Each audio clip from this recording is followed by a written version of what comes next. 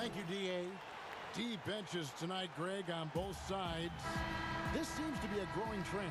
You know, teams are digging deeper than ever before, even getting into the two-way contracts that give you depth past your top 15 guys. One, you're trying to protect the investment in your big-ticket items, your franchise-caliber players, but you got to keep an eye on the future in terms of player development. That's another area where the league has really changed when you look at the makeup of these rosters.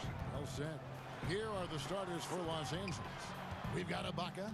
Kawhi Leonard is out there with Batum. Then it's Luke Kennard. And it's Beverly in at the point guard position. And for Dallas, we've got Maxi Kleber. Josh Richardson out there with Luka Doncic. Then it's Willie Cauley-Stein. And it's Finney Smith in at the 3, the small forward. And here are the Clippers now. The Mavericks making the shot. And Ibaka slams it in. And Ibaka does a little bit of everything, including rolling quickly after setting that screen. Here's Doncic. And Doncic throws it down. That's a finish he'll be bragging about for a while. As he should. Very impressive. How about that from your point guard, gentlemen? Playing big at the rim, okay. Now, here's Kennard. To the inside. And the rejection by Cauley-Stein. You better come stronger than that. Cauley-Stein, a presence defensively. Well, instead of forcing it all the way to the cup, he just goes with that little teardrop. And Doncic was part of a draft day trade that so far seems to have worked out pretty well for both teams. That's exactly right. Doncic, Greg, was selected by Atlanta with the 3rd pick. He was then quickly shipped to Dallas for the 5th overall pick, which turned into Trae Young, plus a future pick. Neither of these young men wasted any time putting their stamp on the NBA. I do think their futures will always be discussed in connection with the other. Here's Kennard after Luka Doncic's bucket. Outside Leonard. And he uses the glass on the layup. Leonard's got his 2nd bucket of the game to go. Well, what makes Kawhi so problematic in the pick and roll? He can do about anything he wants out of it, including keep the basketball. Luka Doncic again. He has not missed a shot in this quarter. They've tried running different things at him, but he's been unstoppable. First quarter of basketball, just over 2.5 minutes play. Kennard's shot is off. The Mavericks leading. Here's Finney Smith. Stolen. And now the Clippers on the break. Here's Leonard, and Kawhi Leonard with the slam. Well, almost effortless there from Kawhi Leonard. The reach and leaping ability. Look out. The drive by Doncic. It's hauled in by Los Angeles. Never easy to stop this guy at the rim, but that is a beautiful contest right there. Leonard with the bucket. Quick job of getting up the floor and creating early offense. You don't give the defense any chance to set up. Sometimes you just love an easy look. Now here's Richardson. Pass to Kleber. 3-pointer. Sinks the triple. And he's not going to miss that sort of an opportunity from deep. The Clippers have gone 6 of 8 in the game so far. A very solid start for them. Kennard, the pass to Leonard. With the teardrop, and it's good on the way in. Leonard's got 10. I'll tell you, this lead's not going anywhere with this guy making plays. What a quarter. And there's the foul. It's on Nicholas Batum. That's his first foul.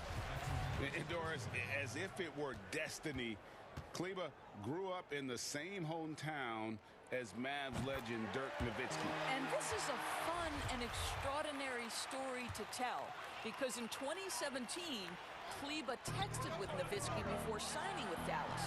But though they come from the same town, they didn't know each other until they became teammates. That's extraordinary. This guy moves so well with the ball in his hands, and Doncic knows how to initiate contact and get himself to the line when he puts it on the deck. The Clippers trail. Now Beverly. He's been patient so far. Nothing on the scoreboard yet. Basket good. That's the 10th straight point they've given up in the paint. And Doncic, here we go. Kleba. Cauley Stein trying to free himself up. It's in, and he's a very efficient 5 for 6 on the game. Guys, his consistency in terms of shooting has really helped them seize control. And there's the 3-second call, this one on the defense. The Clippers shooting their first free throw of the game right now. Yeah, and 79% from the line as a team a season ago. Pretty reliable in that regard. And so he hits the technical free throw. How about Kawhi Leonard? How many guys in the history of their career can say, I was an NBA Finals MVP at 22 and then an NBA Finals MVP at 27? Simply incredible. And this game already taking shape as an offensive battle. Well, the fans love it. Coaches may not like the lack of defense, but boy, the rules promote scoring, no doubt. And here's Leonard from 3. And it's Melly with the rebound. Fast break, here we go. Here's Hardaway, and then Hardaway with the dunk. Well, you can see Tim Hardaway is in his element right now. This guy, a solid transition player. He knows where to get to. And the ball travels out of bounds. It was last touched by Ibaka. That looks like a lack of focus. You've got to question what he was trying to accomplish there.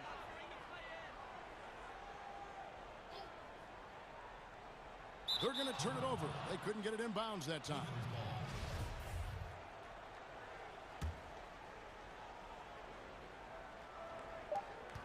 Just 4 seconds left to play here in the first. And that's the final possession with the nice defense right there. It's been all about Luka Doncic for Dallas. That quarter had to take a lot out of him. He racked up 12 points. We'll take a quick break and then back to the action here. And this game, it's... You know this, it takes time mentally for the game to slow down. It's a great point. This is why most championship teams are laden with seasoned veterans. You can't rush experience. It happens at its own pace. And hope you've enjoyed the broadcast so far. Halfway through the first half in this one. And guys, what's your take so far on the Mavs? Impressive start. They came in with a well-conceived game plan and have executed. What terrific work at the offensive end. They have built some early momentum here. Well, Kawhi Leonard might be quiet off the court, but on the court, he makes a lot of noise. Beverly against Brunson. Pass to Burke from outside the arc. Connects from three-point range. Burke's got the lead up to 8 now for Dallas. I'll tell you, you are playing with fire anytime you leave this guy open, and they just got burned. Outside Leonard lets it go from deep.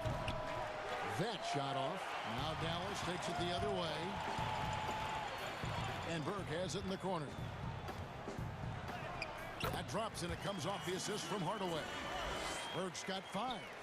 Greg, who would you choose as the best defenders of the NBA pick and roll? Oof. That is a tough one. This will surprise some people.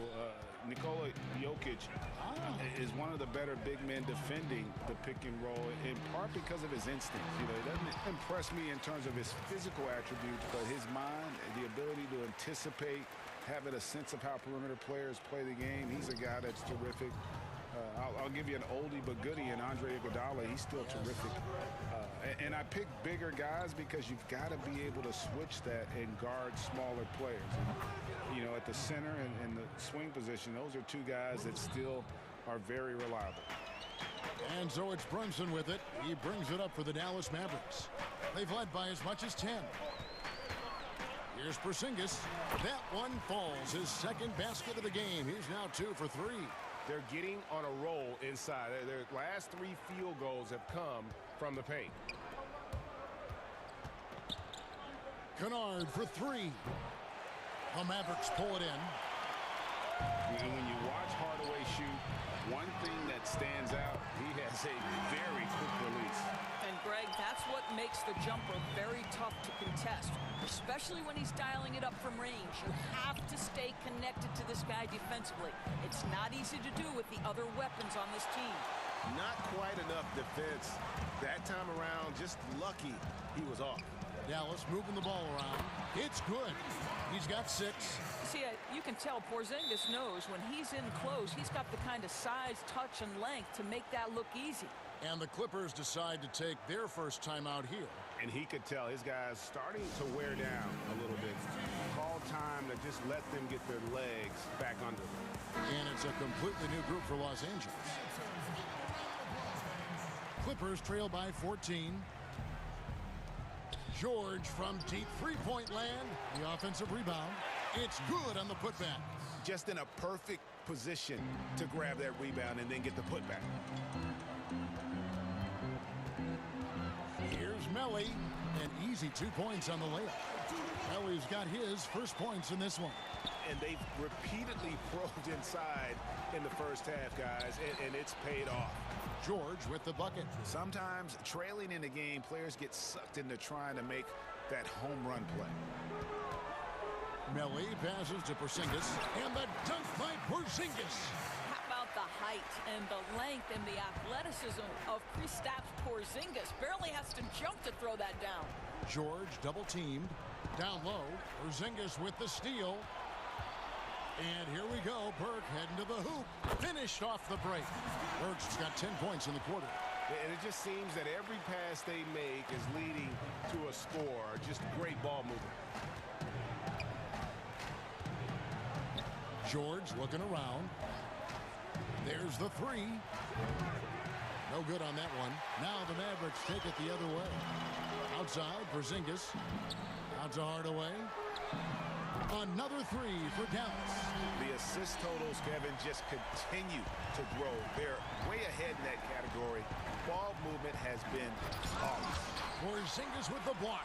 Porzingis so fast off the floor when he challenges a shot. Helps him get a lot of blocks like that one. Pass to Burke. There's 25 seconds left in the second quarter. 2 points. That one goes. What an aggressive mindset in this period. He's starting to take over. Outside, George. And we're going to have a jump ball. It's tied up there.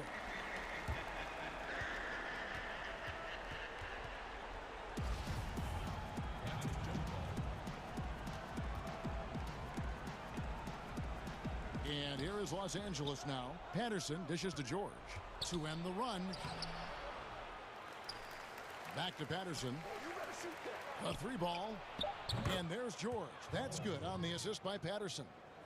George has got 6. You've got to be prepared on the catch to release quickly. And Paul George does that as well as anyone in the league. And through one half. And now, the 2K Sports Halftime Show. Welcome back. The first quarter for the Mavericks was fairly even. At the end of one, they were able to end up with a 5-point lead. They just... And...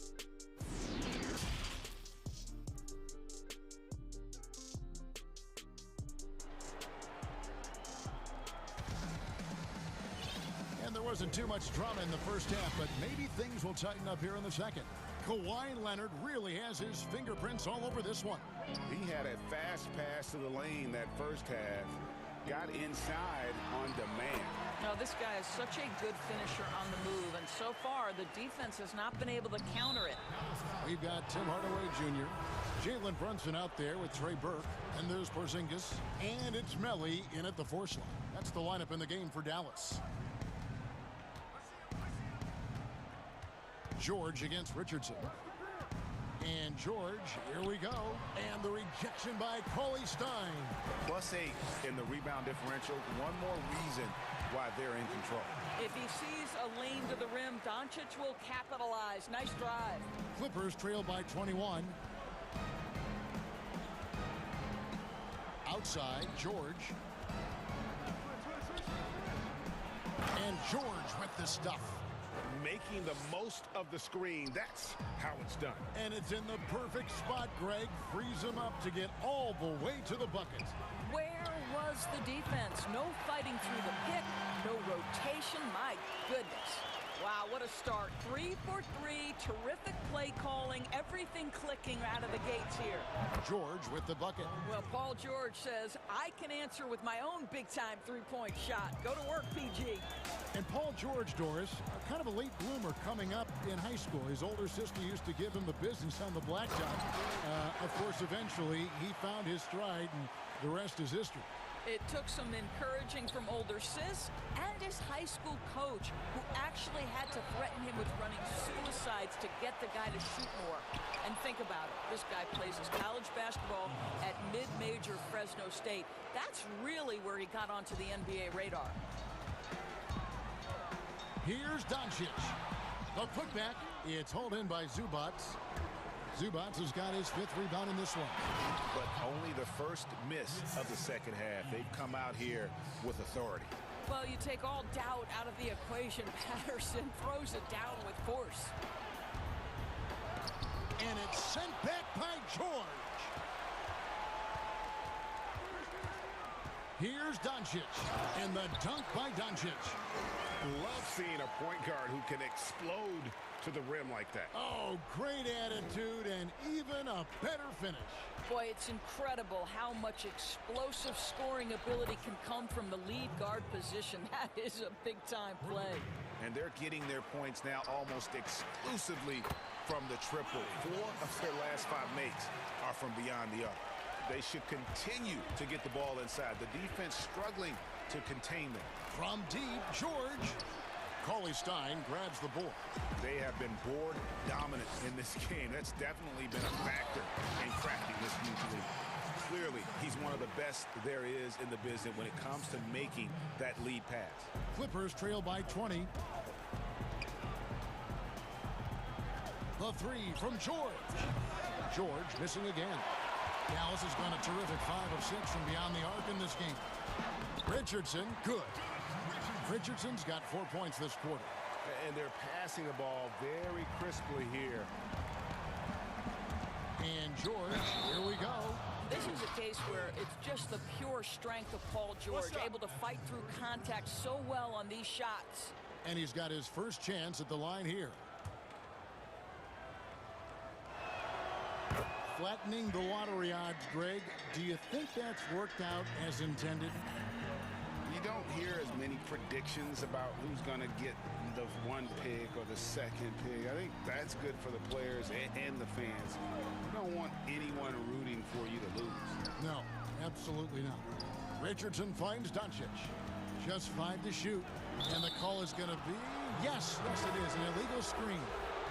When a pick like that is questionable and creates that much of an advantage for the offense, you have to blow the whistle. I don't think there's any question. There are so many rules that favor the offense these days. You've got to be able to equal things out when an illegal screen is set. A platoon swap here for the Clippers. They're getting a lot of their points outside the paint. 3 of their last 5 baskets are from three-point range. Richardson, good. And they're beginning to just flat out fall apart defensively right now, especially on the interior. Outside Leonard. And he's fouled pretty hard on that shot. And now, yep, this will be a coach's challenge. We thought that might happen, triggering a review of the personal foul. And this is the time now where the officials can review in closer detail what constituted the original personal foul. Getting a different angle can sometimes make it a lot easier to determine. Greg, indeed, and the one thing with replay review is that when you see the slow motion replay, you really get a new appreciation for just the immense speed at which these players are moving at, and how fast the action really is, and how hard it can be sometimes, you know, Greg, to make the right call. And so the word is in. They've decided that the call stands as it was made on the floor.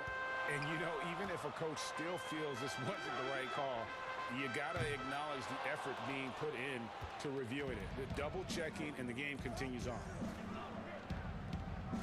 From the arc, it's rebounded by Doncic. Dallas leading by 16. The shot by Kleba, wide open, sinks the three-pointer. Kleba's got a pair of threes now here in the third for Dallas. Richardson against Kennard. And Leonard has it in the corner. To the middle. Here's Ibaka. And the rejection by Cauley Stein. Nobody near Leonard. And that one released in time, but no good. And so it's Dallas, taking a 19-point lead into the break. The scoring has been tremendous, and they are shooting lights out with very high accuracy. We've got more NBA basketball coming your way in just a minute. How about a look at today's State Farm assist of the game? Yeah, an easy choice tonight. Look at the precision on this pass. Put it on a platter for him. And when you're the beneficiary of a pass that good, you better deliver, and he did just that. And we reach the fourth quarter in a game that may be already out of hand. Setting the floor for the Clippers. Batum is out there with Ibaka. Then there's Kawhi Leonard. Then it's Patrick Beverley. And it's Kennard in a shooting guard.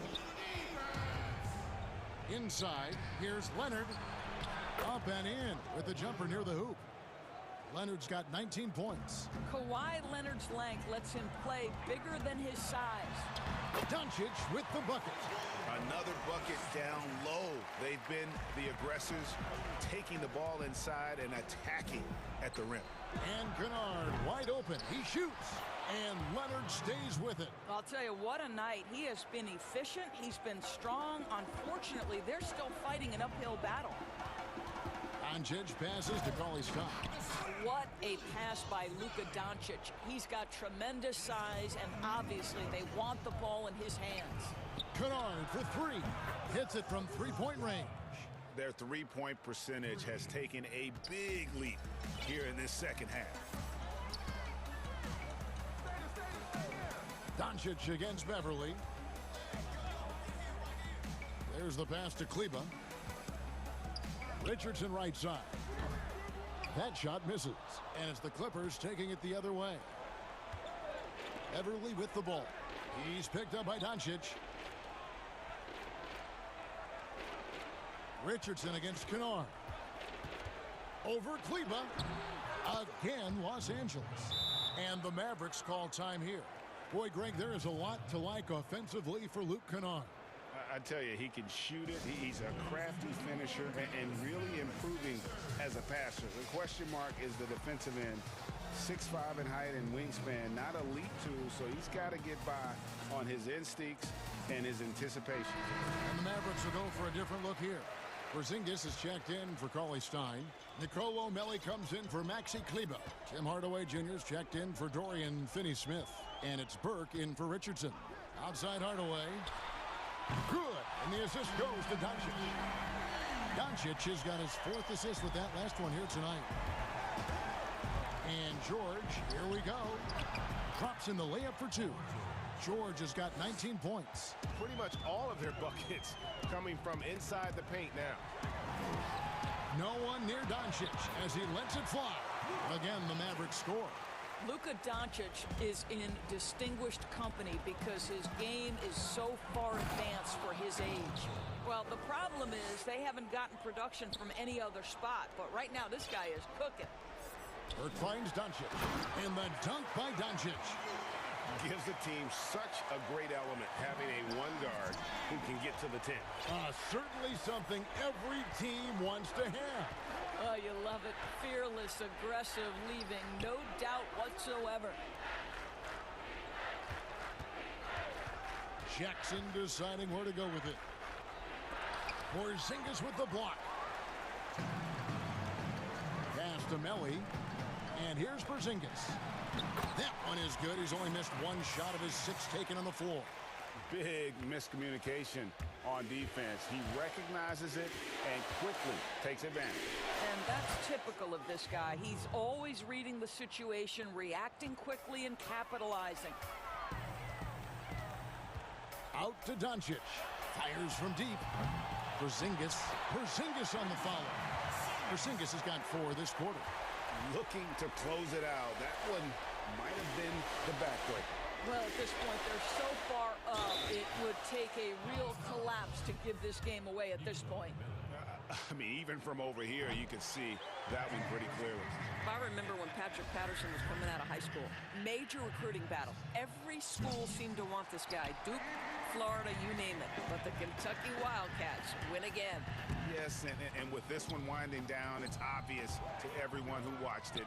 Just a total mismatch and a true show of strength for the Mavericks.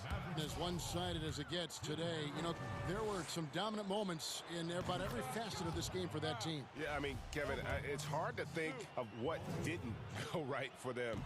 Game planning by the coaches, execution by the players, everything was just on target.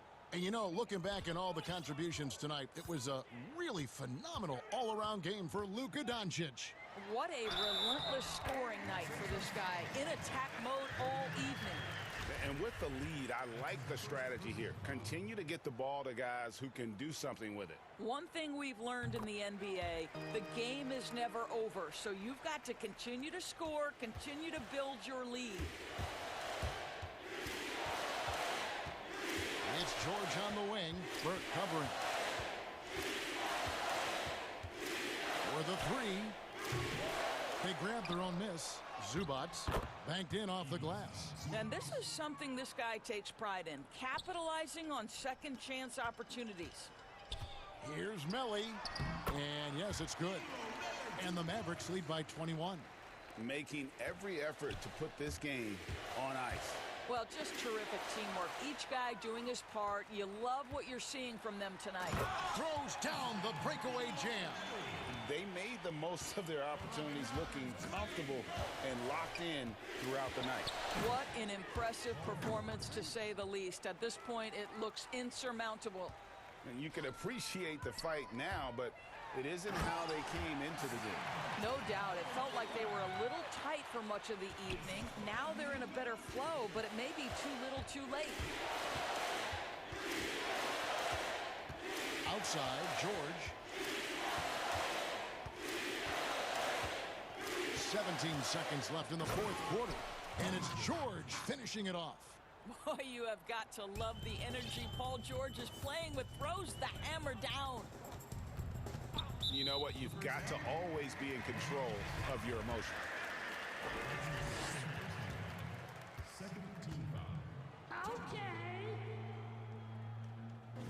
And the first one drops. And I think, guys, over time, you would anticipate Luka Doncic becoming more and more of a leader. This guy is so fun to watch from a skill perspective. 9 seconds left in the game. Out of bounds, it'll be Mavericks ball. And this is like another case of Murphy's Law right now, and it's been their own doing, really, just like we saw there.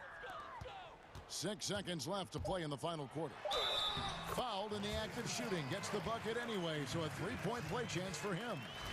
Well, the hoop and the harm. Luka Doncic, the finish, and he'll get an opportunity to add to that. And the free throw, no good. So we see the Mavericks taking the win here. All right, David, thank you. And that'll do it, folks. For Greg Anthony, Doris Burke.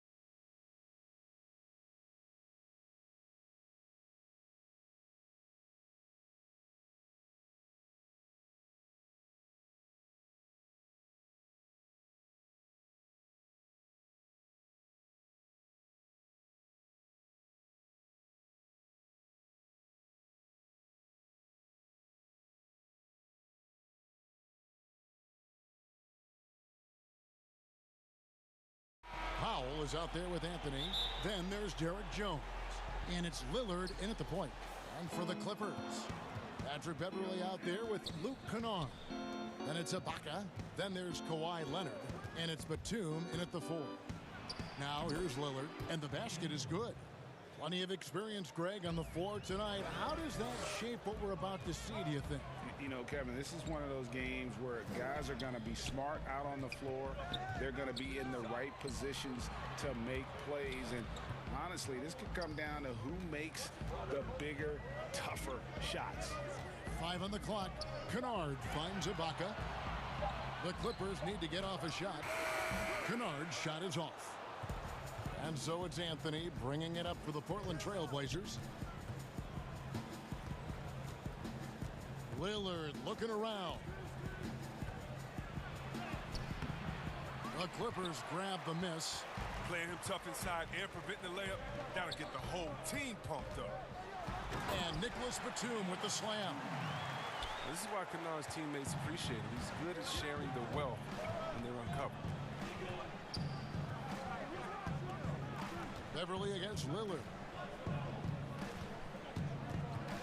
Passes to Canner. Back to Lillard. And then Lillard slams it in. Well, the D has got to do a better job clogging up routes to the rim. Lillard is a terror when it comes to driving inside. Kennard against Jones. Kennard on the wing. Nice shot from the wing. For Portland, they've gone 2 of 3 here to start out the game. Lillard against Beverly. Lillard outside. And it's Anthony with the jam. And what unselfish play from Lillard. This guy has no problem giving it up, especially when his teammate's wide open. And last season, Lillard doing more playmaking than prior years, a career high in assists for him. Well, we all know that Dame can score whenever he wants to. This team is better when he's setting others up. Lillard knows that. I expect him to continue to spread the ball around. Look at the energy Lillard plays with. He doesn't give in to the defense. He's superb at scoring despite getting hit. First trip to the free throw line for him tonight. And last year, excellent at the free throw line, just a shade under 90%. Now here's Beverly, and Lillard is going to pick up the foul. That's his first foul.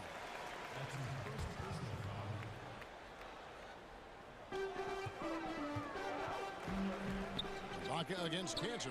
Kennard for 3. Good D by Jones. Portland leading. It's 2-on-1. Here's the 3.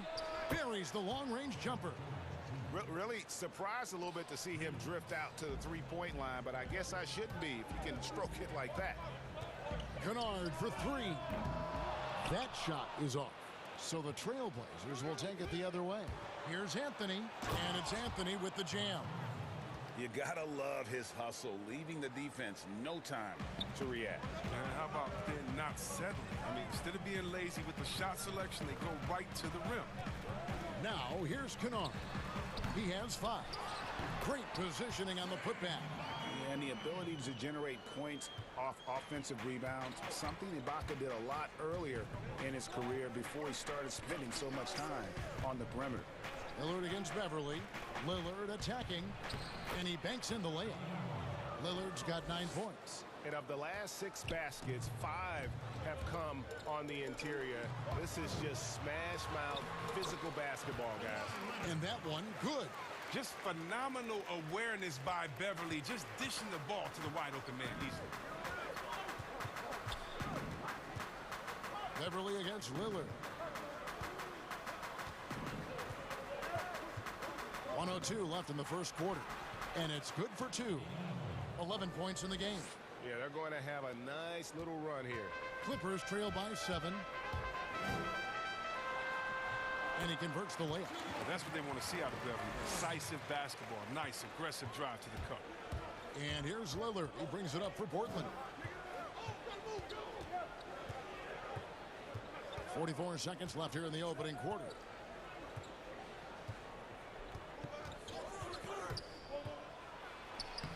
It's good. Now he's shooting 6 for 7. And they're beginning to just flat out fall apart defensively right now, especially on the interior. Kennard kicks to Beverly. Leonard against Powell. Leonard attacking. That's tipped. We don't talk much about his defense. I mean, Cantor has been much maligned for his work at that end. He's been making a better effort. And the basket by Lillard. No doubt about the consistency when it comes to scoring the basketball for him tonight. A real nice lift for their offense. Pass to Kennard. Leonard inside. And that one is hammered home. Watch out, Luke Kennard. Take him. Here's Lillard. And he drops in the layup off the glass. And guys, they continue to put a lot of pressure on the interior defenders with their work down low. And so it's Damian Lillard making things happen for the Portland Trail Blazers.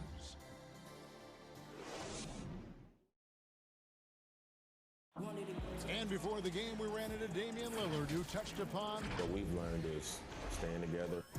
And Greg, of course, he helps keep everyone on the same page. He communicates well with his teammates, and he listens. That's why they trust him. The discussions go both ways. And glad to have you with us, folks. Second quarter of basketball. This game has not exactly been neck and neck, but plenty of time left in this one. And looking at what we've seen so far from the Trailblazers guys, what do you think? Well, in that first quarter, they were intent on just pounding the ball down low. Old school approach. I mean, if you have a favorable matchup inside, just keep pounding it in there. They've got Patrick Patterson. Paul George is out there with Reggie Jackson. Then it's Ivica Zubac. And it's Morris in at the 3 spot. That's who's out there for the Clippers. Now here's McCollum. And it's sent back by George. It's Jackson with the drive. In the corner, it's Patterson. Fouled on the shot and picks up 2 points. So one free throw coming up. Yeah, terrific play right there. Great strength to finish through the contact. Greg, you were a physical, defensive-minded player. What are your thoughts on how closely the game is called now as opposed to when you play? It is, Kevin, and yeah, some people like the physicality of the era I played in, but, you know, I like the beauty of the game with the spacing and the freedom of movement, and I think that's one reason why you see so much switching. It's hard to fight through screens without fouling, and ball handlers have become experts at drawing contact, even if it's, you know, incidental. And I think that's just an area where the game has changed so much that that ability to play in space is so vital. Here's McCollum. Paul George making his last shot. And it's McCollum off the drive. That's in for the first basket of the game after 3 attempts. You got to respect the intelligence of McCullough, a pro at utilizing the pick and roll. You can't let him get into a comfort zone. George against McCollum. George dishes to Patterson. And the rebound by Nurkic. Trailblazers leading by 4.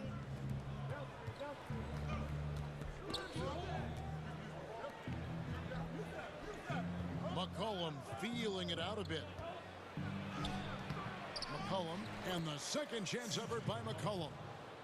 McCollum's got his second basket of the game. He plays with so much heart, McCollum. I mean, he is constantly battling on the court. This time, it's on the glass. He's so aggressive at that end of the floor, and that's a quality all great scorers have. Here's McCollum. Paul George making his last shot. It's McCollum with the drive. Basket counts. McCollum's got 6 in the quarter. And he has really come to life here after a slow start in that first quarter. McCollum against George. Oh, good on the 3. For Portland, they've gone 50% from the floor in the second quarter, 3 of 6. And Yusuf Nurkic, missing a whole calendar year not too long ago, was still involved with the team during that stretch and was a fixture on their bench. Yeah, shout out to my boy Nurkic, but hey, bro, you had some wild shirts on the sideline. I couldn't even watch the game. You was over there dizzying cats up. But I know you were doing your thing, but you would use clothing to call out other players, teams, and commentators. Nurkic doesn't mince words, and I'm glad. And here we go, Coach's Challenge happening right now. This one in regards to the personal foul, seeing if that was the right call. And this is the time now where the officials can review in closer detail what constituted the original personal foul. Getting a different angle can sometimes make it a lot easier to determine. Greg, indeed, and the one thing with replay review is that when you see the slow motion replays, you really get a new appreciation for just the immense speed at which these players are moving and how fast the action really is and how hard it can be sometimes, Greg, to make the right call. And the announcement on the review is that the foul was called in error.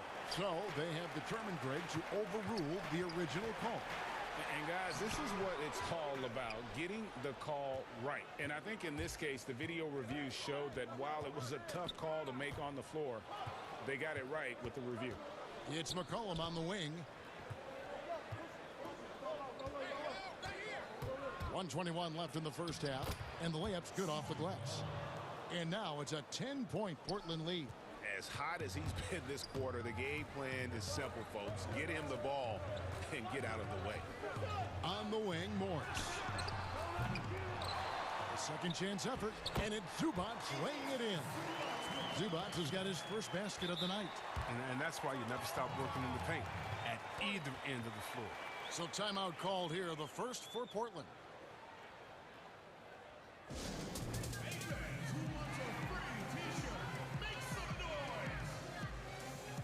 And it's a completely new group for Los Angeles. Trailblazers leading by 8. Lillard outside.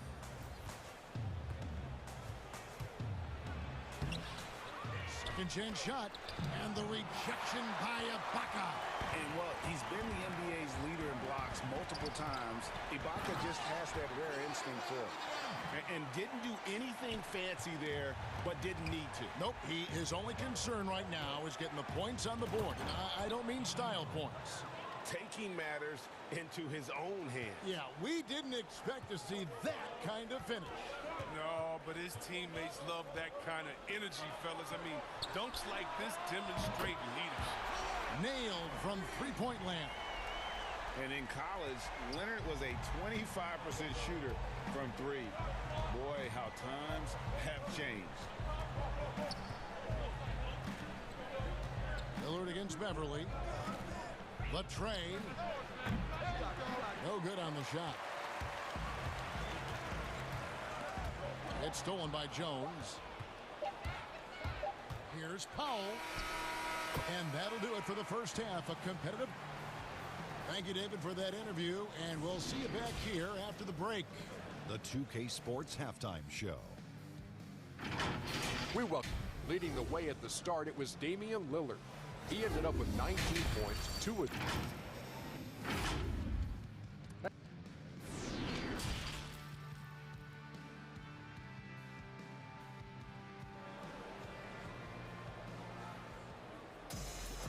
And after a fairly even first couple of quarters, the second half could turn out to be a great one as both teams try to gain an edge.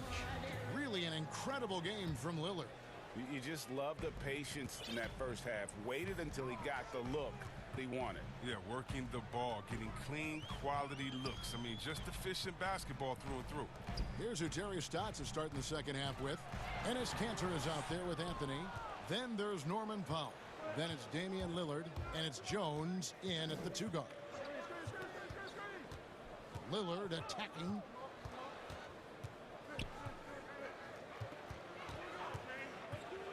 Launches it. And it's the Clippers with the rebound. Here's Leonard. Drilled from 11 feet out. Leonard's got the first points of the second half up on the boards for Los Angeles. Lillard with it. It's Ibaka picking him up. Pass to Kanter. And Kanter throws it down. When you pair Kanter's strong frame with the scorer's mentality, you get a guy that loves to dunk. Kennard on the wing. Defended by Jones. The 3. Keeps it alive. And Ibaka is right there. Ibaka's got his second basket. I love his work ethic, not to mention his hands. You need both to convert those tip-ins. Kanter, and it's good. Assisting on the play was Lillard. Lillard's got his 4th assist with that last one here tonight. Here's Leonard. Again, Los Angeles. And he's got the athleticism and strength to be a powerful presence inside. Leonard never afraid to get in and mix it up down low. Lillard attacking. Yep, it counts. Lillard's got 21. Now, how about how he sets his man up there, runs him right into the screen, and then gets the basket. Kennard for 3. Rebound by the Trailblazers. Cantor's got his 5th rebound right now in the game. Lillard finds Cantor.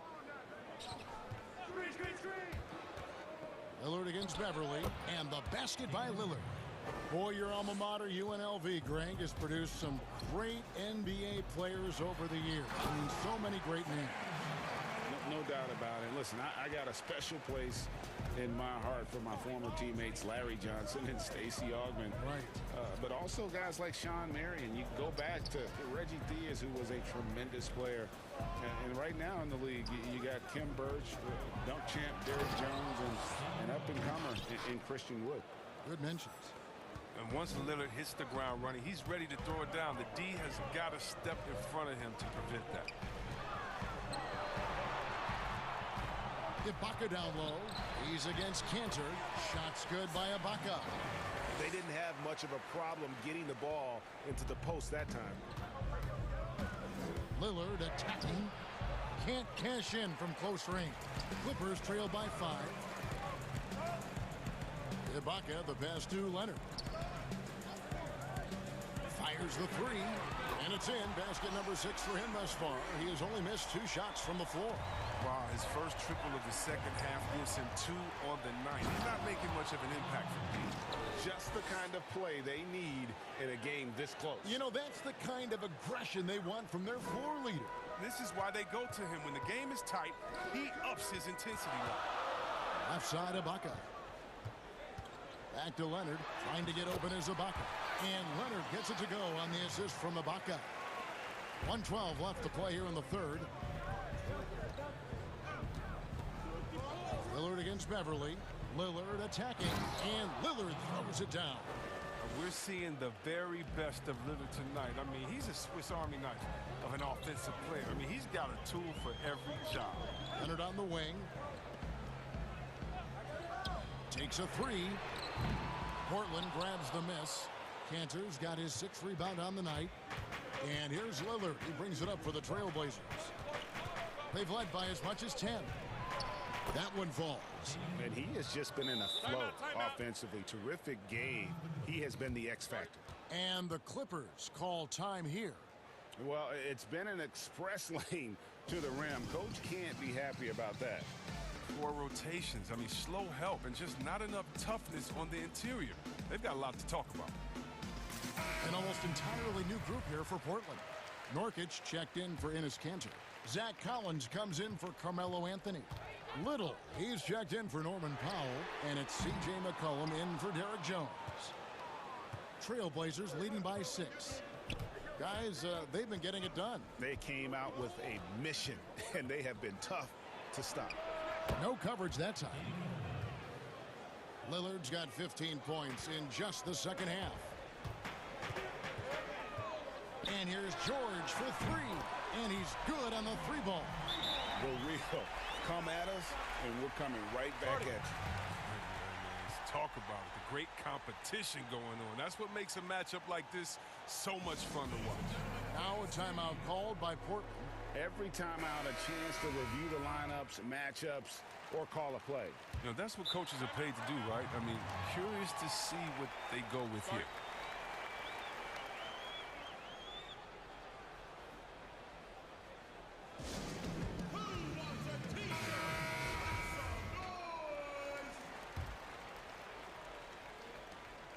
Twelve seconds left here in the 3rd quarter. Lillard outside. Beyond the arc. No good that time. And so it's Portland with a 6-point lead at the end of the quarter. They're pounding the ball inside, and that's where they've gotten their best production. While we have the chance now, folks, let's go to our State Farm assist of the game. And I'm glad this was the pick because I love this pass. Such a great dish. That's what I call court vision. Well, it's also called making a good read, understanding where everyone is and taking full advantage. Fantastic. Well, this has been a great contest so far, and I imagine the fourth quarter could have even more action in store for us. All right, now a chance to set the floor courtesy of Gatorade. Fourth quarter action, all fueled up and ready to go. Taking a look at Los Angeles, they've got Morris. Jackson is out there with Paul George. Then there's Patrick Patterson, and it's Zubats in at the 5, roaming the paint.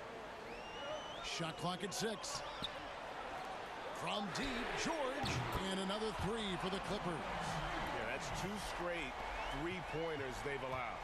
Trailblazers leading by 3, and Lillard gets double-teamed. It's stolen by Morris. And here we go with Morris, running it up the court.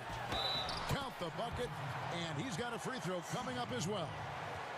A guy with George's focus can shrug off the contact. He won't let the defender disrupt his rhythm. And here are the Trailblazers now. Lillard outside. The 3. It's hauled in by Zubats. Zubats has got 4 rebounds now tonight. To the middle. Here's George. Count it, and the foul. It goes on C.J. McCollum. The ball movement on this run has been fantastic and is a big part of why they've been able to get these good looks.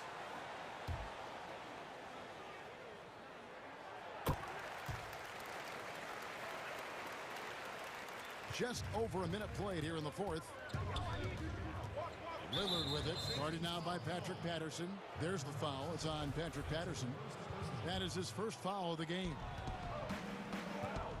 It's McCollum with the drive. Good on the shot. Ooh, what body control from McCollum. This guy's just a scorer. He takes on all comers. And the Clippers call time here.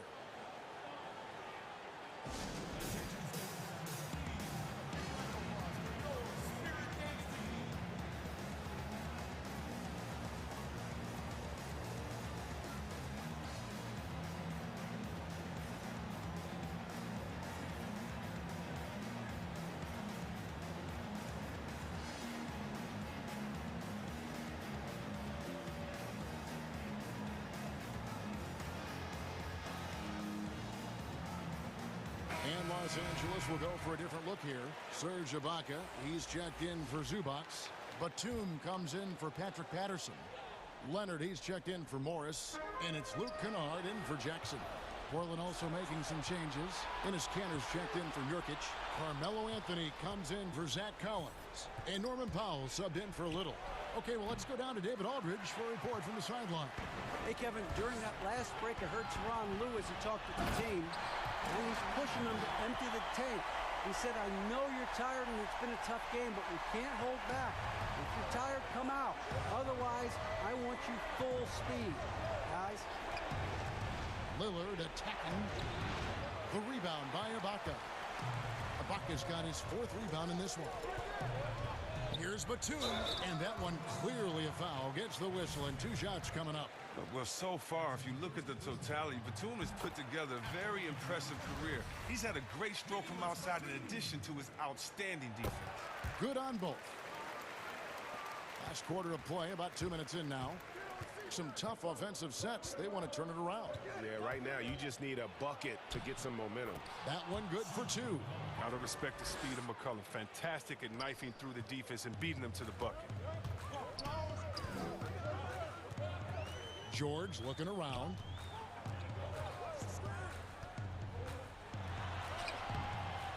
And Cantor pulls it down.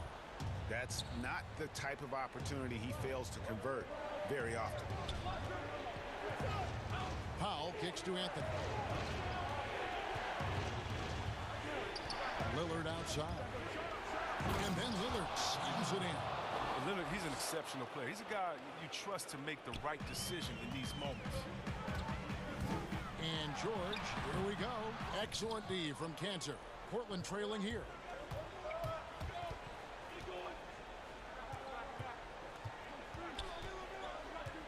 McCollum right side.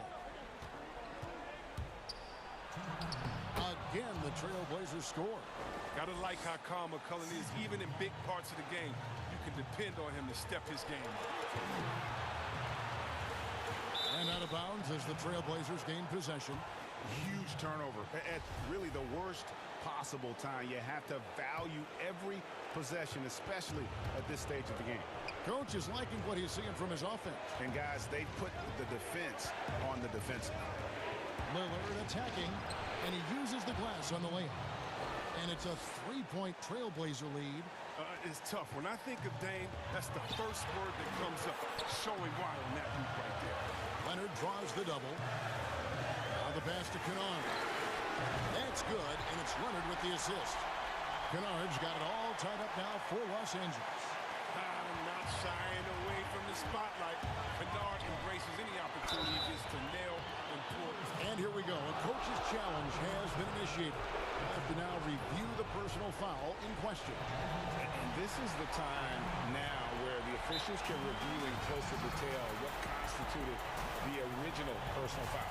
Getting a different angle can sometimes make it a lot easier to determine.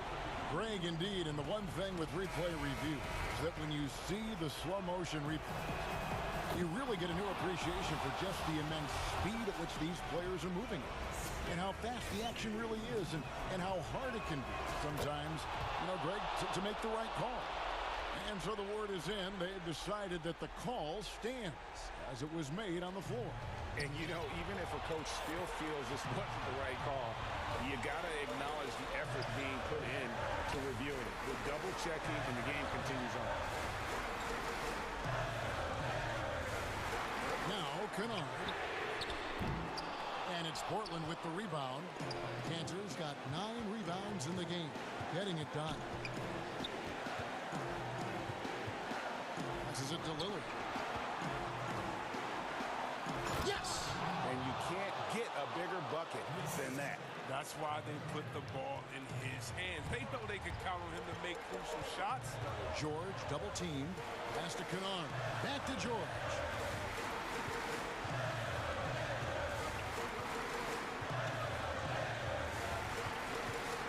And guys, George takes pride in hitting big shots. Just getting the ball and let him do his thing. Kennard against McCollum. It's good! He's an experienced player in clutch situations. McCollum loves being the guy that takes these important shots. 7-second difference, shot and game clock. George against Lillard. Three-pointer. George, no good. Here's the Trailblazers with the ball. They're on a 14-5 run. To the left wing, Lillard with no one around. Knocks down the 3 ball. Lillard's got 45 points. The star just keeps rising for Damian Lillard. Heck of a talent with tremendous range. Got it! And there was a time when folks said George wasn't a clutch shooter. Remember? Not anymore, people. And it's good, 2 points. Great work right there on the inbounds play. Getting the bucket before the D has time to react. And so it's Portland winning this one. David, thank you as always. And that about wraps it up for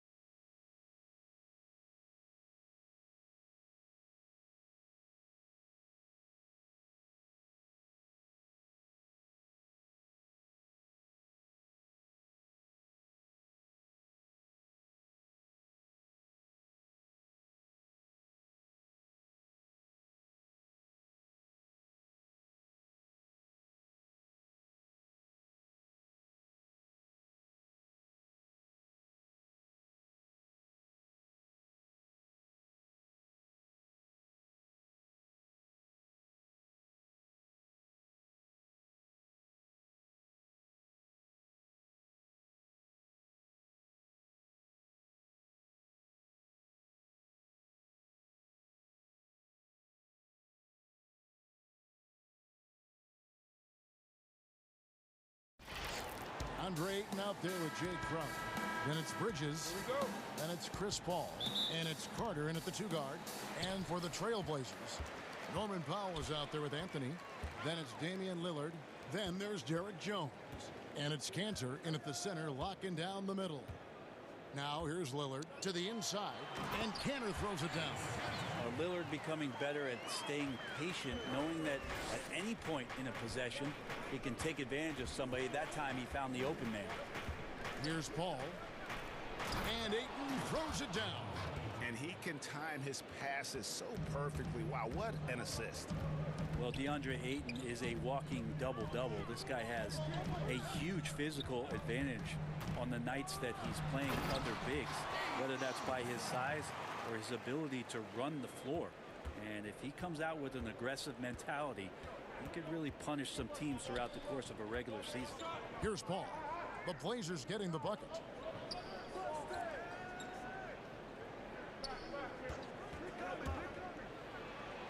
Good for the basket, starting off 1 for 1 with that shot. He's such a good scorer when he gets inside that painted area. One of the game's best mid-range players that we've ever seen. Chris Paul getting it done. Now here's Lillard to the paint, and Cantor throws it down. What elevation. He's a smaller but still determined big man, and he likes mixing it up with his impressive vert. And some think that Ayton has a chance to be in a class with some of the great big men we've seen, be it Ewing or Robinson, Hakeem. I mean, those are very lofty standards. Brent, how does he get there, though? It's a great question. I think when you talk about it, Kevin, you got to look at the defensive end. And those names that you just mentioned on a nightly basis were a force behind anybody on the perimeter. When they came into that house, it was defended. If Ayton gets there, he's got a big opportunity. Here's Lillard after Mikal Bridges' bucket. On the clock. Yep, that one goes. Lillard's got his second bucket of the night. And early on, they look great. They've made all 4 of their shots to start this game. Paul with the 3. It's hauled in by the Trailblazers. Jones, the pass to Paul. Paul against Lillard.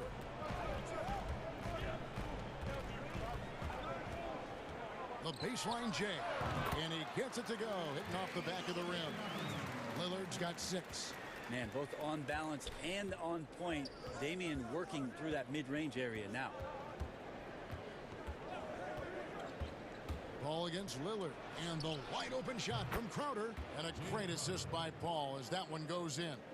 And he likes to get in a rhythm early. Nice triple. Lillard looking around. There's 1:54 left in the first. And then Lillard slams it in. Well, he can shoot the 3, so defenses have to go out and overplay him, and that's what creates lanes for him to do stuff like that. Paul kicks to Crowder. Off the mark there with the 3-point shot. And so it's Jones. He'll bring it up for the Portland Trailblazers. It's a 3-point game. Lillard against Bridges. Lillard outside. And there's the call on DeAndre Ayton. That's his first foul. Here's Jones. Still looking for his first bucket in this one.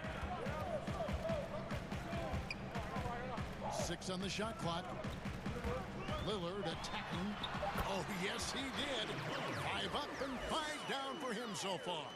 Flat out taking the game over, and there's no way he's going to give it up. And Crowder gets it to go on the assist by Paul. Paul's got 3 assists tonight. Lillard against Paul. Lillard outside.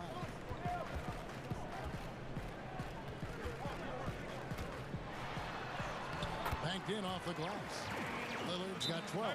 Those defenders just look a little bit gassed. I mean, they're getting pushed around on that low block. And first time out of the game called for Phoenix. And one thing that I don't think Dame Lillard gets enough recognition for, he's an absolutely fantastic leader for this team. The exact kind of captain you would want. Dame Lillard doesn't do anything with regards to making excuses for some of the reasons why the team may come up short. All he's concerned with is how can we get better. That's the kind of leader you can get behind. So Portland ends up going with the new group. Booker, right side. Charge has the open look, and good. Got the English that time as it falls. Saric playing confident now. There was no hesitation that time. McCollum outside.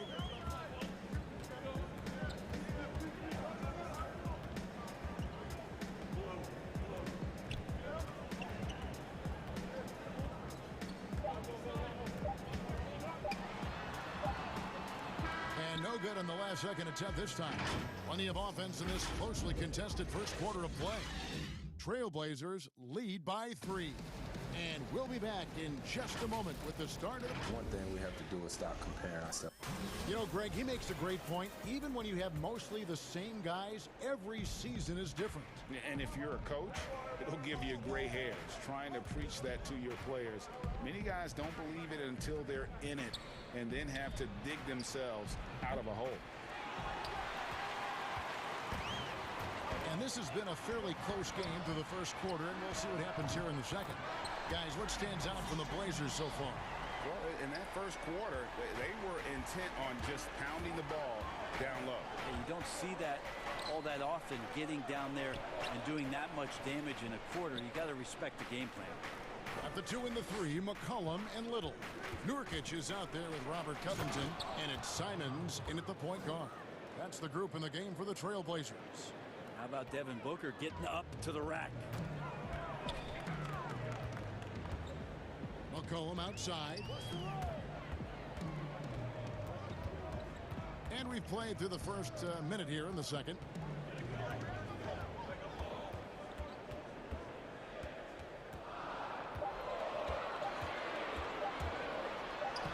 Up and in, off to an efficient start. 2 for 3 from the field. Ray, can you really compare players from completely different eras? I mean, people love to talk about the greatest of all time. You know, Kev, some players do transcend eras. There's no doubt about that. Wilt's a great example, and there are many others. But in reality, to your point, the style and the way in which the game was played was so different that it isn't fair. I mean, all you can be is the best of your generation, or one of the best, and I think that should stand no matter what the conversation is. Like, there's no doubt in your mind Oscar Robertson could play in this era as well as he played when he played. No doubt. Bill Russell, all those guys, yes, they're truly great ones. So much of your ability to perform at a high level is built around your confidence and your belief in your abilities, and those guys had it as much as anybody who's ever played the game. The drive by Booker. The reverse, and the layup is good. Booker's got 4 points this quarter. Booker to the cup with confidence. Feels like he can beat anybody off the dribble right now. And the shot is good. McCollum's got the lead. Back up to 8 now for the Trailblazers. And they're forcing the ball inside, and it's working like a charm. Now here's Booker. He's guarded closely. Johnson outside. Here's Craig. Good. A nice assist from Booker. Craig's got his first bucket of the game, and he's on the board for 3. McCollum feeling it out a bit. Lets the 3 fly. And again, it's the Trailblazers from deep. Defense shaking their heads. No idea how to stop him in this quarter. He's got him on the ropes. And McCollum has done a lot to improve his impact on the defensive end. Very active with his hands and how he challenges shots. Well, the blocks numbers last year jumped up a bit. That's kind of a nice indicator of what you're talking about, GA. And he just doesn't get tired. And if he can give some more on the defensive end like he's shown, it's going to help out the team. McCollum with the ball. 12 points for him. controls the rebound and puts it back up and in. Covington's got the lead up to 8 now for the Trailblazers. Oh, great timing. He is one tough customer on that offensive glass. You know, it's like he has a sixth sense of where that rebound is going. And there's a foul. It's on C.J. McCollum. That's his first foul. And the Suns with a completely new group on the floor. Bridges, no one around him. And it's Phoenix scoring again. Unselfish play of Chris Paul there, has a knack for knowing when to get his guys when they're wide open. So timeout called here, the first for Portland.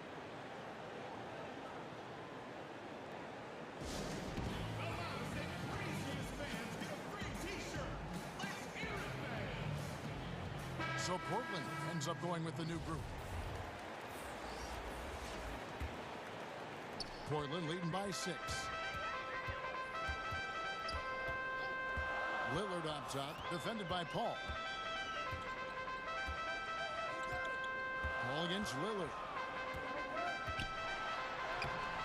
Good work defensively by Paul. That's a surprise. I mean, really out of character for him to miss when the defense is not right up on it. Outside Crowder. Good ball movement here by the Suns. That's good from Paul on the assist from Crowder. And now it's just a 4-point Trailblazer lead. 5-second differential between the shot clock and the game clock. Lillard against Paul. Crowder with the steal. And now Crowder running the floor all by himself. And Crowder slams it in. That's a good find from Ayton, understanding the defensive scheme, and he just waited for his teammate to be open. Lillard outside with 2 seconds left, and he lays it up and in. Lillard's got 14 points for the game. Yeah, not a perfectly set screen there, but got in just enough room to get that shot off. And some good action through the first 2 quarters as we reach. Thanks so much, Dave, for the great interview. Don't go away, folks. We'll be back for the second half. And now, the 2K Sports Halftime Show. Hello. Leading the way at the start, it was Damian Lillard. He had 14 points and 2 assists. What did you think? And that...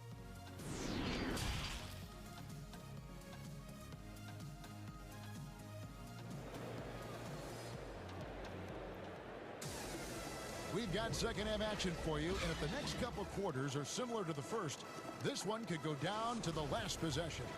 Really an incredible game from Lillard. Well, we'll find out if they were able to find an answer for him over the break. He was scoring with ease in that first half. Yeah, just way too easy out there, and I'm sure coach is going to make that a priority at halftime. Well, we've got a moment left set the floor. Brought to you by Gatorade, all fueled up for the second half. And Phoenix looking who they've got on the floor. We've got Jay Crowder, Carter out there with Paul. Then it's Bridges, and it's Ayton in at the center. Paul against Lillard. Lock at 6. Takes the 3. And the Trailblazers another 3. Yeah, all night long he's just been on it. He's feeling it. And Lillard will start to call his own number in some of these sets. Down low. Good on that shot. And with that, the Trailblazer lead is cut down to 3 on the bucket from Carter. And 10 of their last 12 coming off assists. Paul against Lillard.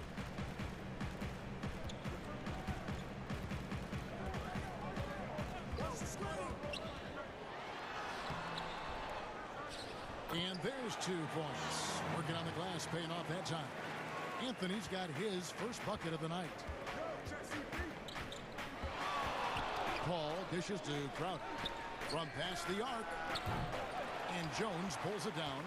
And I thought that was going to drop. It looked good from here. Paul against Lillard.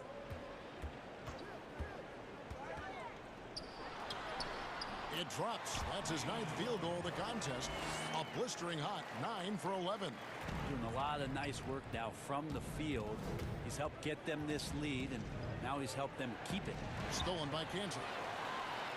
And here we go. Trailblazers with a fast break. Anthony, the pass to Lillard.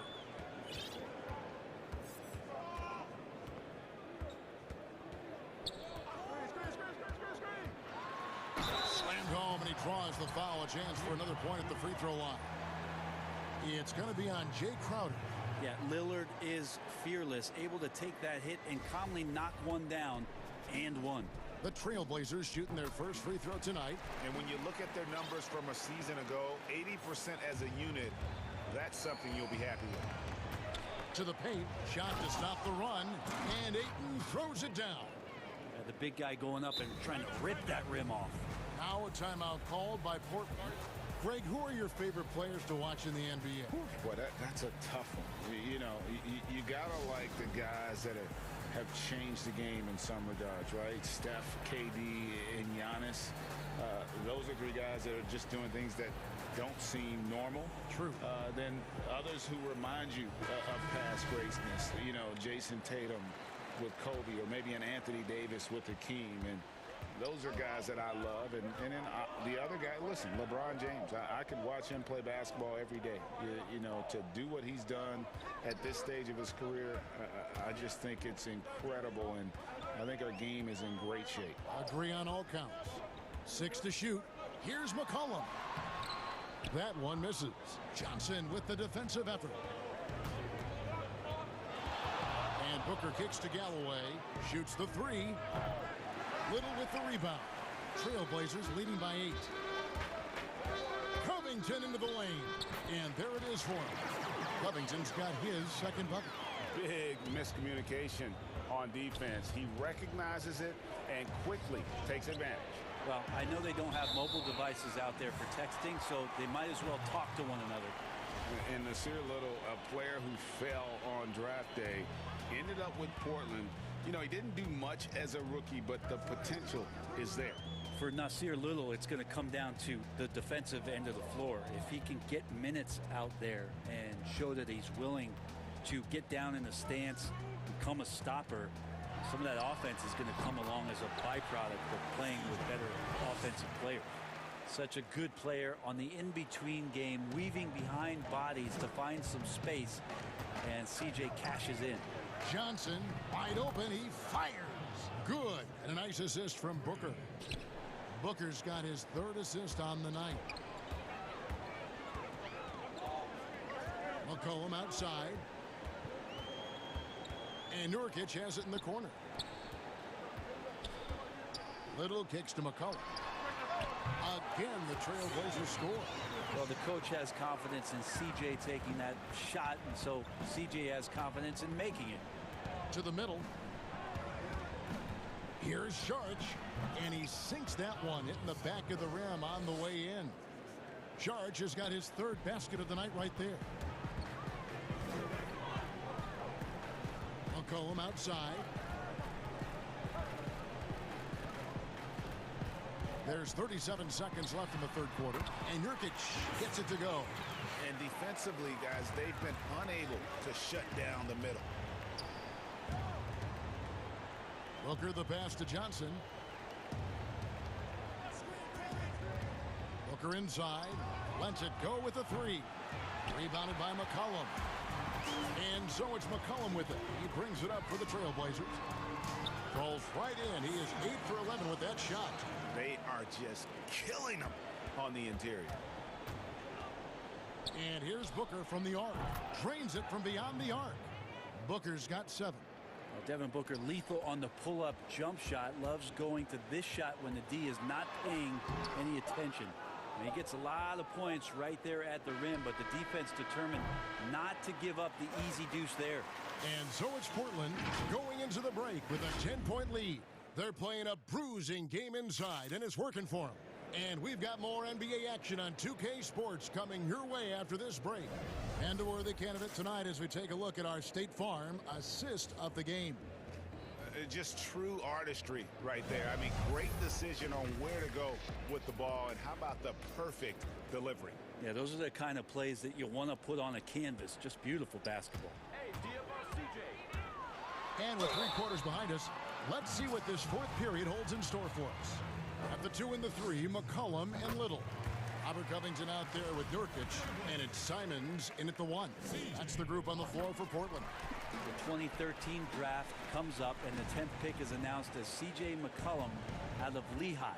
And a lot of people said, who is this guy? Not a lot of people say that now. And the D just a step slow, reacting to the step back. Trailblazers leading by 10. A 3 from McCollum.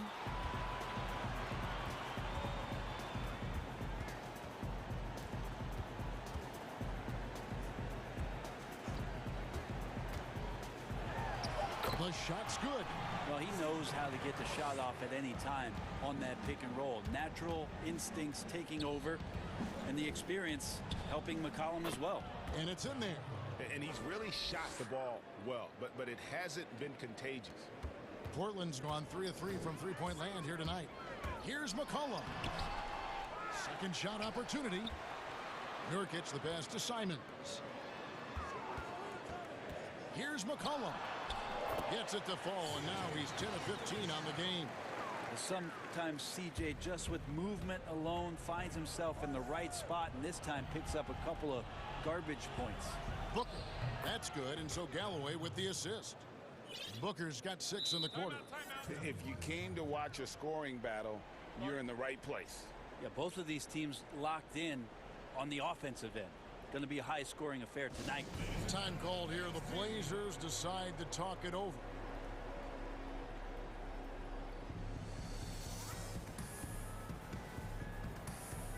Both teams deciding to change it up.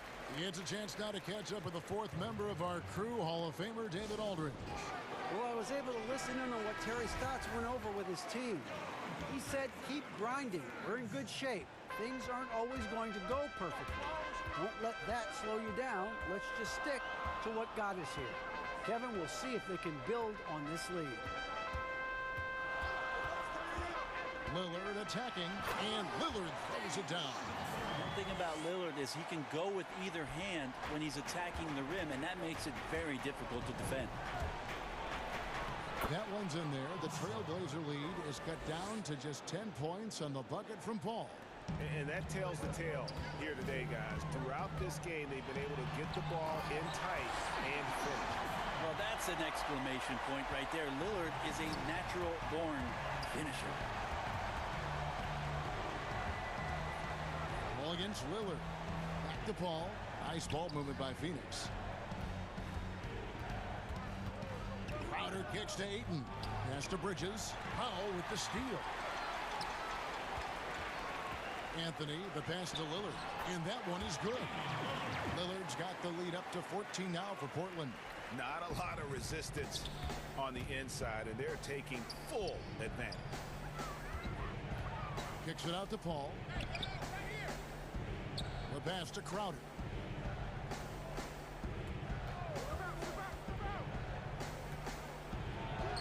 Up and in on the layup.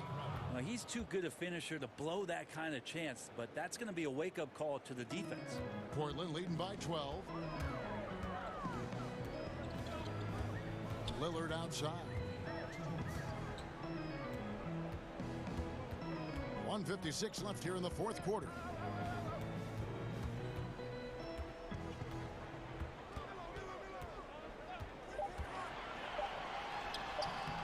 Defense did a really good job of choking off the middle there once he got inside. Lillard against Paul. Ayton in the corner. Fires for 3. He can't get that one to fall. And it's Portland the other way. Lillard against Paul. Lillard outside.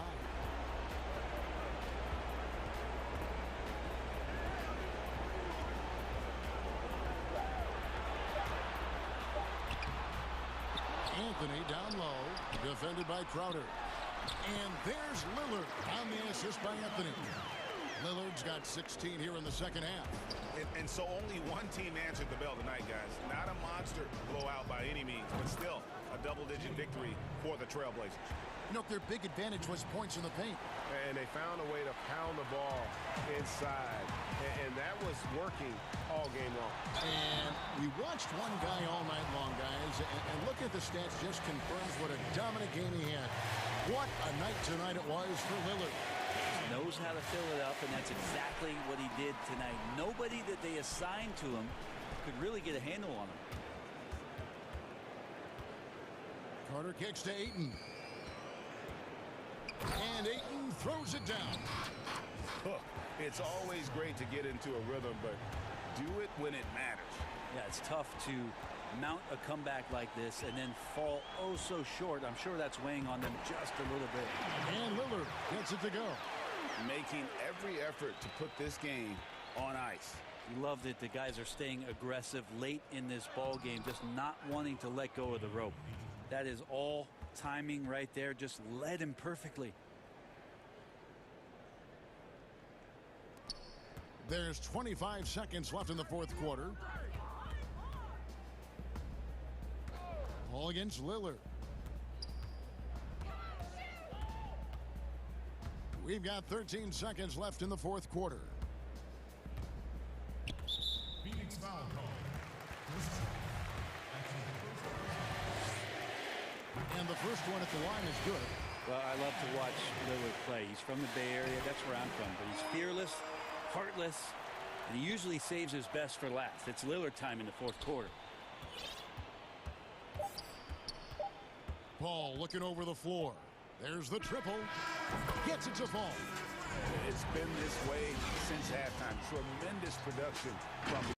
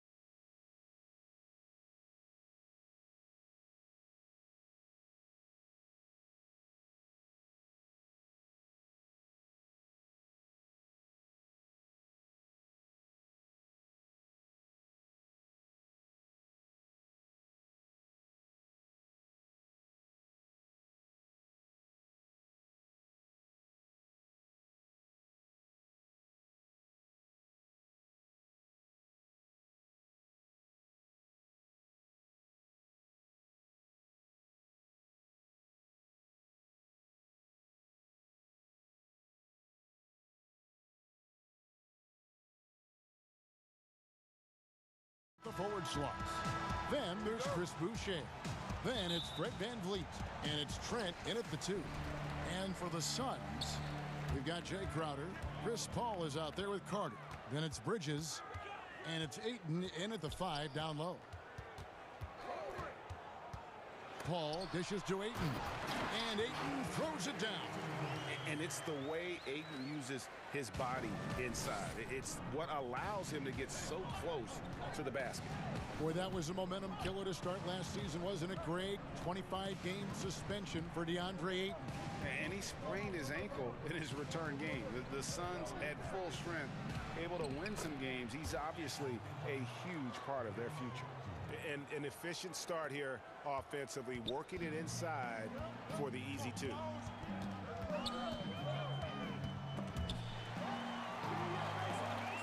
And a bit of a battle here for the ball. The official signals a jump ball here.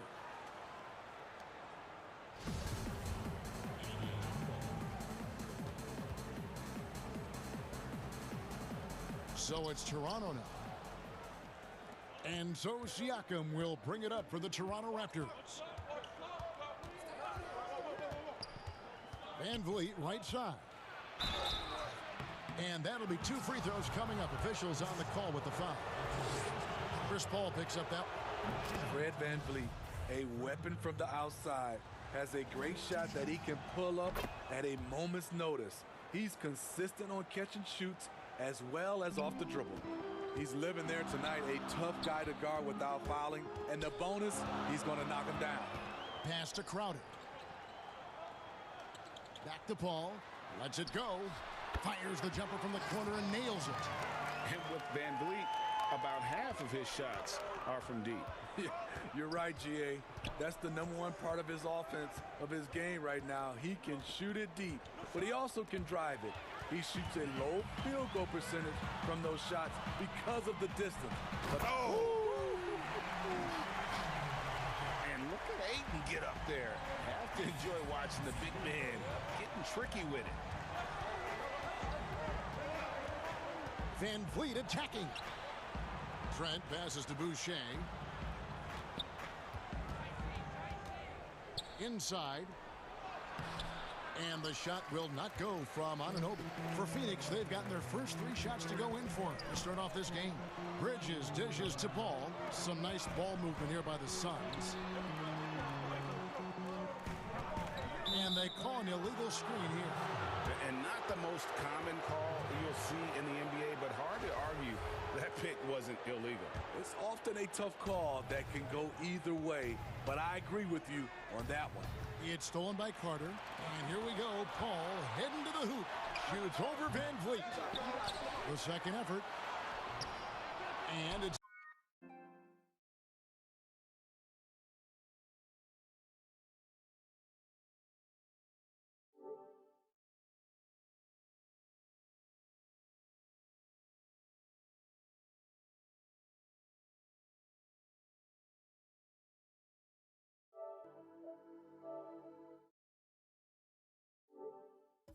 Dayton missing.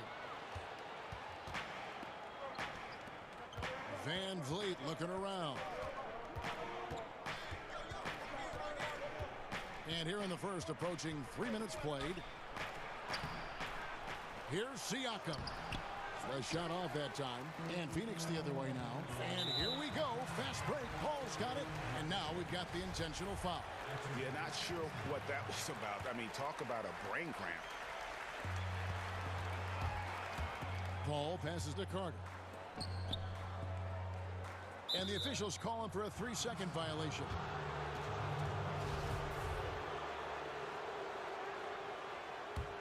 For Toronto, they've gone just 1 of 4 to get this game started. Paul against Van Vliet. Pass to Trent. The importance of the 3-point shot never greater than right now. And in your eyes, there are some players who are just absolutely dead, solid, perfect from distance. No doubt about it. And you know, there's 3 guys to me, though, that kind of separate themselves. And it's one, because you have to honor their ability equally off the dribble, from 3, and at attacking the paint. Steph Curry, James Harden, and Damian Lillard. Those 3 guys can all hit pull-ups and step-backs from range off the dribble.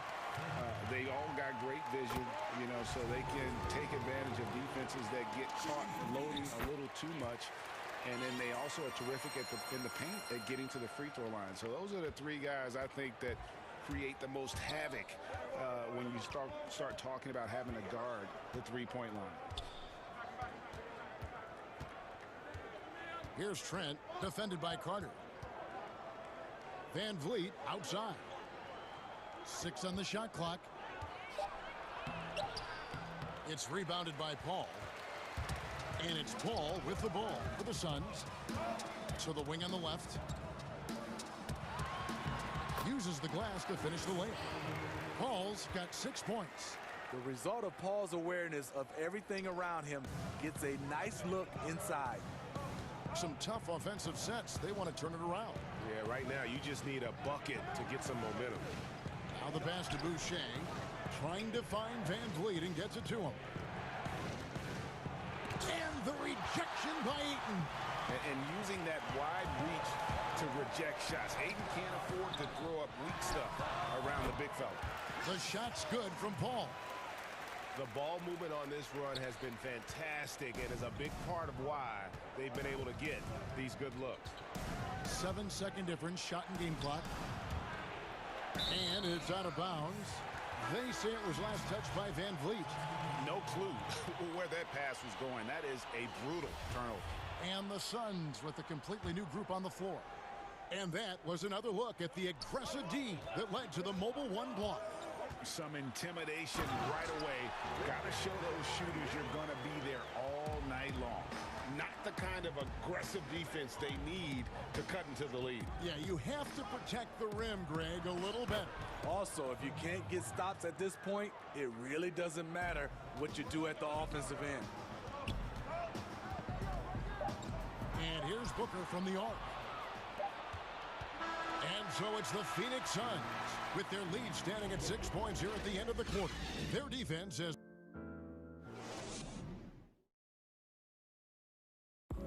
Pascal Siakam before the game tonight shared his thoughts. It was always a team, and I think we don't... And Greg, that's how Siakam plays the game himself. Versatile, very unselfish, and a franchise player in the making. And thanks again for tuning in. If you're just joining us, we've played through one quarter of action so far. And taking a look at the Suns' performance here, guys, what have they been doing or not doing? Well, they've been aggressive from the beginning, particularly on the offensive end. And that has helped them build an advantage here, playing with good focus and good energy. All fueled up and ready to go. Let's reset the lineups, courtesy of Gatorade, as the second quarter gets going. So the Raptors 5 right now. Lowry out there with Bembry. Then it's Johnson. Then it's Aaron Baines. And it's Hood in at the small forward. Sharch finds Johnson. But they'll get another chance. For three. Craig can't get it to go. Raptors trail by 3. And he dunks it down. Those plays can make a difference in a game like this. Well, you know it's going to fire up, Greg. Everybody on that bench. This is a close-knit group. They feed off one another's energy. Johnson in the corner. Score the basket. Nice shot after missing his first attempt. Yeah, the chemistry has been terrific. Really impressed with their offensive execution. And basketball in the blood for Devin Booker. I mean, his father, Melvin, started at the University of Missouri and played pro ball. Started in high school. Devin trained with his father, trying to follow his path. And there's a pattern starting to take shape here. They're working it inside and getting good shots from close range. And Booker kicks to Galloway. It's stolen. Pass break. Here come the Raptors. Here's Bembry. And contact on the shot, so he'll be shooting free throws here. And we know the story. Booker moving from Michigan to Mississippi to live with his father and develop his skills. And 4:30 a.m. alarms to train on the beach before the summer sun, getting to practice 2 hours early and staying late. Booker, not a freak athlete, so he had to work harder and drill the fundamentals. And oh, here we go. Lowry's got the fast break chance. Rebound by the Suns. I mean, you won't see this too often. Getting denied at the rim. He's likely to remember that one. Here's Craig. He's guarded by Johnson. Plenty of daylight on that shot. Sharch has got his first 3 points of the game. He's an asset in helping space the floor. He has tremendous touch from range. Lowry deciding where to go with it here. That's basket number 2 with his third shot off to a fast 2 for 3. Pretty much all of their buckets coming from inside the paint now. And stolen by Kyle Lowry. Throws it up high. Oh, trying for it. Out of bounds. It'll go to the Suns.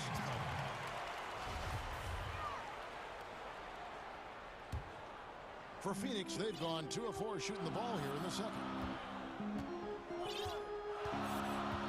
Here's Galloway. He's been quiet so far. Still no points in the game. Kicks it out to Johnson. One-on-one here. Here's Bembry. The shot's good on the assist by Lowry. Bembry's got the lead up to 2 now for Toronto. A good find by Kyle Lowry. Doesn't always get enough credit for his vision. Pass to Galloway.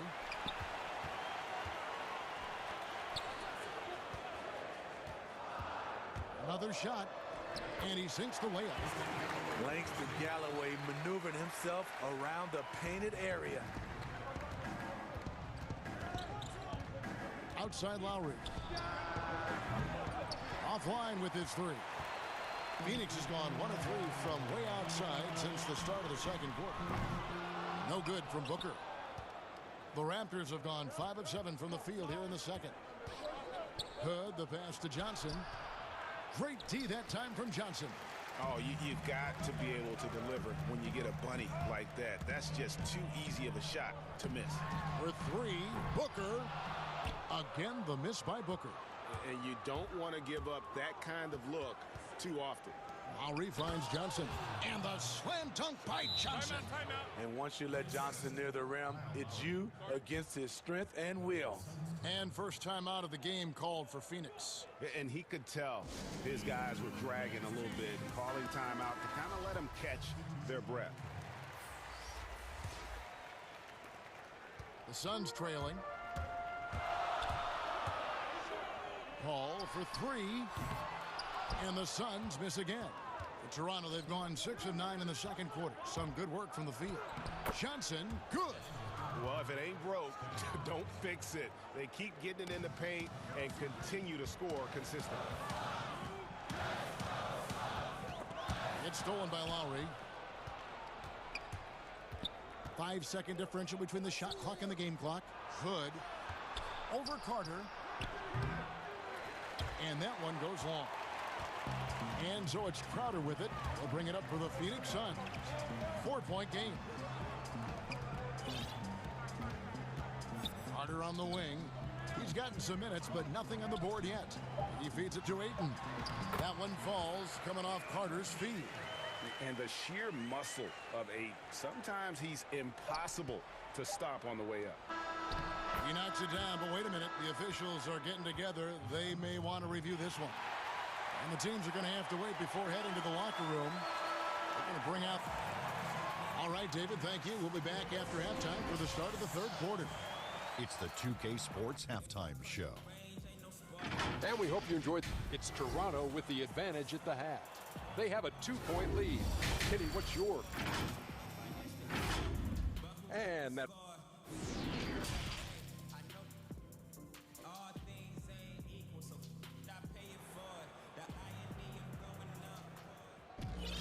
And as we get into this third quarter, as we've seen so far, neither team able to create much separation on the scoreboard yet. You look at Chris Paul, what a contribution. Yeah, and just look at the numbers from the first half. He has been very efficient. And it's not like everything's been at the rim. There's been a number of jump shots along the way. They've got Chris Paul, Jay Crowder out there with Bridges. Then there's Carter. And it's Ayton in at the center position. That's the 5 to begin the second half for Monty Williams. We know how important the draft is, Greg. It can shape an organization. Talk about some of the best draft day deals of the last couple decades. There have been a lot of them. Oh, there have been a few. I mean, just coming to mind here recently, how about when Kawhi was traded to the Spurs? That was a huge get. Go back George to how about Kobe going to the Lakers, McHale and Parrish coming to the Celtics. I mean, we've seen that happen quite a bit, and I tell you what, boy, it can really transform a franchise's future.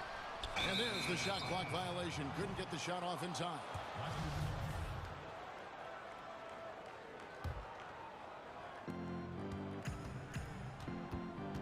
Van Vliet outside.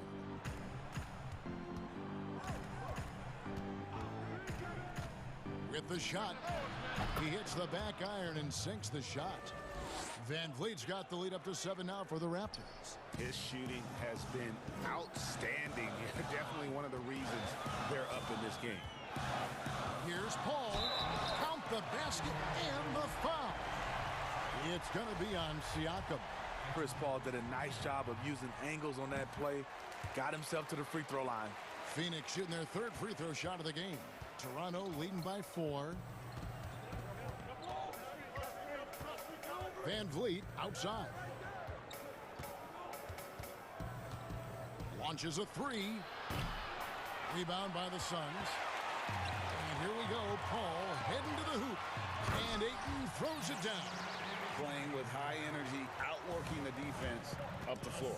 And I just love it when the fast break results in a high percentage look. Not always the case these days. So good at the rim. A slow defensive rotation leads to the easy lay. The drive by Paul. Shot is good, and the Toronto lead is cut down now to just 2 points with that basket from Ayton. 3 out of 4 coming out of the half, showing good execution on the offensive end. Van Vliet against Paul. Van Vliet kicks to Boucher. No good from outside. There was a mix-up defensively. Left him all alone. He just couldn't hit it. What you love about Crowder, he gives you a little bit of everything at both ends. I mean, defensively, he'll take on anybody. He's smart, draws a lot of charges. Offensively, he can stretch the floor, and he'll make the extra pass. He's also an opportunistic rebound.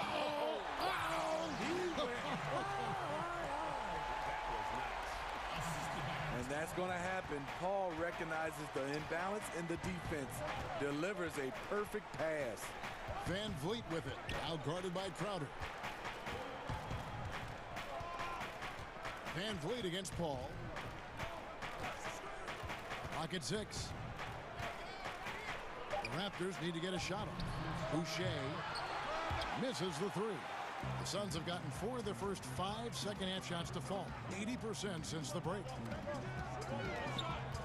Paul passes to Crowder. Over Siakam.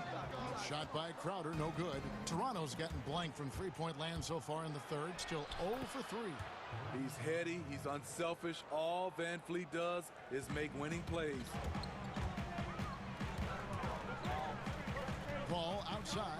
Carter on the wing. Back to Paul. 1:21 left in the 3rd. And it's Ayton missing. Toronto leading by 4. Floats it up there for Siakam. Takes the alley-oop pass and dunks it down. The innate ability of Siakam to see the play forming and gets where the team needs him. Timeout call, the Suns. And they've been very loose with the ball here. They haven't been as patient, forcing things a bit, which has led to turnovers. They need to just slow down and relax. Sun shooting has been just great so far, up at 56%. And here's Booker from the arc. And the 3-ball is good. And this coaching staff in love with Booker's ability to create his own shot. It's a part of his game that's come a long way. And Van Vliet, here we go. Pass to Siakam. Good, and Van Vliet gets the assist. Siakam's got his 2nd basket of the game. Attacking the defense with the pass. Don't need to be a hero. Van Vliet against Booker. Charge outside. Here's Galloway. His 3-pointer's off the mark. Raptors with the lead. Good ball movement here by the Raptors. And a miss there on the triple. And so Booker will bring it up for the Phoenix Suns. This is to Johnson. Can't fault the play call. Even though he couldn't convert, that's a good shot. Yep, that one goes in there. Now it's a 7-point Raptor lead. Love the strength on that drive by Fred Van Vliet. He is tough and he's aggressive. Here's Craig. And he got that one up in time, but doesn't go in. And we've reached the end of the 3rd.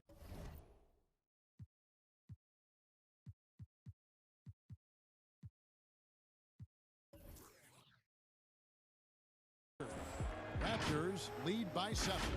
Don't go anywhere. The final quarter is coming up next on 2K Sports. Fourth quarter of action is upon us. Thanks, as always, for joining us.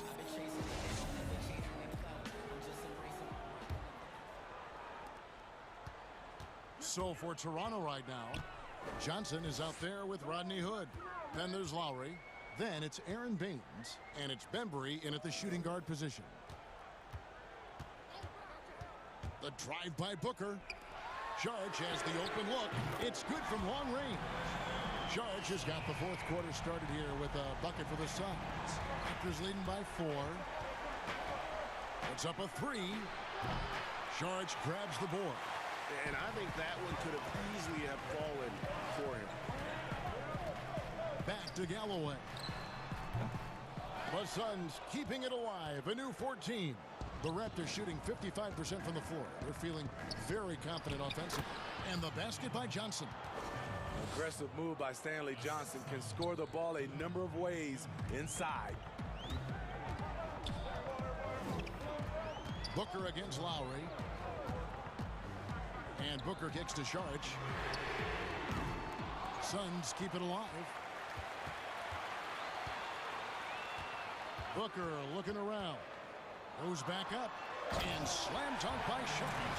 Sweet find there by Booker. All eyes on him with the ball. And Devin understands that. That has a nice feel for giving up the rock. Here's Lowry. Good work there as it goes. And the Raptors lead by 6. And I need to see some more assertiveness out of these defenders. Galloway with the bucket. Not a lot of flash to his game, but Galloway can surprise you with his first step. The Raptors have gone 2 of 3 from the field to get the fourth quarter started. Outside Lowry. Good on the wing. Back to Lowry.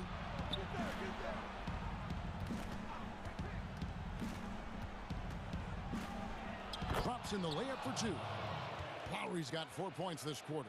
And there is that patience of Lowry with the pick and roll. Took what the defense gave him.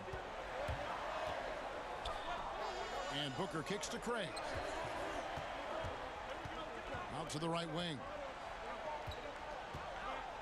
Johnson left side. Down to 5 on the shot clock. And the slam dunk by Johnson. And once he gets clear off the screen, there is no stopping him. No, not when there's a flush waiting to happen. That's a big-time move and a big-time finish. And the Raptors call time here. And as fans and broadcasters, we're not permitted to hear the specifics in these huddles. No, we're left to infer from the adjustments we see on the floor. And the Suns here with a different look. Ayton, he's checked in for Saric. Crowder comes in for Johnson. Mikal Bridges checked in for Torrey Craig. And it's Paul in for Langston Galloway. A new group in now for the Raptors. Chris Boucher's checked in for Aaron Baines. Pascal Siakam comes in for Johnson. Anunoby, he's checked in for Hood. And it's Fred VanVleet in for Bembry. And we've got an update here, so let's catch up with David Aldridge. Well, during that break, Coach Nick Nurse talked to his team. He said, I want us to play as though we're behind. We're good when we play with urgency. We're bad when we become complacent. Don't become complacent.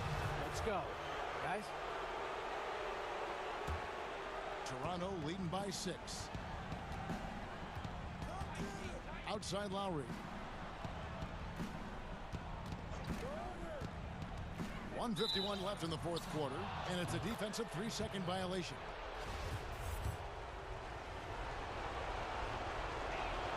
And he shows the focus there, nails the technical. He's always been a tremendous defender, in my opinion, and he knows he's going to knock down his free throws. But now Fred VanVleet has emerged as a terrific all-around scorer. He can pretty much do it all. And that one drops for him.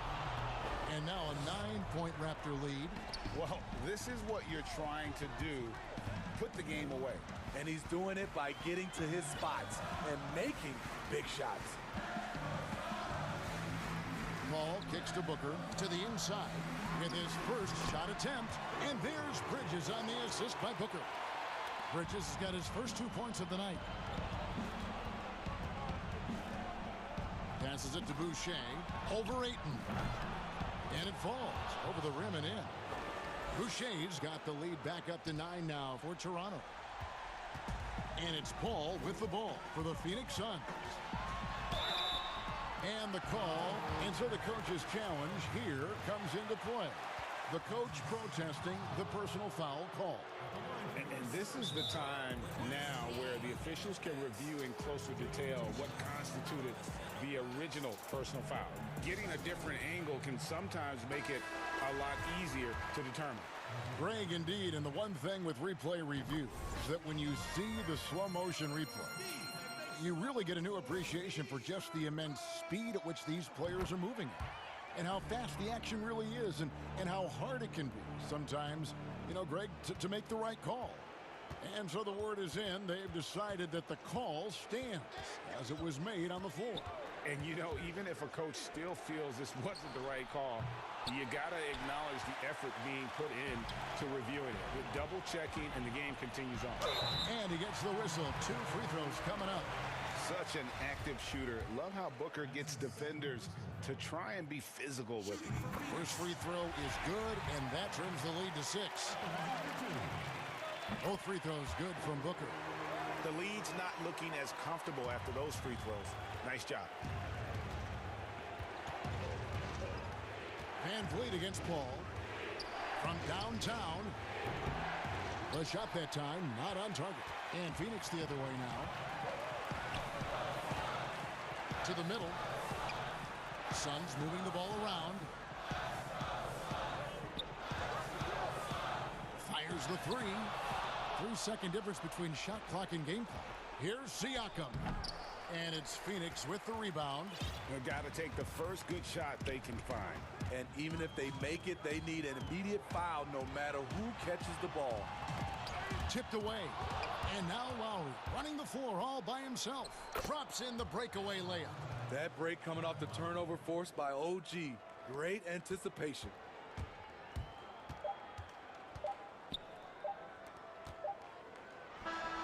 Chalk up 2 there. He is a great kid. Thank you, David. Great interview once again. And that'll wrap it.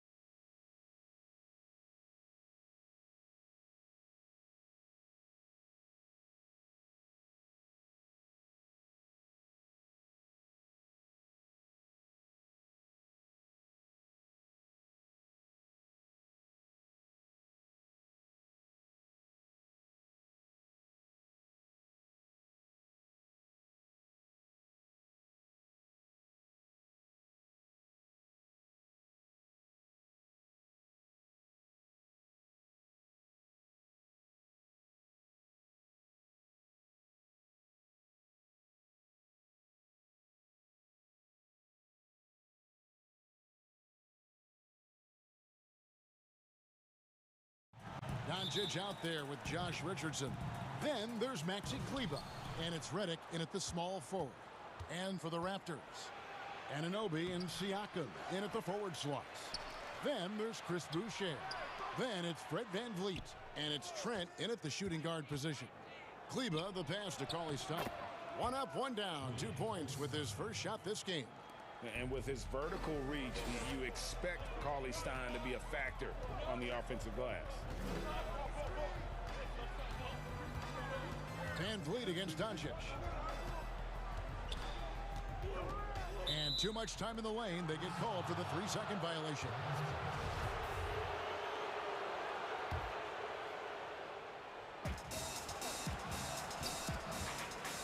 And the pass to Richardson. Kleber with it.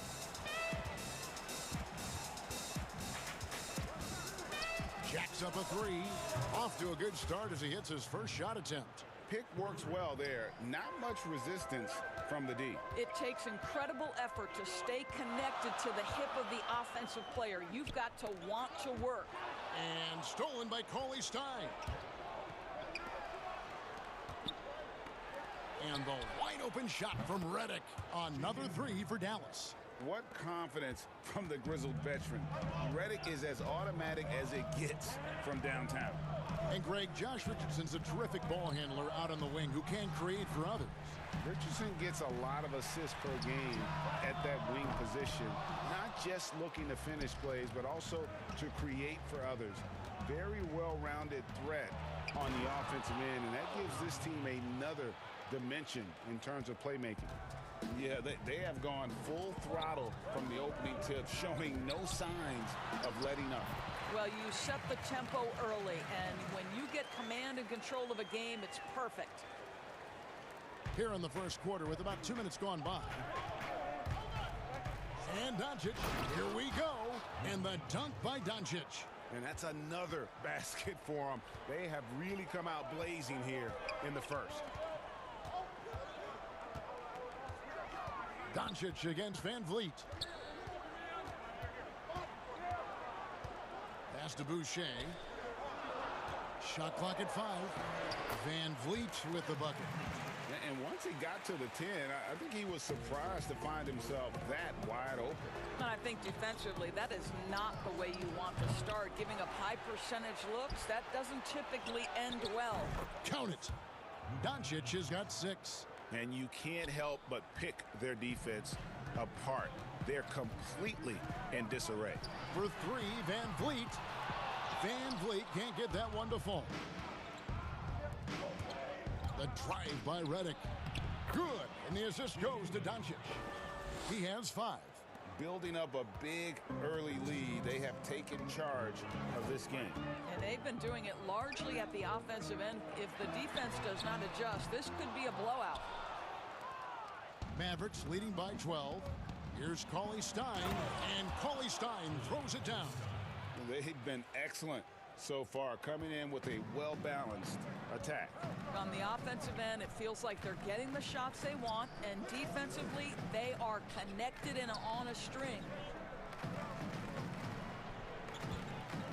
VanVleet left side. Kicks it out to Siakam. Pass to Anunoby. Good. Boy, Pascal Siakam plays at his own pace, able to find the open man. Doncic with it. He has 6.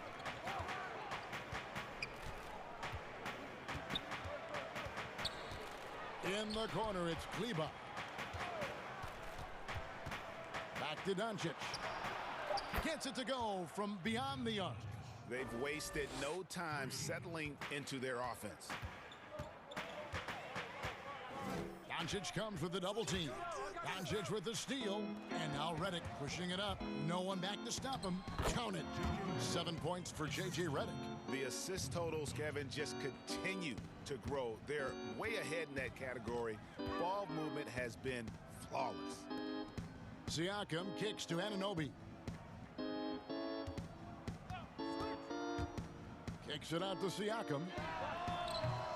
Off target from 3-point range. Just 2 seconds between shot clock and game clock. The three for Doncic. Kleber finds Redick. Back to Kleber. The lead pass was put in just the right spot. Kleber's got his second bucket of the night. And they're forcing the ball inside, and it's working like a charm. Will it go? And Van Vliet lays it in.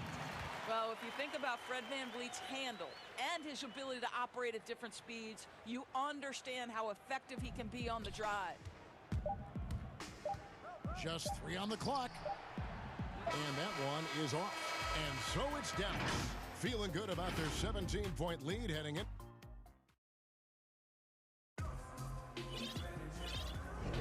And so far through one quarter, it's been a lopsided game. We'll see if that changes here in the second. And a comfortable margin for the Mavericks here, guys. They just came into this game with the mindset of sharing the basketball. When you keep everyone involved at the offensive end, it keeps everyone engaged in other areas as well. And now let's check out the lineups courtesy of Gatorade, all fueled up and ready to go. Here's the second quarter of play. On the court for the Mavericks, Jalen Brunson out there with Burke. Then there's Tim Hardaway Jr. And there's Porzingis. And it's Melly in at the power forward. Whistle blows. Basket is good. So a chance here for a three-point play. Well, Greg, with your son getting drafted, you join the ranks of some historic NBA father-son duos. You know, I got the opportunity to play with Arvydas Sabonis in Portland, and remember DeMontis as a little kid. No now kidding. He's an all-star last year. You know, I think you're going to have an influx of that in the coming years. Dwayne Wade's son is a terrific player. We know about LeBron's son's ability. He's possibly heading to the league one day. You just never know. I'm as a dad that's going to get the opportunity to watch his son play excited, but I think you're going to see more of this in the future. Cole and Greg Anthony. I like the way that sounds. Well, there is absolutely no doubt that Kyle Lowry can shoot with range. He can make you pay from out there. Burke, the pass to Porzingis. Can't hit from in close. It's all about the defense right there. Without that level of activity, he probably scores it. Lowry looking around. This one for three. No good that time. Now Dallas takes it the other way. Earlier in the game, they had a 19-point lead. Porzingis can't hit. Raptors trail by 11.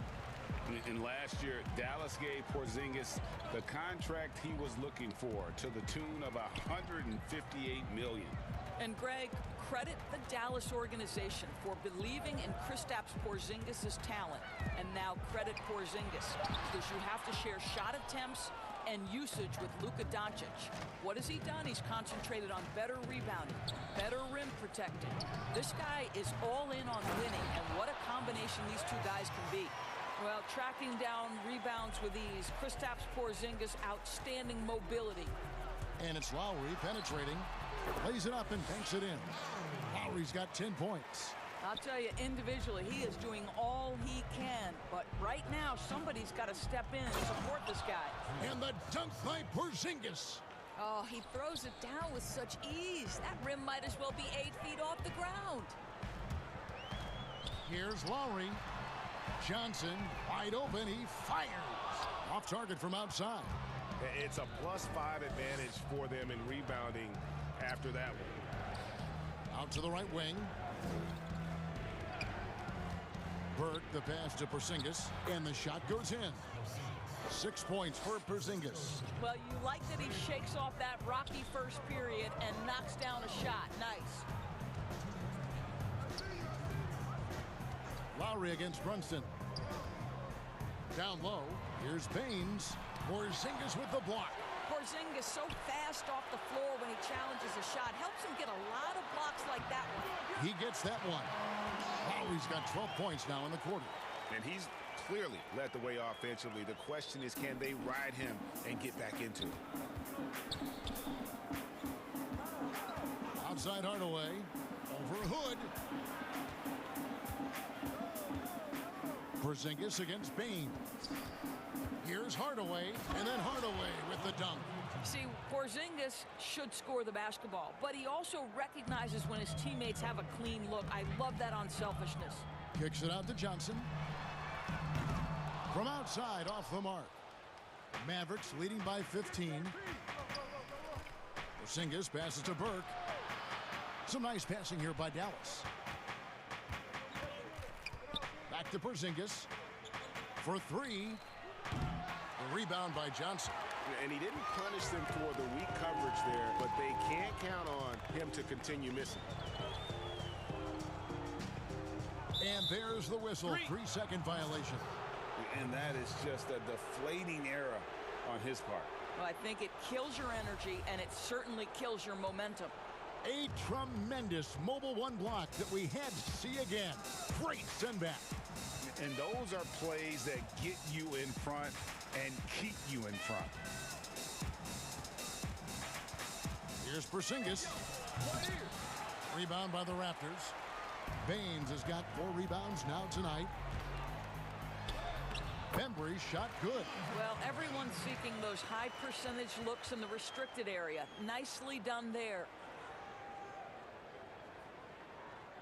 Dallas has gone 0-2 from deep here in the second. Passes to Burke on the wing. Hardaway 20 feet out. It's good. The assist that time from Burke. Hardaway has got 4 this quarter.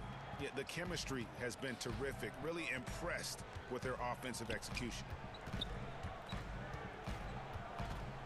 Outside Lowry. Inside Baines. Porzingis with the block. And he's able to get it back. And so it's the 2K Sports Halftime Show. After one half of Luka Doncic had a huge first quarter. He had 9 points, 2 rebounds, and that should...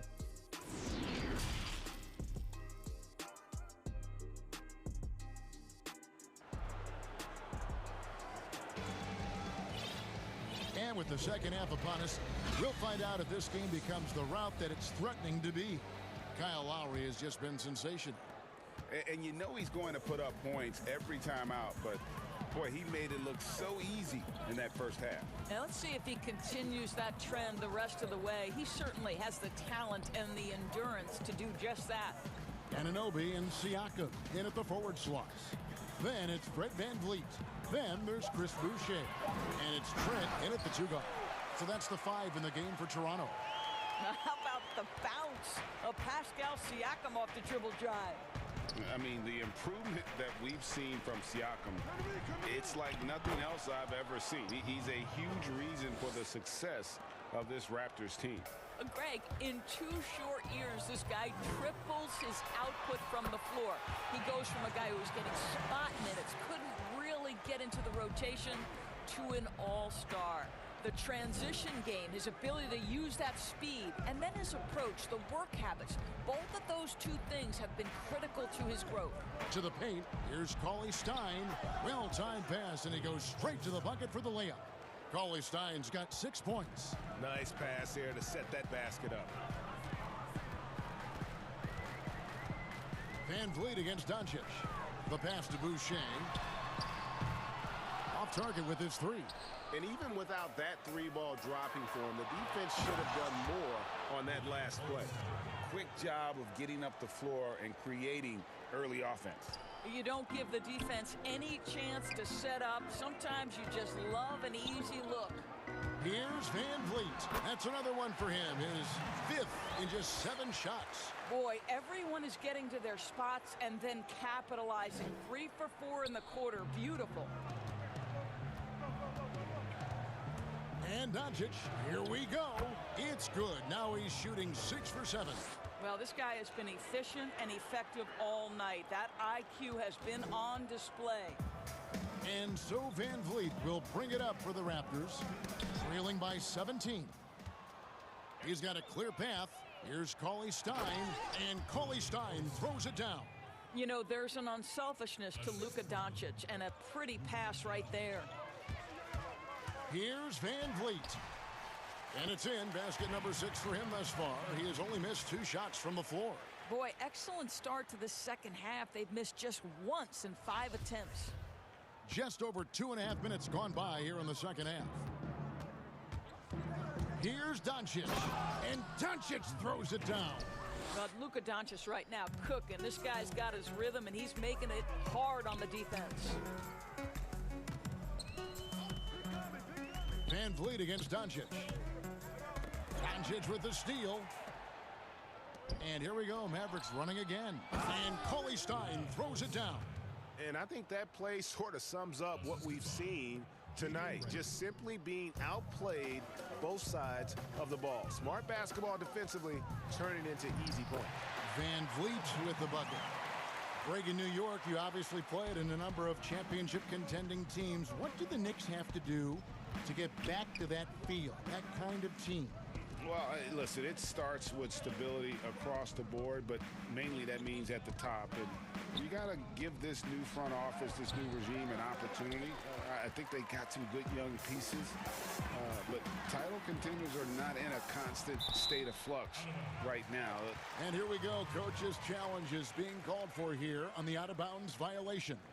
Let's take another look at the staunch defense during that mobile one block. Determined to protect the lead with the all-out effort defensively. Superb anticipation on the block. And this is the exact type of play that I think is perfect for a review. Coach's challenge or not. I mean, you seldom get into a situation where it's hard to definitively determine the out-of-bounds call. And depending on what point in the game it is, boy, it can have, Greg, a huge impact on the game. So many games coming down to just one possession. Each possession so critical. So we just got word from the NBA Replay Center via the official courtside administrator, and the original call will stand for the out-of-bounds violation. You know, and some people might argue, hey, we're stopping the game, but this uses up a timeout, so that's technically already a break that could happen regardless of the call staying the same. Brunson with a clean look, trains the three-pointer. Brunson's got himself going there, his first points of the game on the deep ball. Brunson against Van Vliet. Pass to Boucher. Tried to come right back with the three of his own, but it's no good.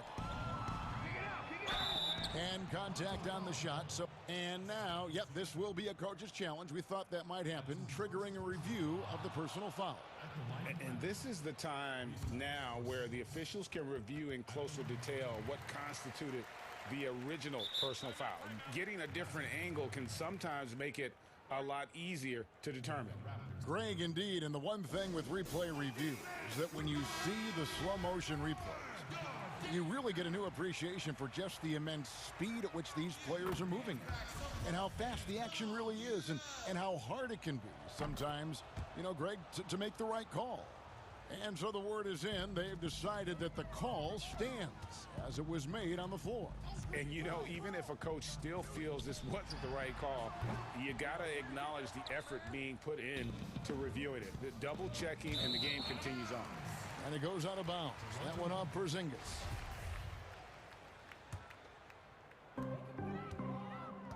About 3 seconds between shot and game clock.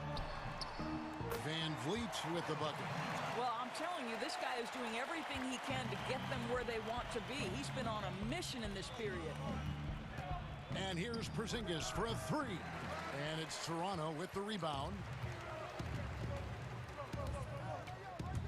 And Van Vliet, here we go. And he banks in the layup. Van Vliet's got 20 points. Yeah, this guy is cooking right now. Fred Van Vliet has found his rhythm, and the defense better step up here. Okay, 2 hands for safety. That's what they say, right? That's right. He was ultra safe with that dunk, no question. That one goes in. Boy, they don't waste any time on that inbound play. Very little the defense can do to react to that one. Here's Brunson, and he was able to put it up in time, but doesn't fall. Well, through 3 quarters of play, down double digits, it may be difficult to overcome. Mavericks lead by 8. And let's take this opportunity now to show you our State Farm assist of the game. And the winner today, the big fella here with the sweetest of dimes. What a plus it is to have a post player who's got this ability to find. Well, we have some elite passing big men in the NBA, and you love that skill. Wow. And there may not be a lot of drama down the stretch as we head into the 4th quarter, but stranger things have happened. On the floor for Dallas starting the 4th quarter here, we've got Burke. He's out there with Jalen Brunson. Porzingis is out there with Tim Hardaway Jr. And it's Melly in at the 4. Van Vliet kicks to Boucher. A three-pointer, no good. And he didn't punish them for the weak coverage there, but they can't count on him to continue missing. Way ahead of the field. He can do pretty much whatever he wants. Big-time play right there, showing the activity and ability to impact this game. The basket counts and one. He'll go to the line with a chance to make it a three-point play. That's the 10th straight point they've given up in the paint. Free throw good, Van Vliet. What's remarkable here is Fred Van Vliet has evolved into such an excellent floor general. This guy has done a tremendous job becoming a legitimate threat as a shooter, a legitimate threat as a passer, and we know unequivocally he is unafraid on the game's biggest stage. Cross contact on the shot, and now a three-point play chance as he'll head to the line. Well, we're talking about a tough individual competitor in Pascal Siakam. He goes right at the defense. Well, Greg, Pascal Siakam won Most Improved Player in the league in 2019, and as we've talked about, had a case for it again in the 2020 voting. I tell you, Siakam's play jumped so much again. He deserved the recognition. He continued to press himself to be an elite forward, rare for a former MIP winner to even be considered for the award more than once. Count it, good. That's now 8 points for Tim Hardaway. Well, I'll tell you, Tim Hardaway Jr. has shown he's not just a perimeter scorer. This guy can get it done on the inside. Pass to Boucher. And the Raptors miss again. Wow, this defense is blanking him down the stretch, and that's certainly hurting his team's chances. Passes it to Burke. Cuts off the pass. Fast break, Toronto. Siakam misses. Dallas leading by 20. Hardaway kicks to Burke. No good on the triple. And Siakam has got the ball here for the Toronto Raptors. Van Vliet against Hardaway. Here's Boucher. Good, and Van Vliet gets the assist. Boucher's got his first bucket in this one. Well, you love the unselfishness of Fred Van Vliet. This guy is so good recognizing when his teammates are open. Brunson scanning the floor. Shoots over Van Vliet. And a kind roll that time off the rim as that one falls. You can't just stop when there's a pick set up. Gotta fight over it as a defender. You know exactly what that takes. It takes energy, it takes activity, it takes intensity. And maybe, you know, he thinks he can shoot himself out of the cold spell, but I don't think that's the case. Maybe somebody want to tell him to ease up off the threes. You know, I know that he can make the perimeter jump shot, but I really like it when Porzingis is taking it inside and making the defense deal with all that size. He hits both from the stripe. And just about 3 minutes through the fourth quarter here, Toronto calls timeout. And he could tell his guys starting to wear down a little bit. Call time to just let them get their legs back under them.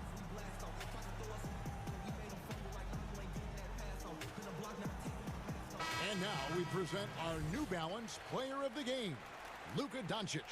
And his percentage from the field tonight seems almost made up. I didn't think it was possible to have that kind of success shooting the basketball. You need a little bit of luck, a bunch of hard work, and a whole lot of talent. Well, to come in here facing a hostile crowd and have a game like he's had, that's what separates the good players from the great players. And they double up Doncic. We know this. Doncic is an aggressive, thirsty scorer. If you allow airspace, even in the mid-range, he's going to make you pay. Doncic against Lowry. Count that as his 7th field goal in 9 tries. He's shooting 78%. Yet another bucket in close. That's how he's earning his points today. Back to Redick. And stolen by Hood. He's got a clear path. The pull-up. And he gets the friendly spin, and that one drops. Hood's got his first points of the night. And tonight's battle is going to end with a very clear winner, leaving nothing to chance. Impressive win for the Mavericks. This was a very efficient offense tonight. And they found a way to get their shots to go down. A little luck didn't hurt. A lot of their 50-50 shots fell their way.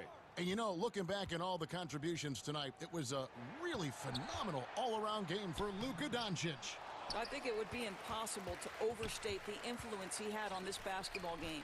He was the centerpiece of what they did on the offensive end and the anchor of their defense. That's as complete a performance as we've seen. Well, the problem is they haven't gotten production from any other spot, but right now this guy is cooking. And he makes that one. And the Mavericks lead by 20.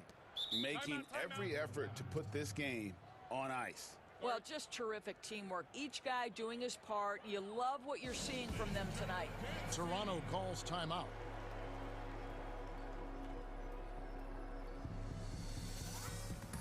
A new group in now for the Raptors. Chris Boucher's checked in for Aaron Baines. Pascal Siakam comes in for Stanley Johnson. Anunoby, he's checked in for Rodney Hood. And it's Fred VanVleet in for Bembry. There's the pass to Boucher. That falls. Nice feed that time from Kyle Lowry. You can appreciate the fight now, but it isn't how they came into the game. No doubt. It felt like they were a little tight for much of the evening. Now they're in a better flow, but it may be too little too late. Drops in the tray. Spirited performance. You love to get this kind of win, especially on the road.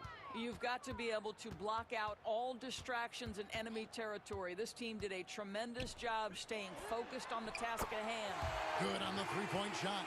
The real come at us, and we're coming right back at you. And you would expect nothing less from these two, taking pride and making plays. From deep, Richardson. They get the rebound. He hangs in there and cashes in on the second chance points. You know, we talk about it all the time, guys. Those second chance buckets, always the result of that extra effort.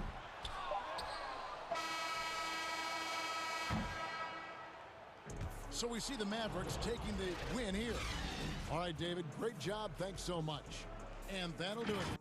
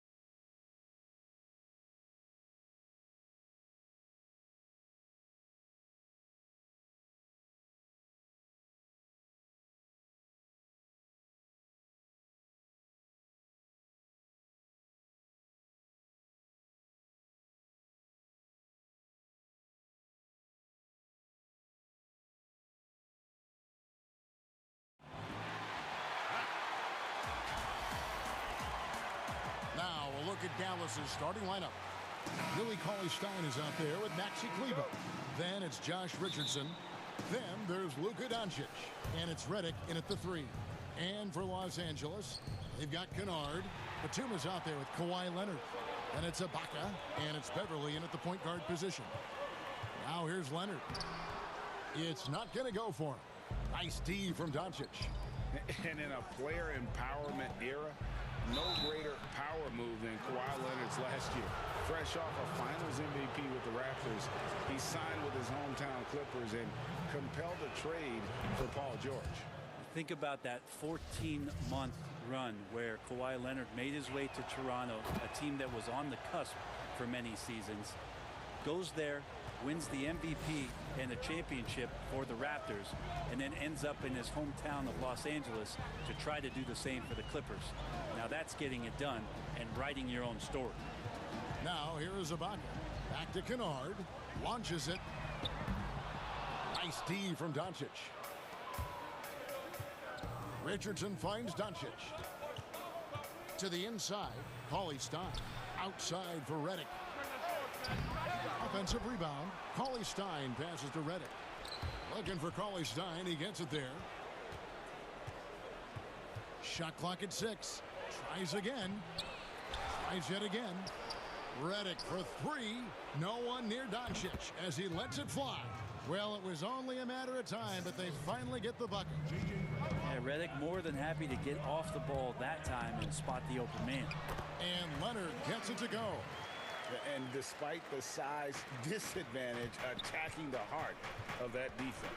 Yeah, no stopping him on that play. Sometimes even the taller defenders are helpless to stop him. And how about the vision there from Doncic? Can make the easy pass and also the difficult. Passes it to Leonard. Up and in, off to an efficient start. 2 for 3 from the field. Boy, he is looking confident. Love how they're using him so far. Yeah, right now I don't see any let up. I think he's going to just keep putting his foot on that gas pedal tonight. And that one's good. Doncic. Guys, you never know what you'll see when you're watching Luka Doncic. His offensive creativity is through the roof. Kennard against Richardson. From past the arc. And it's Luke Kennard with the 3. And that's exactly what he's looking for, draining the triple. Here's Doncic. And Doncic throws it down. Creative at finding ways to just cut inside there. Doncic, a guy you must keep your eyes on. And a little over 2.5 minutes gone here in the first. Leonard with no one around. That misses. Had a chance to tie it there. Cauley-Stein kicks to Kleber. Outside, Redick. That 3 off the mark. And on an open look like that, he's very gifted at making the weak coverage pay. Greg, you were a feared ball hawk in your playing days, and I know you see similar players playing today. No doubt about that, Kev. You know, Ben Simmons, a player at 6'10", with those hands. He's incredible to watch on that. And how about Fred VanVleet, though? He's a guy, they say he's 6'1". I don't know. But he gets into you and competes, man. And that's the beauty of our game. You know, you can be as big as the trees and have a major impact, or you can be one of those little fellas, as they like to call us, and be equally as effective on the floor. Like the Chris Pauls, the Patrick Beverleys, there are a lot of those guys that play the ball like you did so well. Yeah, right. Great players. Now here's Leonard. Out of bounds. Dallas will take possession.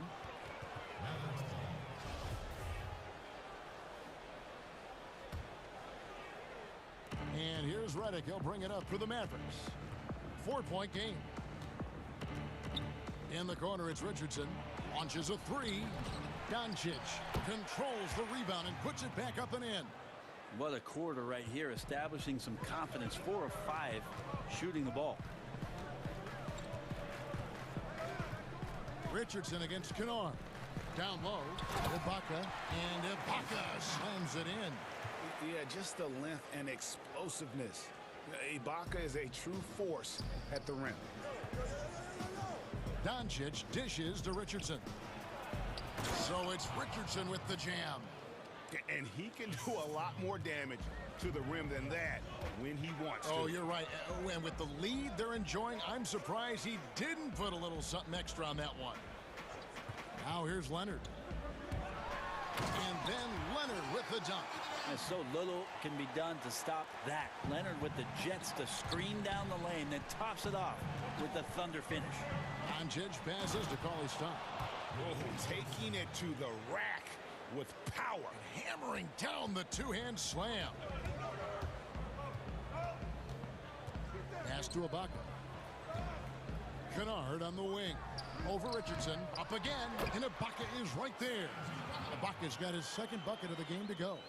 Yeah, and the ability to generate points off offensive rebounds, something Ibaka did a lot earlier in his career before he started spending so much time on the perimeter. Beverly, the pass to Kennard. And he drops in the layup off the glass. Kennard's got his second bucket tonight. Well, it's the golden age of point guards, and Patrick Beverly trying to show that he belongs amongst them. Great awareness on that play. And it's good, but hold on. The officials may want to look at that one on the replay monitor. And indeed, they're going to look at it again. They need to be certain he beat the buzzer. And to me, guys, it looks pretty clear-cut on the instant replay. I mean, the ball was out of his hands in time. I think they'll confirm this one pretty quickly. It's been...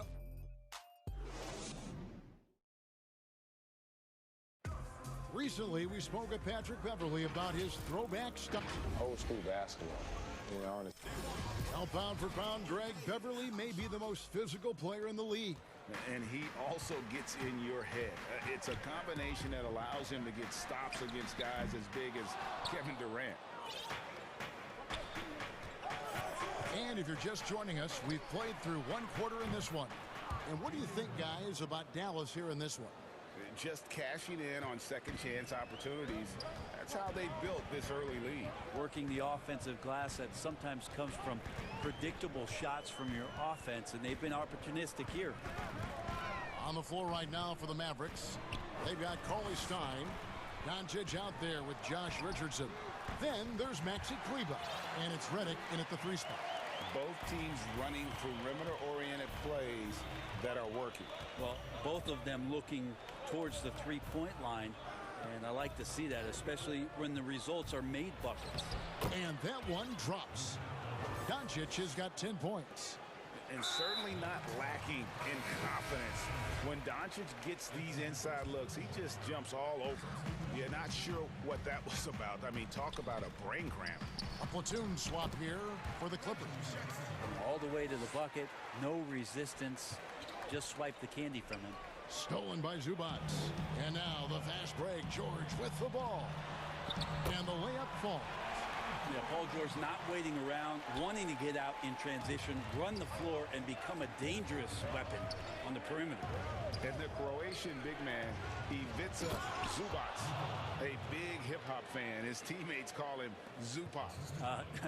It's amazing that he was traded from the Lakers to the Clippers, so still home games here at Staples Center.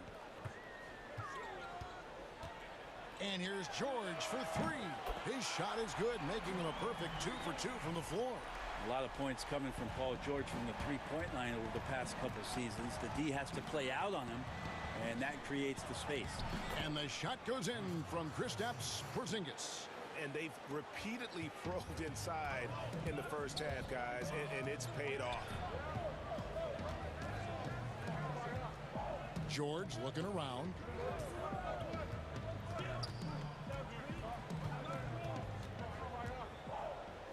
Clock at 6.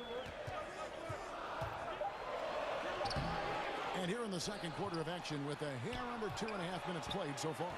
Yeah, good luck getting a shot over the 7-foot, 6-inch tall wingspan of Kristaps Porzingis. Shot is good, and the Mavericks lead is cut down to just 1 on the bucket from Paul George. Here's Brunson. Good for the basket, starting off 1 for 1 with that shot. And here's George. He'll bring it up for the Los Angeles Clippers. Quarter number 2, around 3 minutes gone by. Zubac. He can't get that one. Nice D from Porzingis. 3 on 3. from 15 feet away. And the Mavericks getting another bucket right there. And that set them apart today, guys. Their success with the mid-range. Jackson against Brunson. And here's George for three. And again, it's the Clippers from deep. And they're shooting really well from long range this quarter. They should keep looking to the three-point shot for some extra offense. Brunson the pass to Burke. Here's Melly. Outside, Porzingis. And the dunk by Porzingis. Well, you're going to pay for a situation where you give Porzingis that kind of room and maybe that much of a lane. Good job exploiting it. Out left to the wing. Now here's Patterson. Defense is right there. Porzingis with the block. Here's Burke. And the shot goes down. Now it's a 6-point Dallas lead. Now they're playing working to perfection there if that was their plan. And if it wasn't, maybe that should be their plan. Brunson against Jackson. Outside, George. The putback. It's good on the putback. That is really good work there on the offensive glass. Mavericks leading by 4. 8-second difference between the shot clock and the game clock. Here's Melly. That one falls coming off Burke's feet. Melly's got 5 points now this quarter. He's going to punish you if you leave him open. He's more than willing to take the open three when he's got it. It's good. Great quarter for him at the offensive end, trying to will his team back in the game. And Dallas calls their first time out of the game.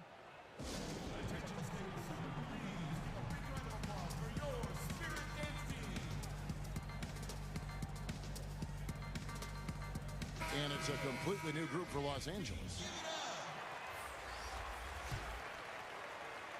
Dallas has gotten both of their three-point attempts to go down here in the second quarter.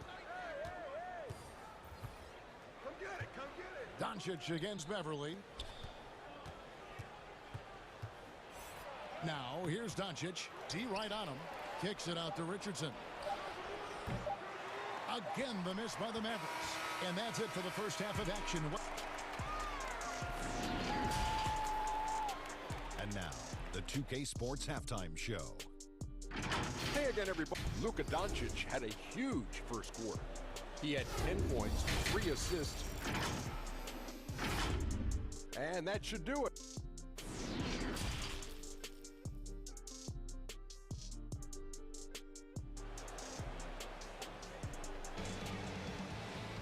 And in that first half, we saw a pretty tight battle. We'll soon find out what sort of adjustments were discussed during the half.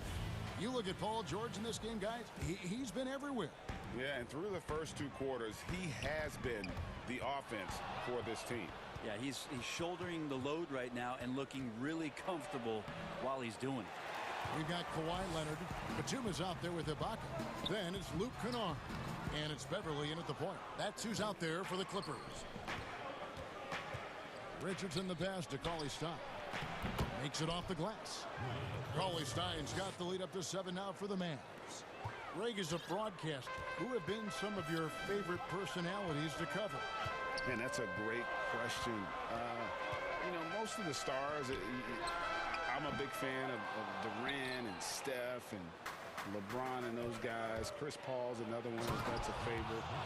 So many other guys, you know, there's so much more personality and so much more confidence these guys have working in front of the camera. I think that just makes for a better experience. Somebody asked me the other day, who was my favorite? You know who I said? Who was that? Greg Anthony. Oh, you're just saying that because it's true.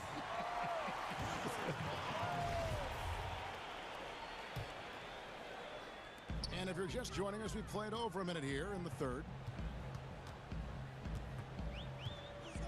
Doncic against Beverly. Now Kennard. He's got 10. 5 on the clock. And foul on the shot.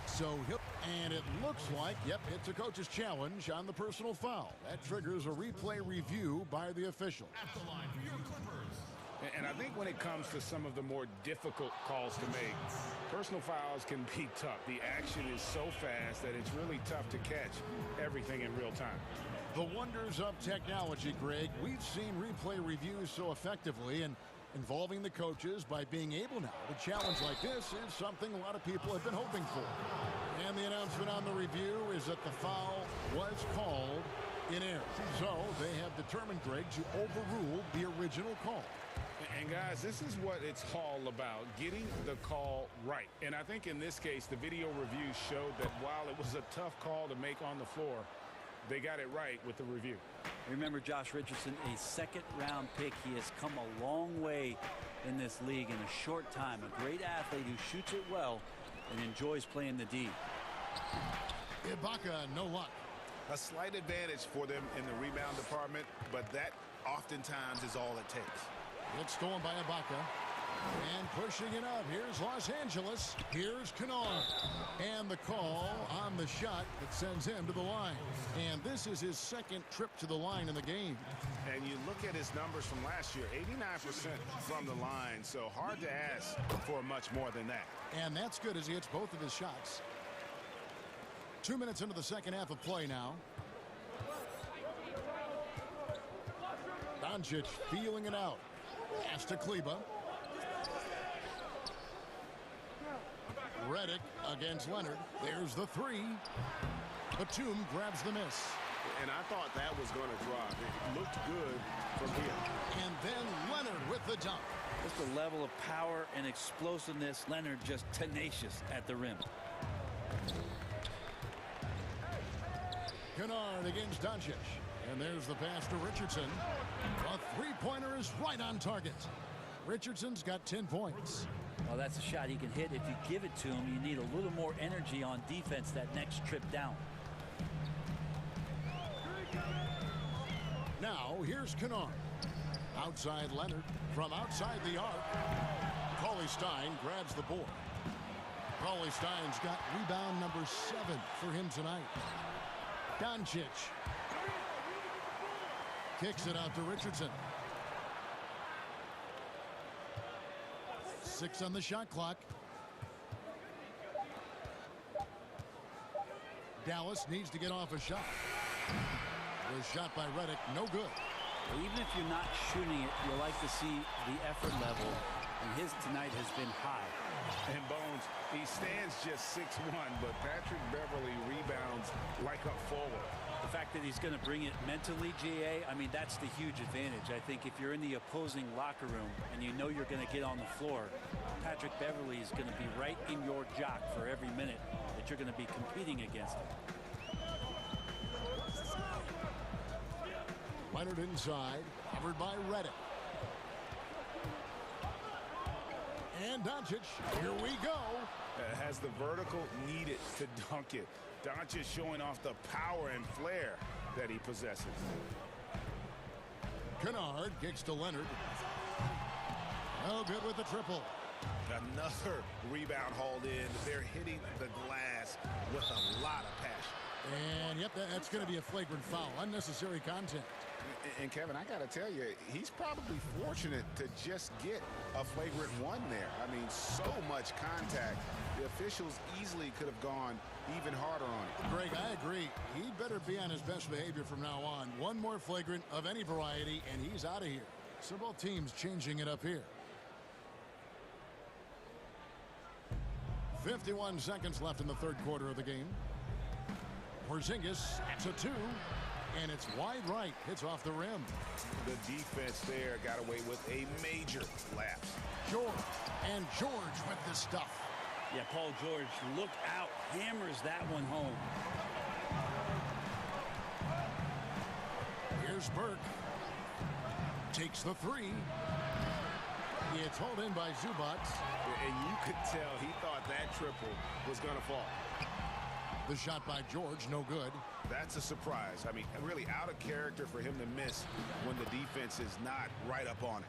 So many different offenses that Tim Hardaway Jr. has played in, but he's trying to improve in his on-court awareness. A good show of it there. And that's a little lack of fight at the defensive end. Absolutely. At least on that slam, you're right. That's one way to let a team back in the game. You have to credit the aggressiveness offensively, because that's when you make a play when you really need it.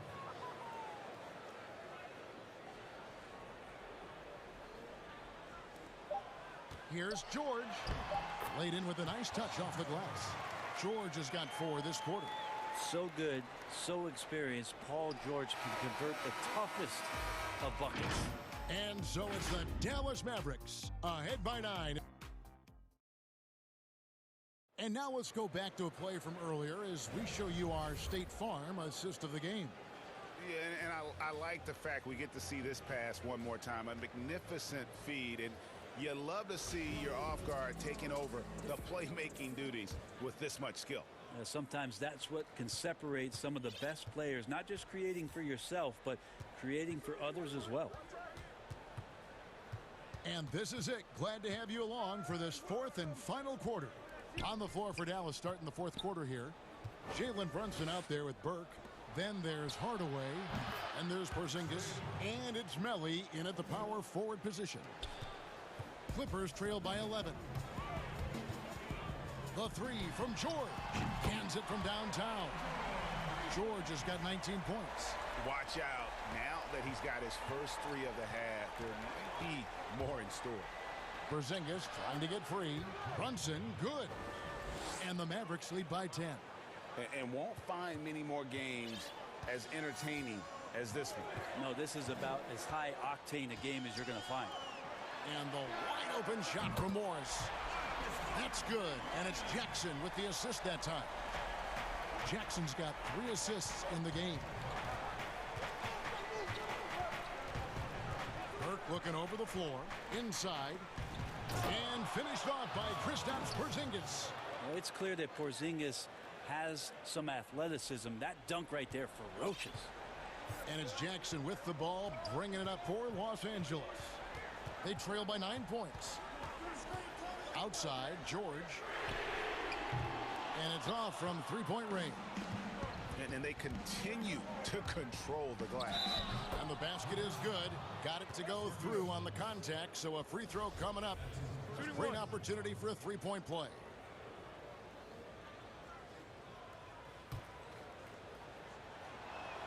Well, the talent for Porzingis is off the charts, and the 7'3" Latvian has some incredible post moves, a lethal jumper.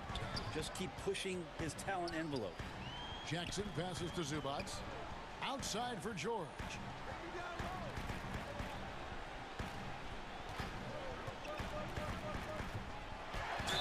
Two free throws coming up, and they call the shooting foul. And the versatility of Paul George's game, elite defense and rebounding, steals and deflections. You think about Paul George moving to several teams, yet still having the impact on both ends of the floor. I think that is a telltale sign that you have an elite talent in Paul George. A nice shot by Melly. He's just stretching him out. The defense has got to do a better job of staying attached to him. I'm not sure what the defense collectively was thinking there. You got to know where he is at all times. Maybe he's thinking at this point, man, somebody's got to help me. I can't do this all by myself. Here's Brunson. Morris with the rebound. Clippers trail by 11. Here's Patterson. Lays it up off the glass. Well, Patterson usually on the perimeter. This time down on the inside, doing a little bit of damage. Passes it to Burke. Lets it go with a 3. That shot is off. So Los Angeles will take it the other way. On the wing, George. Brunson covering. And George, here we go. Porzingis with the block. Brunson with it. George picks him up. And the shot goes in from Kristaps Porzingis. Porzingis playing with some heart now, never giving up or into the defense, muscling through that difficult shot. And he's not the reason that they're trailing in this one. He's been on his game. It's a few of the other guys that need to pick it up. For the 3. It's Hardaway with the drive. Tim Hardaway Jr. is just a tremendous athlete. He spots a great route to the rim and doesn't settle. Outside, George. Three-pointer. Buries it from three-point range. George has got 28 points for the game. One of the more skilled offensive players that is on the floor here tonight. Not an easy fella to hold in check. And the Mavericks call time here.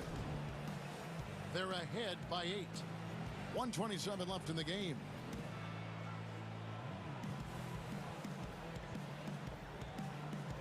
And now, a moment to present the New Balance Player of the Game, Luka Doncic.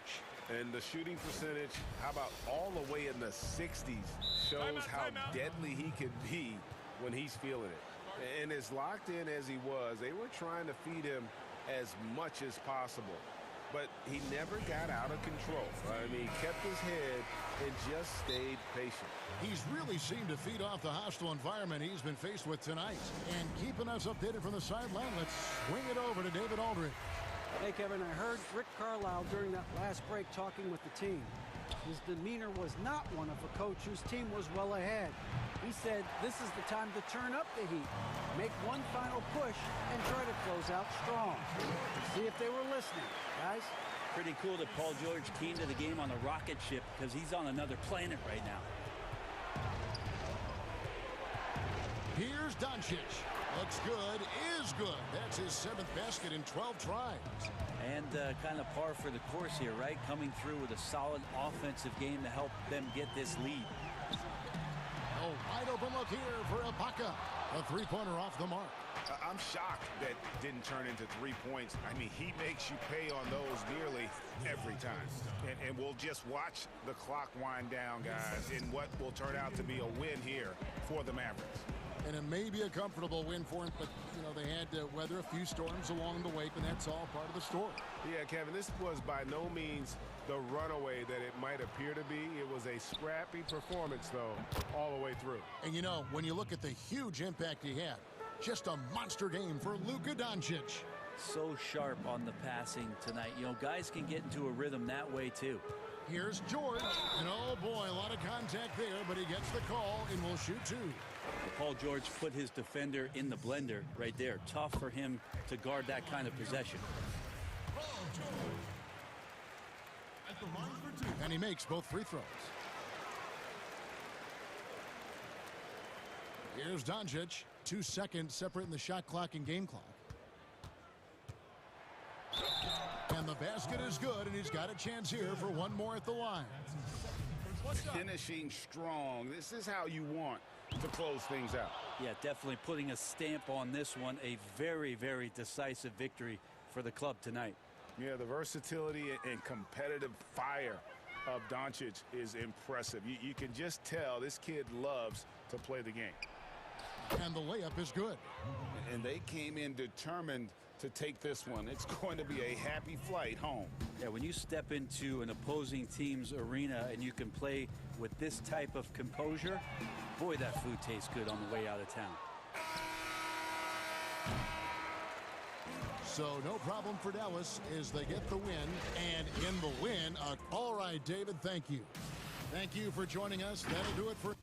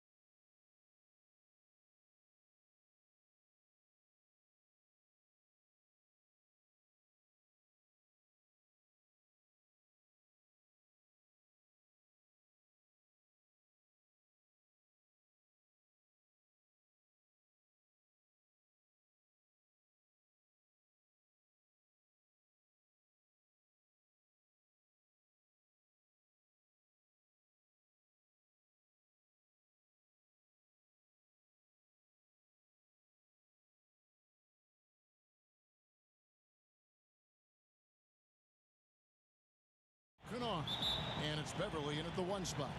And for the Trailblazers, Jones is out there with Damian Lillard. Then it's Anthony. Then there's Norman Powell. And it's Cantor in at the pivot spot, manning the middle. Now here's Lillard.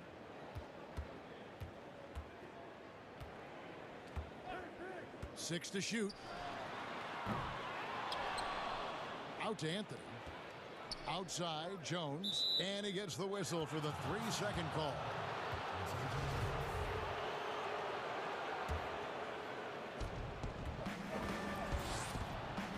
Beverly with the ball. And the pass to Leonard. Kennard with the ball. Off target from 3-point range. Powell, no one around him.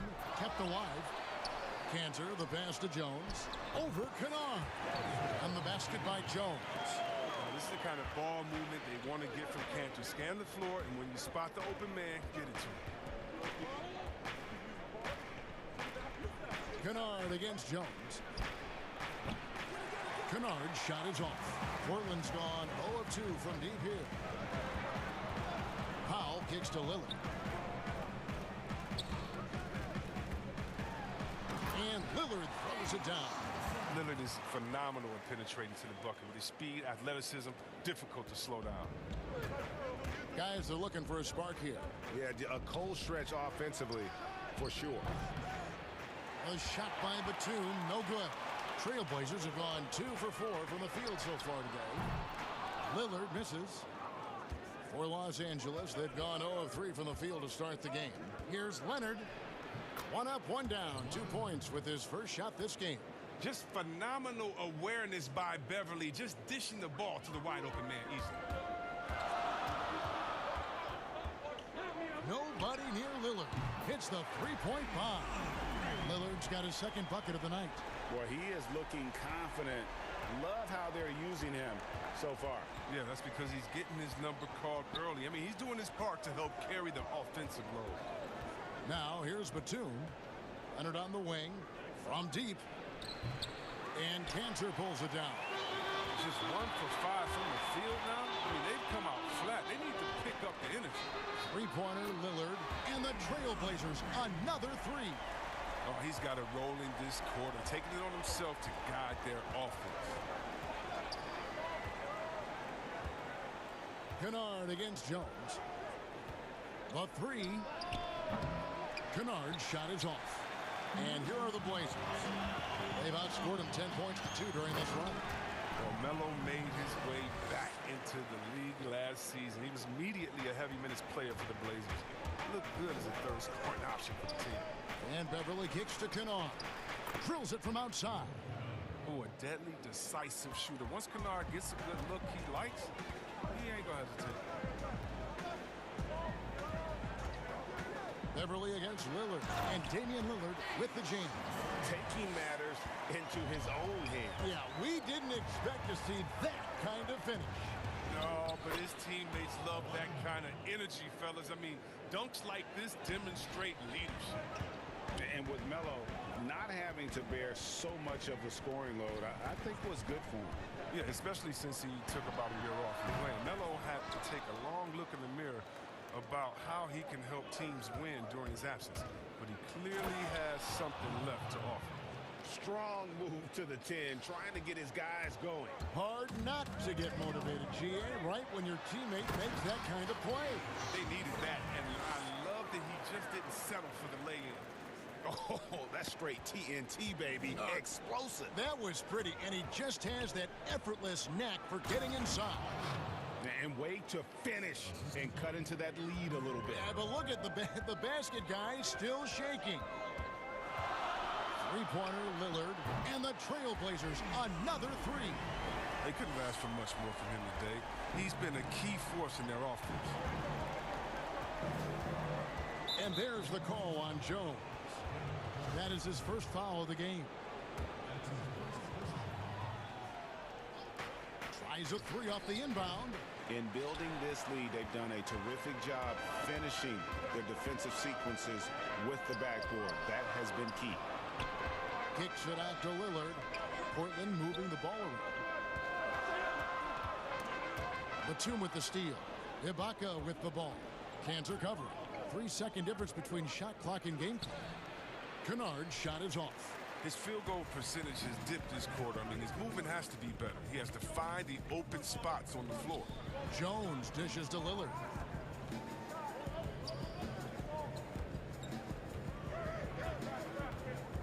From deep. And another three for Portland. I like their focus coming in. Terrific execution so far. Going for the juggler right off the bat. I mean, jumping out to an impressive early lead. And as well, earlier, Damian Lillard spoke to us about how he deals. I look to the times where Greg, he's certainly a gentleman in victory and defeat. You know, Lillard takes the L as a learning opportunity. Sure, it stings, but he also knows it can make them stronger if they use it right. And welcome back to the second quarter of action. Plenty of basketball left to play, but this one has been one-sided so far. And the Trailblazers have really been rolling, haven't they? Well, when you control the glass, you control the second chance opportunities on both ends. They've been quicker to the ball, showing great anticipation and terrific hustle. Setting the floor for the Clippers. Patrick Beverly out there with Luke Kennard. Then there's Kawhi Leonard. Then it's Ibaka, and it's Batum in at the four slot. The shot by Powell, no good. Clippers trail by 11. Kennard on the wing. Covered by Lillard. And he jams it with authority. Watch out, Luke Kennard cleared for takeoff. Portland's gone 4 of 8 tonight from three-point land, shooting 50% on the three ball here. Lillard outside. Well, it seems like every year, Greg, we see some incredible new players come to the NBA, and they are welcome with open arms. Their style of play is so terrific. No doubt about it. You know, guys like Ja Morant, I think he's got a chance to be one of the greats. And any list about the future of the NBA has to include Luka Doncic.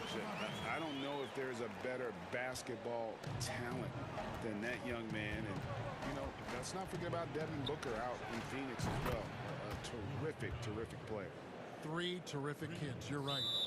The range of Kennard's shot just keeps getting better. He's a real threat at the arc. So timeout called here, the first for Portland. And Kevin, he saw his guys just a little sluggish out there. Oftentimes a timeout like this allows you to kind of just reset. So Portland ends up going with the new group. Trailblazers leading by 8. Quarter number 2, we're about 2 minutes in. McCollum against George. Takes a three. McCollum, no good. Clippers trail by 8. For the finish, and George with the stuff. And hustle paying off there for George in the open court. Gets up court in a flash and finishes before the D can even react. Now here's McCollum. Lays it up and banks it in. McCollum's got his first 2 points of the night. That's a perfect setup. Solid screen, defender can't avoid it. Opens up a clear path to the bucket.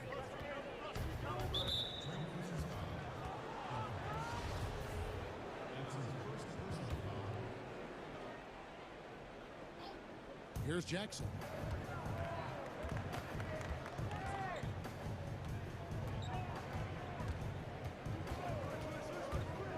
Outside for George. And again, it's the Clippers from deep. Well, you can't leave somebody that wide open when Jackson's running the show. Reggie will find him every time. McCollum deciding where to go with it. 1:52 left now here in the second. Just 5 on the clock. The putback, great positioning on the putback. And they continue to control the glass. And so it's Jackson who brings it up for the Clippers. Only giving up 6 here in this quarter. Pass to Zubac. Back to Jackson. On the wing, George. No good on the triple. Trailblazers leading by 7. And McCollum puts up a deep three. Again, McCollum missing. Clippers have gone 4 of 6 from the field here in the second. It's going to be out of bounds. Los Angeles will retain possession. And he made the right read on that play, but just couldn't secure the steal. And you can tell he feels he should have had it still. The hustle was impressive. And the outside game just not clicking for them tonight. That three-point percentage is up from where it was in the first quarter, but that ain't saying a whole lot. Here's Simons. No points in the game yet for him. McCollum against George. McCollum kicks to Nurkic. Portland moving the ball around. Count the basket. The strict of Covington willing these shots in, despite the D being very aggressive. George against McCollum. George looking over the floor, and it's George finishing it off. And one step ahead of the defense with that solid screen. And then Greg, the monster dunk to finish it off. Oh, come on, guys. Someone has to rotate over. Defensively, that's just poor communication.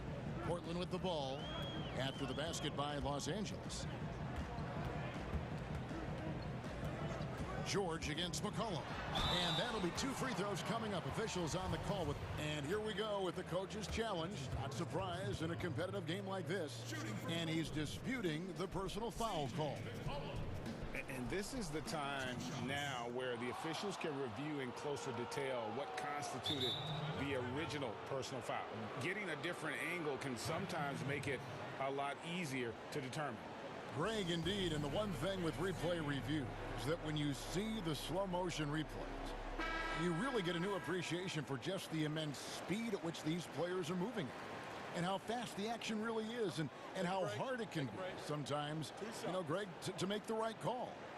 And so the word is in. They've decided that the call stands as it was made on the floor.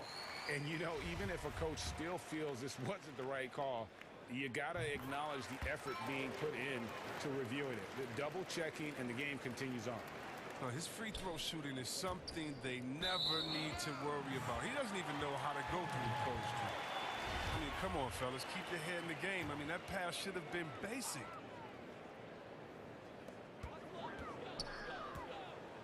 Lets the three fly. Gets the three-pointer to fall. McCollum's got 9. And sometimes McCollum is automatic from there. You can't get a shot if you're the D. Good on that shot, and with that, the Trailblazer lead is cut down to 7 points thanks to the hoop from Paul George. And so it's the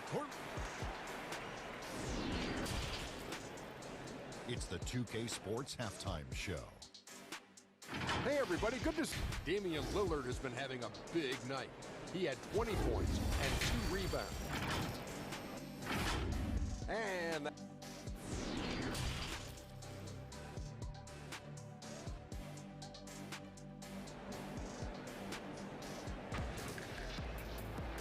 if you're just joining us in this one, first half is in the books. 1 half to go. Really an incredible game from Lillard. Yeah, he's just been raining down on him from deep here. Talk about dialed in. Oh, man, what a tremendous first half. Okay, obviously he's feeling the flow, and he's looking to keep it going. Time called here. The Blazers decide to talk it over. Greg, if you're a small market team, how do you convince stars that you've drafted and developed to stay and re-sign? It's a great question, Kevin. I actually think in a lot of ways it's easier today because you can be box office. You can be a superstar in a small market and have the name recognition because of the era we play in. And so I think the biggest way to keep them there is to build a championship caliber team around them. I think that is your saving grace. If you can prove to them that you can build a championship caliber team, I don't really think that there is a reason to want to leave. It's a solid blueprint. Powell is out there with Anthony. Then it's Damian Lillard. Then there's Derek Jones. And it's Cantor in at the 5 spot. So that's who Terry Stotts starts the second half with. And here's Kennard. After Damian Lillard was able to get the 3 to go. They give up 3 points on one end, then ask Kennard to get them back. The jumper is pure. Here's Lillard, and Damian Lillard with the jam. just rubbing it in their faces with that dunk. He is never going to take his foot off the pedal. What a performer this guy is. He relishes the chance to hammer it down. Now, here's Batum. He's been patient so far. Nothing on the scoreboard yet. Left side, Ibaka. Shot clock at 6. Pulls up from the corner. And Cantor pulls it down. Cantor's got 8 rebounds in this game. A good job by him on the glass here tonight. +8 in that department. And we're seeing the very best of Lillard tonight. I mean, he's a Swiss Army knife of an offensive player. I mean, he's got a tool for every job. And Damian Lillard with the jam. Oh, inflicting some punishment with the two-hand flush. They're going for the throat. Leonard against Powell. Up top, Leonard. He's got 6. He's break. Here come the Trailblazers. And he makes the bucket, gets the whistle, and now a three-point play chance here for him. And it just seems that every pass they make is leading to a score. Just great ball movement. The Trailblazers have gone 2 for 2 in the game at the line. And they had a lot of success a season ago as a team, hitting about 80% of their free throws. A rapper off the court, number 0 from the town, an elite point guard. He has plenty of personality. He's a fun guy to be around. Their three-point percentage has taken a big leap here in this second half. Here is Lillard. Kawhi Leonard getting his 3 to go. Lillard attacking. Makes it off the glass. Lillard's got 34 points. And you couldn't have scripted a better start to the half. They've hit every single shot since the break. Clippers trail by 13. Now Beverly. He's been quiet so far. Still no points in the game. A 3 from Leonard. The putback controls the rebound and puts it back up and in. Yeah, and the ability to generate points off offensive rebounds, something Ibaka did a lot earlier in his career before he started spending so much time on the perimeter. Now here's Lillard. He's got 34. Off target from outside. Here's Leonard. And he could not get, and now, yep, this will be a coach's challenge. We thought that might happen, triggering a review of the personal foul. And I think when it comes to some of the more difficult calls to make, personal fouls can be tough. The action is so fast that it's really tough to catch everything in real time. The wonders of technology, Greg. We've seen replay reviews so effectively, and involving the coaches by being able to have a challenge like this is something a lot of people have been hoping for. And so the word is in. They've decided that the call stands as it was made on the floor. And, you know, even if a coach still feels this wasn't the right call, you got to acknowledge the effort being put in to reviewing it. The double checking, and the game continues on. And then Lillard slams it in. A pick and roll master. You got to respect how decisive Lillard is. I mean, he often makes great decisions. Pass to Leonard. Some nice ball movement by the Clippers. Lillard against Beverly. It's deflected. We don't talk much about his defense. I mean, Cantor has been much maligned for his work at that end. But he's been making a better effort.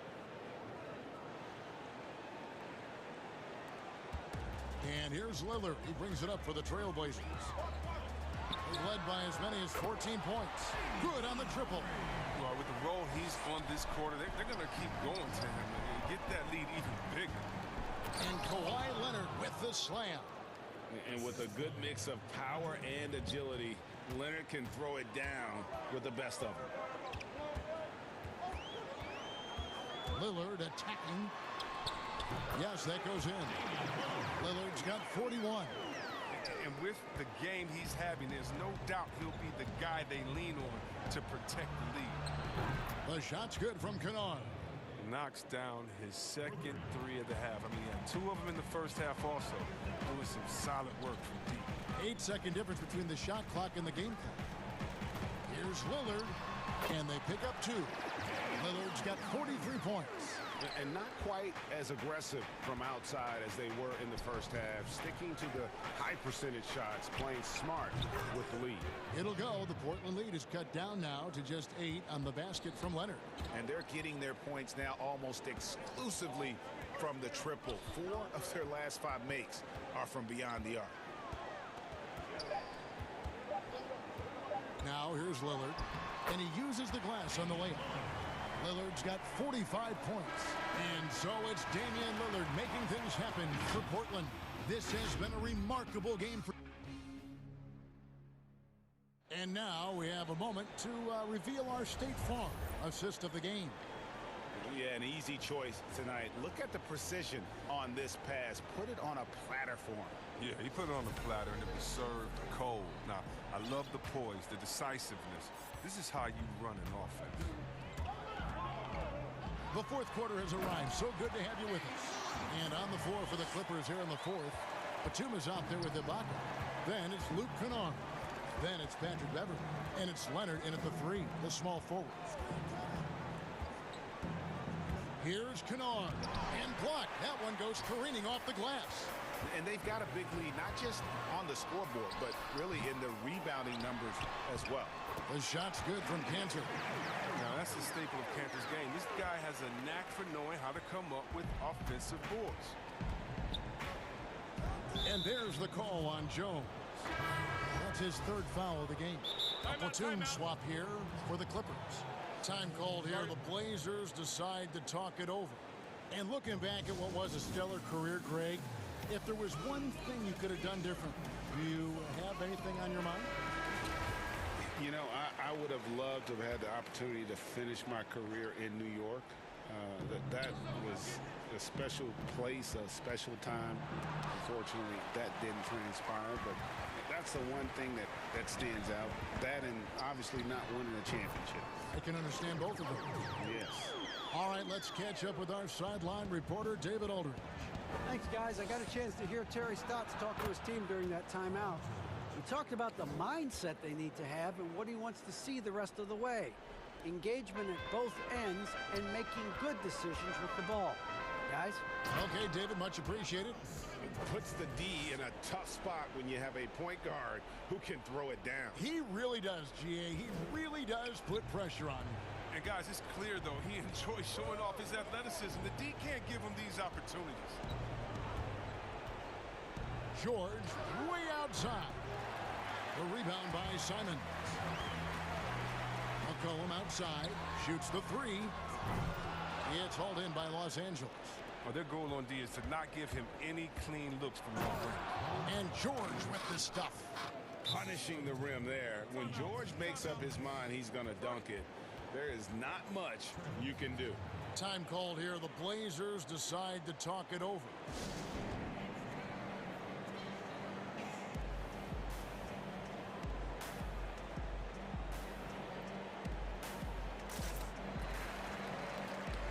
And Portland making a change here.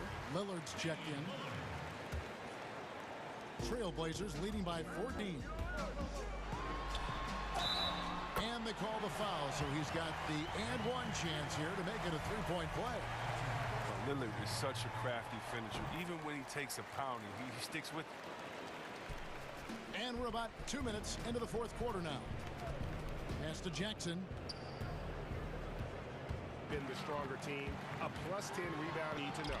Second chance shot, and Nurkic lays it in. Nurkic has got his first points of the game. Well, not hard to see why they are giving up points on this run. Just too many good looks from in close. George with the bucket. Yeah, they're relying on their three-point shooting and getting pretty good results. And so Lillard will bring it up for the Trailblazers. Earlier in the game, they had a 19-point lead. And, yep, another basket. And he's up to 52 points. Yeah, making a GA look all too easy right now. George against McCollum. And the 3 off target. Portland leading by 18. Lillard attacking. It's up a 3. And McCollum the bucket on the assist by Little. You Got to know McCollum is looking to fire off the pass. This is why you must play up on. A three from Morris. Rebound by the Trailblazers. Nurkic has got his 4th rebound with that last one here tonight. McCollum, no good. Clippers trail by 21. Here's George. Score the basket, his 8th. 8 for 13 from the floor. Nice play by George. This is what size on the wing gives you, the option to pick your spot anywhere on the floor. Three-pointer, Lillard. And again, it's the Trailblazers from deep. And one team is just completely outclassing the other tonight. Spirited performance, and it really ignited what is turning out to be a monster win here for the Trailblazers. This was a physical game. Yeah, I mean, they were aware of the rotations defensively and were able to attack the rim. And what a tremendous standout performance it was for Damian Lillard. He was doing everything right, and the points came in bunches. Definitely had the hot hand. To the middle. Patterson finds Jackson, and the bucket is good. 3-point play chance here for him. How about the muscle from Jackson on that play? Even with the contact, he knocked the bucket down easily. Portland's gone 2 of 5 on 3-point shots since the end of the 3rd quarter. And Lillard gets double-teamed.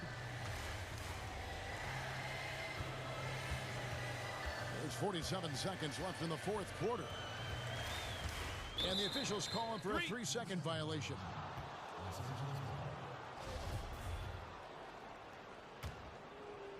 And here is Los Angeles now. 17-point game.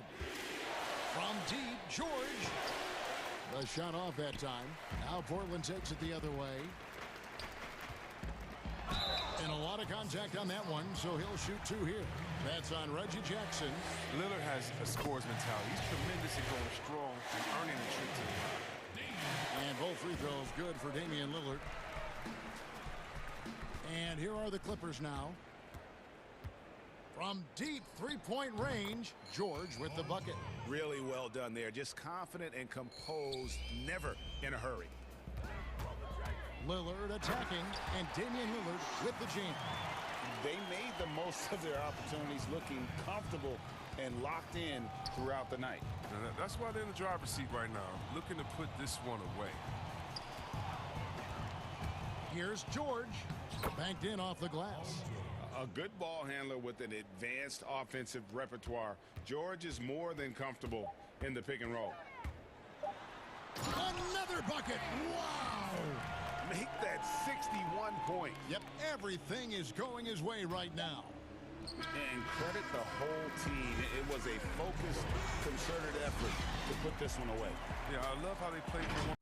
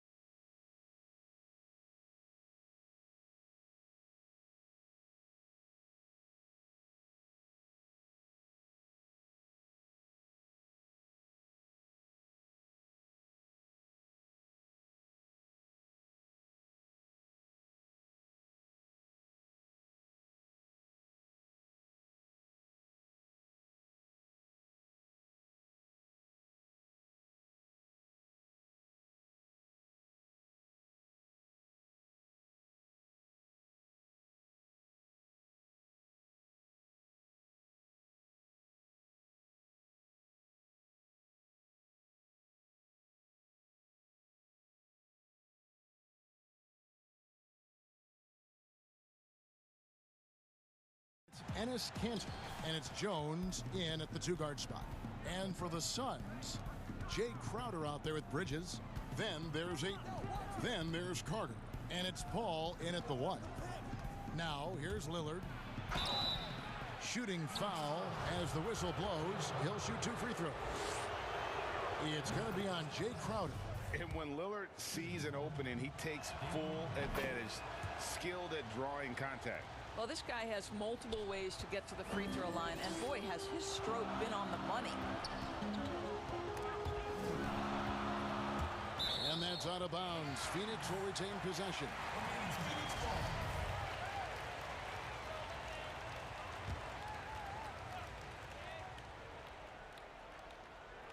Here's Paul. Now the pass to Ayton. Stolen by Kanter. Lillard against Ayton. Lillard attacking. Boy, I love seeing Kanter distribute the basketball. If you're open, this guy will find you. And here's Phoenix. 4-point game. Paul is doubled. Passes it to Bridges. Jacks up a 3. Good, and Paul gets the assist. And he likes to get in a rhythm early. Nice triple. About a minute played so far here in the first. And Doris, Mikal Bridges, how about 2 national titles in the 3 seasons at Villanova? Got better each and every year. And think about in his junior season, he becomes one of only 8 major conference players in college basketball history to average 1 block and 1.5 steals while also shooting over 40% from 3-point range. Boy, that is the perfect resume for a 3-and-D wing. Just 3 to shoot. Bridges shot. Good. Well, good position, feet set. Bridges totally ready to get the shot off in catch-and-shoot situations. Nicely done. Lillard attacking. Good on the bucket. Lillard's got his 3rd bucket of the night. And right out of the gates, they are locked and loaded. 3 straight scores early. Paul passes to Ayton. And foul on the shot. He'll shoot 2 at the free throw line. You know, you think back to DeAndre Ayton's college career, he demonstrated 3-point range, and while he's eager to show that in the NBA, the Suns want him to attack the rim. And Monty Williams said, offensively, Ayton's got to be 80% beast, 20% shooter. The reason they say that, Greg, is they want him to exploit the elite physical tools he brings to the game. If he can draw more fouls, he can get to the free throw line. And he's such a good shooter there, it only makes sense. And stolen by Lillard. And oh, here we go. Lillard's got it, the fast break chance. How about 5 straight made from the field to start? And here are the Suns now, trailing by 5. Paul outside. It's good. He makes his first shot of the game. Well, to a good point guard, running the pick and roll in the NBA is second nature. Chris Paul's been doing this a long, long time. Now, here's Lillard. He's got 12, and Chris Paul picks up the foul. That's his first foul. A platoon swap here for Phoenix. On defense, the Suns. Here is Lillard, and he converts the layup. Lillard's got 14 points. Yeah, these defenders just look a bit overmatched, especially inside. Pass to Galloway. They get a hand on it. And Saric kicks to Johnson. Here's Galloway. Here's Saric. That one, no good. Now the Trailblazers take it the other way. Booker against Lillard. 1:30 left here in the first quarter. Just 5 to shoot. It's good for the 7th time this game. He has shot 7. He has made 7. And they're forcing the ball inside, and it's working like a charm. On the wing, Booker, covered by Lillard. The 9-foot shot, and good that time. These types of shots speak to the confidence of Devin Booker. Catch and shoot, no problem. Foul against Booker. The pass to Craig. The Suns need to get a shot off. Too open that time. Made it look too easy. And they've got to talk to each other on D there. Miscommunication, and now he's able to make them pay. And Damian Lillard with the jam. And how about Lillard just being aggressive here on offense? He can heat up quickly, just super efficient, and a high IQ score. Galloway with the bucket. And offensively right now, each team getting what it wants. Yeah, this is already a high-scoring game, but we knew that was a possibility coming into this one. Lillard attacking. Count the bucket, and he's got a free throw coming up as well. And no stopping Lillard. Excellent at staying in control no matter what the D throws at him. And this is his second trip to the line tonight. Terrific form at the line throughout last season. 89% on the year. And so it's Damian Lillard making things happen for the Portland Trail Blazers. He has really delivered at the offensive end. When it comes to the art of providing leadership, CP. The guys on the team already tell me I talk too much a lot. Well said. He does a great job of keeping everyone involved and on the same page. And Kevin, he practices what he preaches. He plays the right way and motivates his teammates to do the same. And for those of you just tuning in, the second quarter of action is where we're at right now. Guys, what stands out from the Blazers so far? Well, you come in thinking they're going to settle for perimeter jump shots. Think again. They've certainly made the commitment to pounding the basketball into the painted area, and boy, is it paying dividends. Here are the five Portland has to start the second quarter. Damian Lillard out there with Derek Jones. Then there's Norman Powell. Then it's Anthony, and it's Cantor in at the center, filling out the middle. So Portland ends up going with the new group. Hey, Greg, you played in a different era of NBA defense. When you look at how defense is played now in the league, how do you feel about it? You know, Kevin, I think the introduction of the zone, by and large, has been great. You get a lot more switching, and I think it brings more skill into the game. Don't get me wrong. I do miss the physicality that we had back in the 90s, but I tell you what, right now, my body wishes I had the opportunity to play in this era. I bet it does. Saric outside. Booker outside. Back to Saric. Just over 1 minute has passed here in the second quarter. Here's Galloway. Bangs home the trifecta. Galloway has got 5 points now this quarter. Now, this is just carryover from the excellent three-point marksmanship he showed at St. Joseph's. Galloway showing he can stretch it out to NBA range. Well, exposing a weakness in the defense, that's just way too easy, guys. Now here's Booker. Defense right on him. Saric has the open look. No good from outside. And on an open look like that, he's very gifted at making the weak coverage pay. And here's Covington from the arc. Phoenix grabs the miss. And how about this stat? Over the course of Robert Covington's career, over 60% of his shots coming from long range. And Greg, the prototypical 3-and-D guy, you almost want to reverse it because defense has been the pivot point for Robert Covington's emergence as a player in this league. Oh, he just punches that one down with a fury. He rubs it in a little deeper with the hanging finish. Here's Craig. Still getting warmed up offensively. No scoring yet from him. And credit the screen for giving him the space he needed to get to the rim. For sure, GA allows him to come in with the sledgehammer. Boy, that's a play you just practice time and time again, and that's the result of the work put in. Out of bounds, Phoenix takes possession.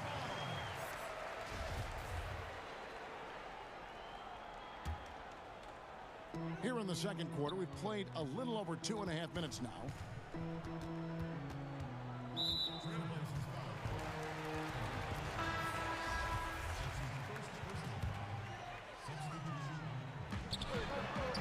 Hall finds Ayton.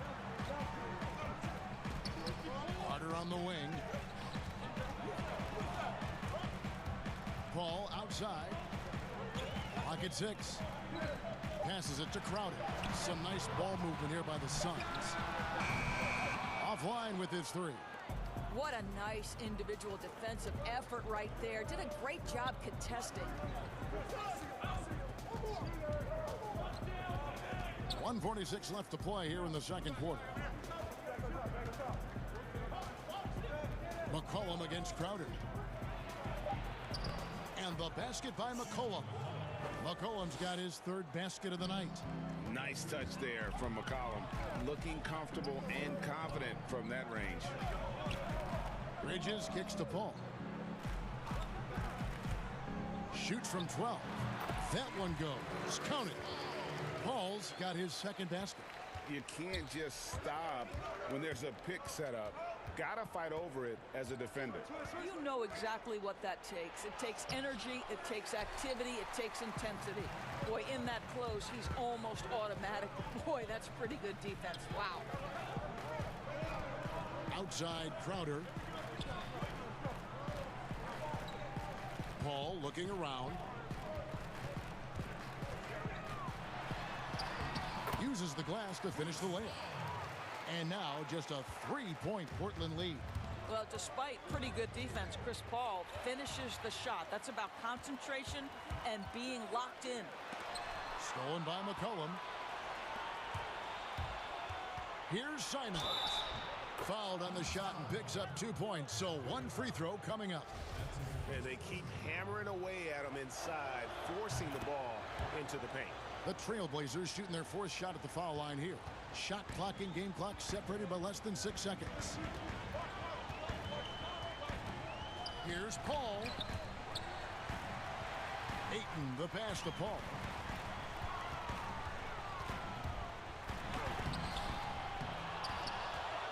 Out to Carter. Bridges up top. He's guarded by McCollum. Paul outside. Here's Bridges. With the clock running down. Sends it home! What a shot! And a close game so far through the first 2 quarters as we reach the 2K Sports Halftime Show. Welcome back, everyone. Leading the way at the start, it was Damian Lillard.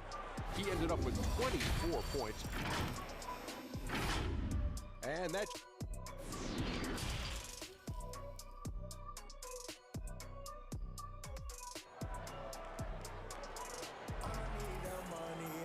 And if you're just joining us, we've played through the first half in a game that's been fairly even so far. Really an incredible game from Lillard. In that first half, he was a hot knife, and the defense was butter. Sliced right through them. His penetration was a real problem for them. And then, of course, the monster finishes at the cup. We've got DeAndre Ayton. Carter out there with Paul. Then it's Bridges. And it's Crowder in at the 4 slot. That's the 5 to begin the second half for Monty Williams. 5 to shoot. Buries the long-range jumper. Crowder's got himself going with the triple, his first basket of the game.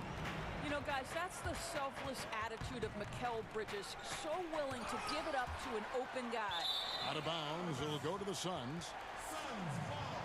An outstanding defensive play to earn the Mobile One block. Emphatic with the rejection. You've got to appreciate that kind of forceful defense. And Carter has it in the corner. Crowder kicks to Paul. Back to Crowder. An even 3-on-3 break.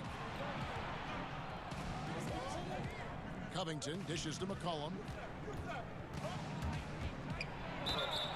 And that'll be 2 free throws. And folks, the coach's challenge has been initiated for a personal foul. Close game like this, and he thought it wasn't a good call. And I think when it comes to some of the more difficult calls to make, personal fouls can be tough. The action is so fast that it's really tough to catch everything in real time.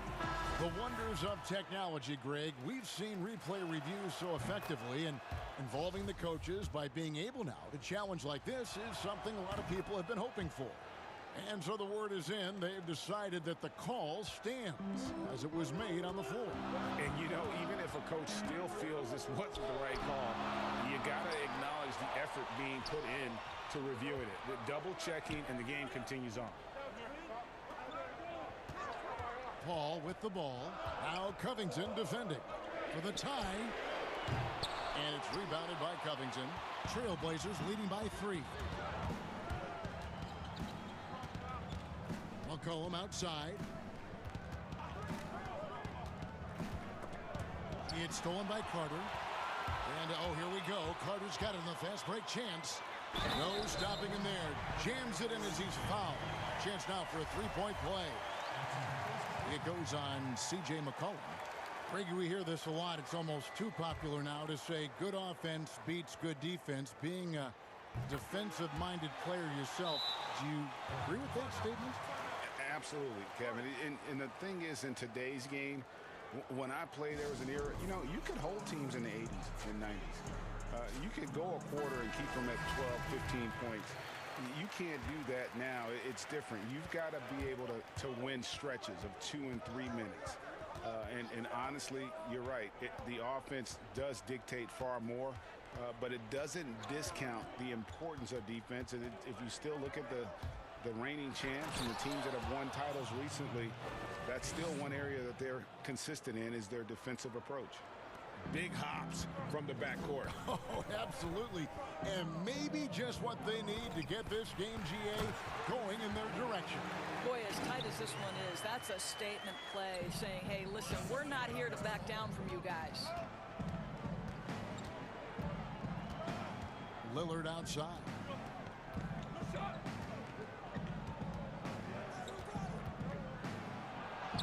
And he drops in the layup off the glass. Lillard's got 4 points in the quarter. I love his shot selection today. He set the bar for the rest of the team. Lillard against Paul. Ayton, the pass to Paul. And the layup's good off the glass. Paul's got the game tied up here for the Suns. And defensively, they are on their heels every time the ball comes inside. Lillard against Paul. Now here's Lillard. He's tightly guarded.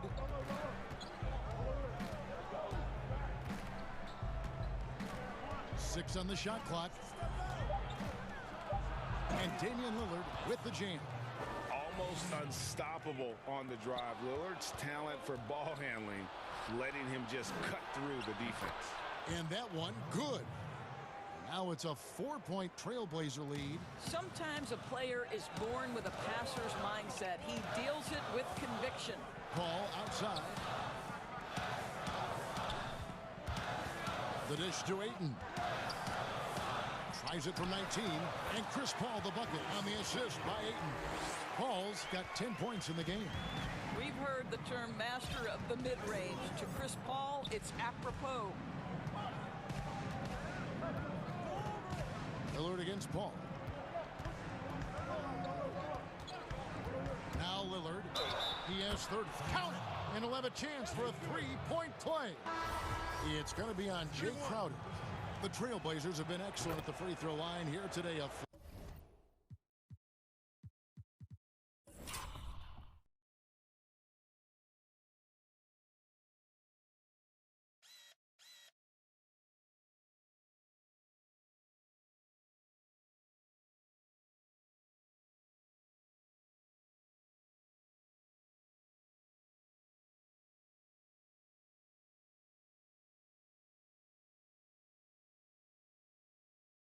Wallace 6 for 6.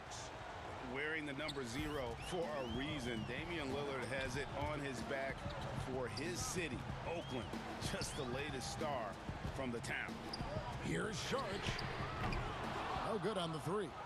And the rebound battle split evenly thus far. Booker against Lillard. It's good. Strong work for him at the offensive end, helping them to maintain that lead. 6-second difference between shot and game clock. There's Galloway. 9 points in the game so far. Pass to Craig. There's the triple. Rebounded by Anthony. And here they come. The Trailblazers have gone a perfect 7 of 7 from the line tonight. And when you look at their numbers from a season ago, 80% as a unit, that's something you'll be happy with. Well, one thing there's no question about is that Norman Powell is a gifted athlete. Now it's about rounding out that game, particularly his shooting. And here's Booker from the arc. Johnson, a wide open look. And so it's the Portland Trailblazers. Ahead by 9 as the quarter comes to a close. Their shooting has been the big key. Their percentage. And with 3 quarters behind us, let's see what this fourth period holds in store for us.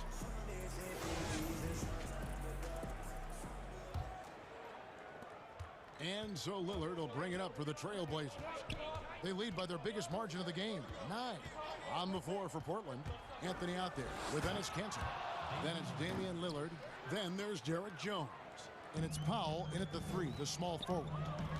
You won't find too many players with a better understanding of the pick and roll than Lillard. He runs that set to a T. Here's Saric. Johnson left side, 6 to shoot. From outside, off the mark. Boy, a wide open shot from his favorite spot. That is one he'd like to have back. You want to talk about a perfect performance? He hasn't missed a shot all night. Incredible. Johnson left side, from the arc.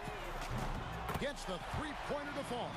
Well, that's the court awareness of Mr. Devin Booker. This guy increasingly becoming such a good passer. Lillard against Booker. Lillard attacking. Kanter trying to free himself up. Some solid defense from Saric. It's 3-on-3 on the fast break. Booker looking around. Out to Saric. Back to Booker. He's looking for Saric and finds him. And the shot goes in. Booker's got it back down to within single digits for Phoenix. At his size, Dario Saric can see the floor, and he knows how to put it on time and on target. Time called here. The Blazers decide to talk it over. And Dario Saric, the homie, as he was known in Philly, a Croatian finesse forward for this team. You know what I love about Dario is here's a big man who could space the floor with his shooting. He can balance that with an ability to make plays off the dribble. He's a really sneaky cutter and a very opportunistic rebounder. I mean, this is a big man who will contribute in a lot of different areas. The Trailblazers making a switch here. Yusuf Nurkic, he's checked in for Kanter. Robert Covington comes in for Anthony. Little, he's checked in for Norman Powell. And it's C.J. McCollum in for Jones. Now let's go to the sideline and catch up with our Hall of Famer, David Aldridge.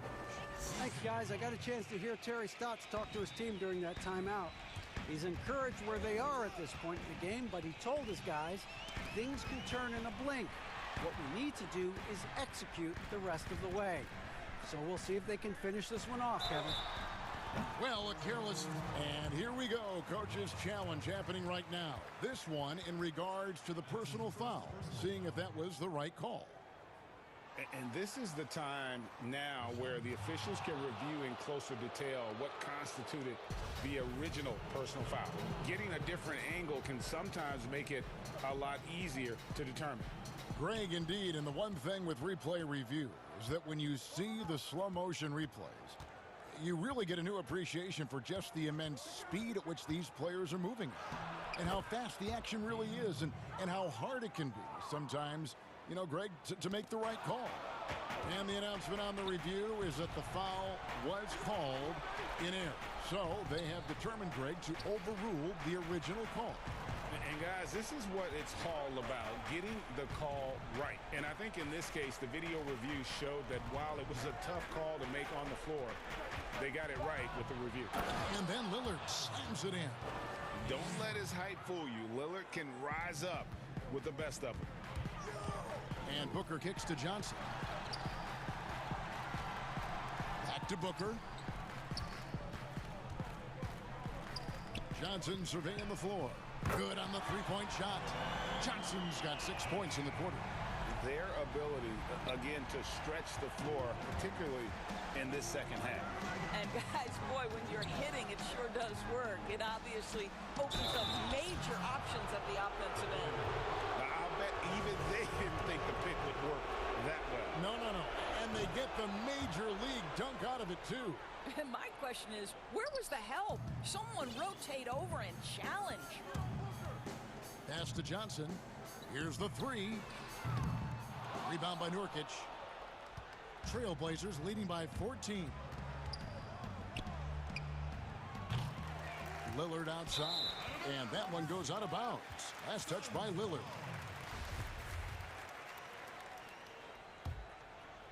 Phoenix has gotten off 4 3-pointers in the final quarter, and 2 of them have fallen. Now the feed to Galloway. Good. And a nice assist from Booker. Booker's got 3 assists tonight. Yeah, such a great example of Galloway not needing a lot of time to get off that catch and shoot. Now a timeout called by Portland. They lead by 12. 1:32 left to play here in the fourth. And now, let's take a look at the New Balance player of the game, Damian Lillard. And Kevin, it's a no-brainer. He's controlled every aspect of this game. And it's just so fun to see a player perform at a level that's just higher than anyone else out on the floor. He silenced this crowd with an unreal display. His ability to drown out the noise and the hostility of an opposing crowd is pretty special. Love seeing a point guard who can explode to the rim like that. Oh, great attitude and even a better finish. Boy, it's incredible how much explosive scoring ability can come from the lead guard position. That is a big-time play. And so just rolling to the finish line now in what has been a very confident-looking performance for the Trailblazers. In the end, they had a better shooting percentage, and that's what made the difference. Sometimes, things go your way. The other team wasn't catching many lucky breaks themselves. Yeah, and Kevin, not all about luck. I thought their overall shot selection was better. And one of the key components to this victory, if not the biggest, was the incredible performance for Damian Lillard. This guy has been shot-making all night long. He commands the rock and takes over. Booker against Lillard. Awesome form on the triple. Lillard with textbook technique. Guys, some great passing from him. Yeah, everybody's touching it, and you're starting to see the assists pile up because the rhythm is on display offensively. Out to Saric. Uncovered. And the shot is good, dropping in off the front of the rim. Well, this is what they needed earlier on. At some point, it's too little, too late. Yeah, but then again, this run came against a team that may have felt it had already won, and you get the sense it let its guard down. And up the court come the Suns on the break. On the wing, Booker. Here's Galloway beyond the arc. And Booker is good for 3. Well, the mechanically sound shooting form of Devin Booker on display. That is pretty. And so Portland takes this one, but by a big margin. A solid win on the road for David. Thank you as always. And that's going to do it tonight, folks.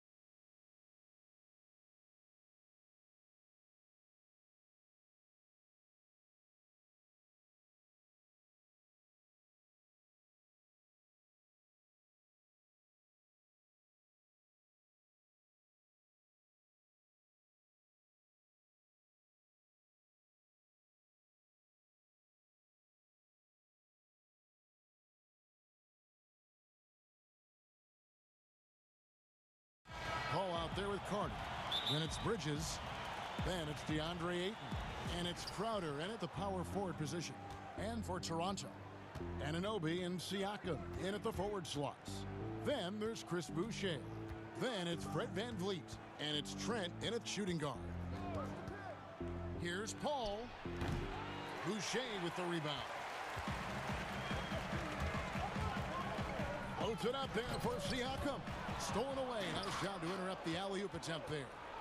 Paul with the three. That one's in. His first bucket of the game. He's 1 for 2. I mean, that's terrific finish in transition. Chris Paul dynamic when they're pushing the tempo. VanVleet kicks to Boucher. Siakam against Crowder. To the left side wing. Boucher. Good, and VanVleet gets the assist. Greg, we've got two terrific highlight-making teams, both athletic in so many ways. You know, it makes me hearken all the way back to college, and one of my teammates, Stacey Ogden, one of the greatest athletes I ever played alongside. Boy, we're going to see a lot of his impact in tonight's game. VanVleet against Paul. Count that one from VanVleet. He's not scared. Fred VanVleet has confidence playing inside. Inside. Bridges shot. Good. And he can time his passes so perfectly. Wow, what an assist. And here's Toronto. VanVleet looking around. Out to the wing.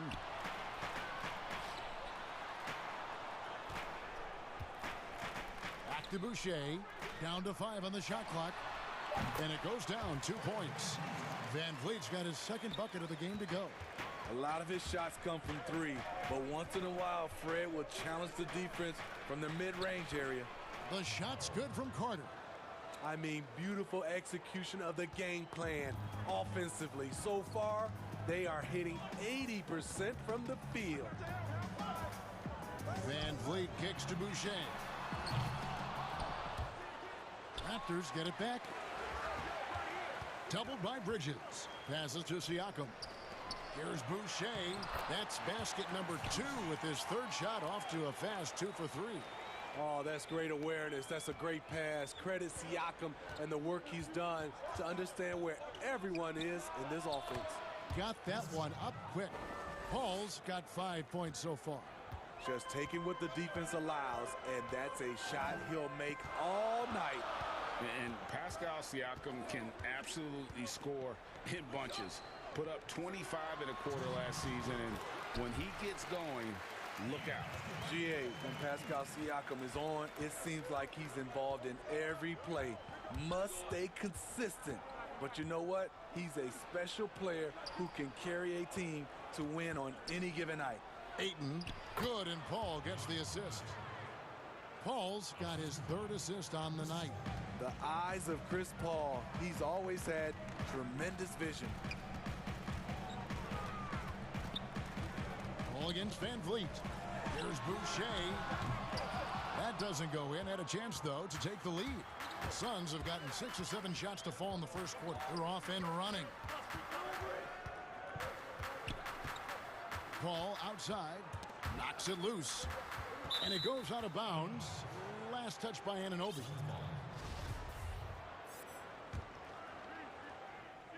Paul for 3. Ayton finds Paul. 5 on the clock. The Suns need to get a shot off, and the shot's good from Crowder. And 10 of their last 12 coming off assists. VanVleet against Paul. In the corner, it's Boucher. VanVleet right side. For 3, Siakam. Bridges with the steal. Paul with the ball. Picked up by VanVleet. Here's Carter. The shot from the low post is good. And the story here, Kevin, early on is how well they've shot the basketball. And VanVleet, here we go. Here's Trent. VanVleet against Paul. Pass to Boucher. And stolen by Ayton. And Phoenix pushing it up now. Crowder with the ball. And Carter with the basket on the assist by Paul. Paul's got assist number 5 here tonight. And watching Chris distribute the basketball, you can see he has a sixth sense for where to go. And he gets it to go. And they've scored several times already here in the first quarter on the inside. And so it's the Phoenix Suns with their lead standing at 6 points here at the end of the quarter.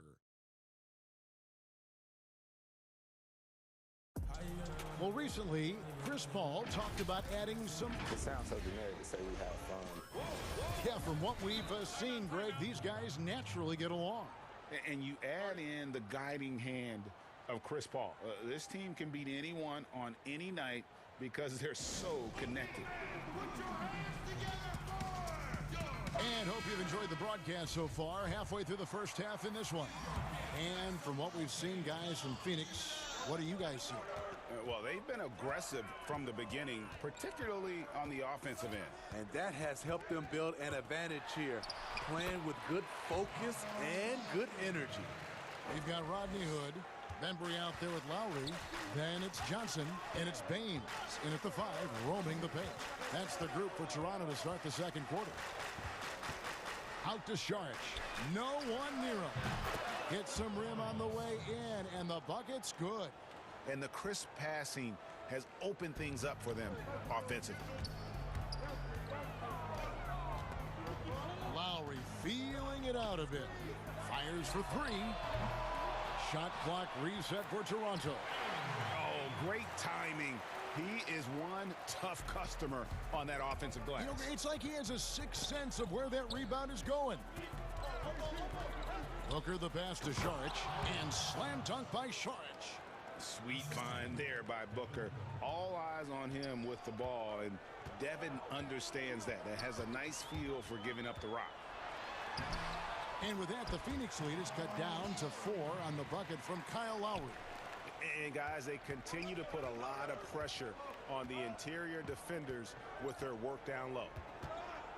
The drive by Booker. It's intercepted. Here's Bembry.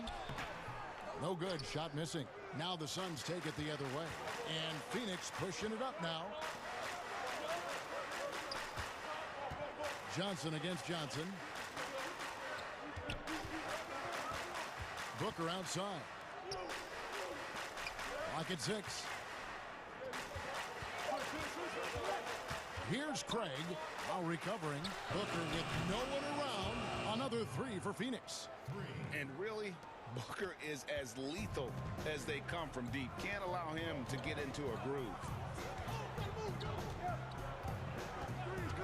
Lowry against Booker. The shot by Lowry, no good. And up the court come the Suns on the break. A nice shot by Booker. And this is how you convert in transition. Booker running the floor well and being rewarded for it. Whistle blows, basket is good. So a chance here for a 3-point play. And he has really come to life here after a slow start in that first quarter. Toronto shooting their first free throw of the night here. And they had a lot of success a season ago as a team, hitting about 80% of their free throws.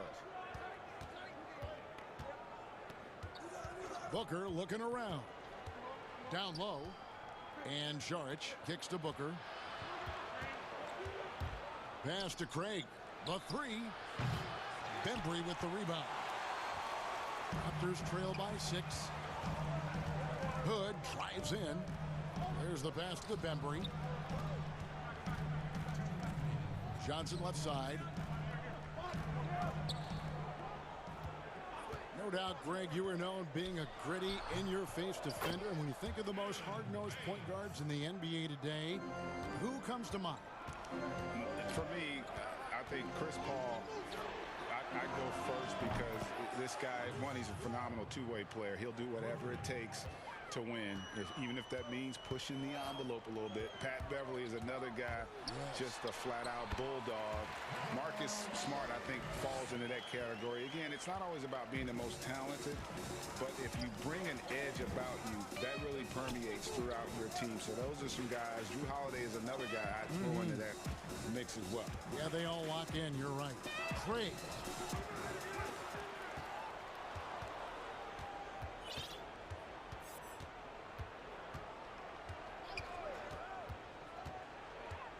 Back to Booker. The tray. Another three for Phoenix. Assists like that have typified their effort today. Terrific ball movement. A shot by Lowry, no good. And typically he has the touch to finish when he's in tight, but not sure on that possession. Tremendous box out. I love how he bodied up, held his ground. Textbook, old school rebounding. Here's Johnson. Baines trying to get open. Yep, it goes in, and the Suns' lead is cut down now to just 6 in the basket from Johnson. We've got a 9-second difference between the shot clock and the game clock. A nice shot by Booker. And they're getting their points now almost exclusively from the triple. 4 of their last 5 makes are from beyond the arc. The drive by Lowry. The 8-footer. Up again. It's good on the putback. They are just killing them on the interior. And the dunk by Booker. Excellent footwork there. Booker so tricky on the drive. You can't predict what he's going to do. It's stolen by Sharch. And so it's Devin Booker making highlight. Thanks for the great interview, David. And we'll be back for the third quarter of basketball following half. And now, the 2K Sports Halftime Show. Greetings to each. Devin Booker putting in some incredible work. He had 13 points, 3 assists, such a tremendous floor leader. CP3 has been mentioned by many as a potential head coach. And that's a wrap.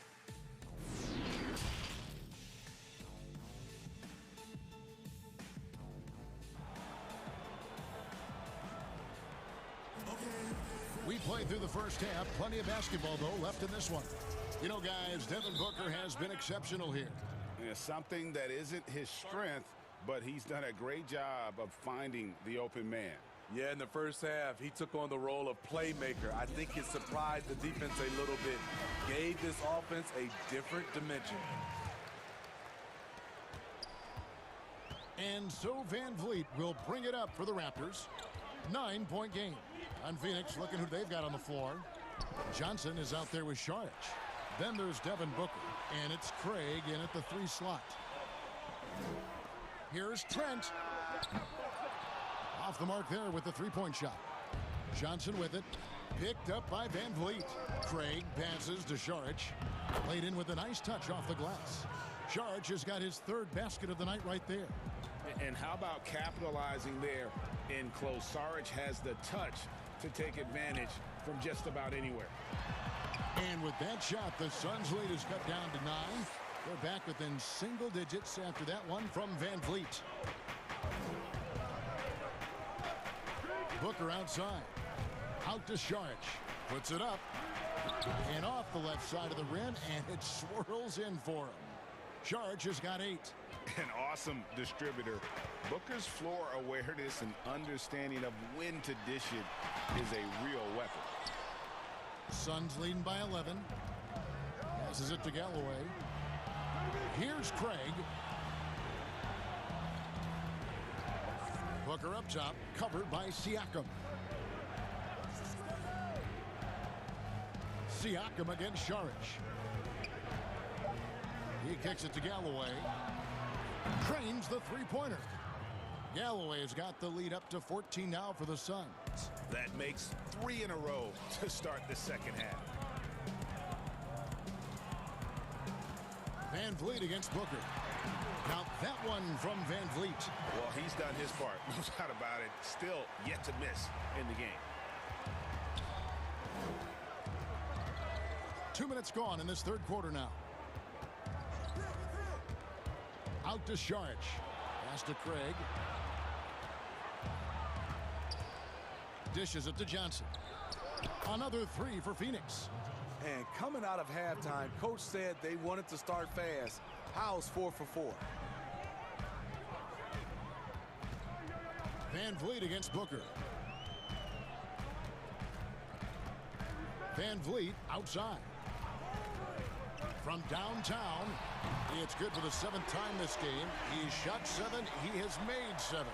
The revenge triple loves seeing Fred Van Vliet come right back at him. Van Vliet against Booker. And the dunk by Booker. Never a bad idea to run the old pick play. You're right. And if it produces a slam like that, we'll probably see more of them. Especially if the defense is going to allow you to do it. Have to switch on that play.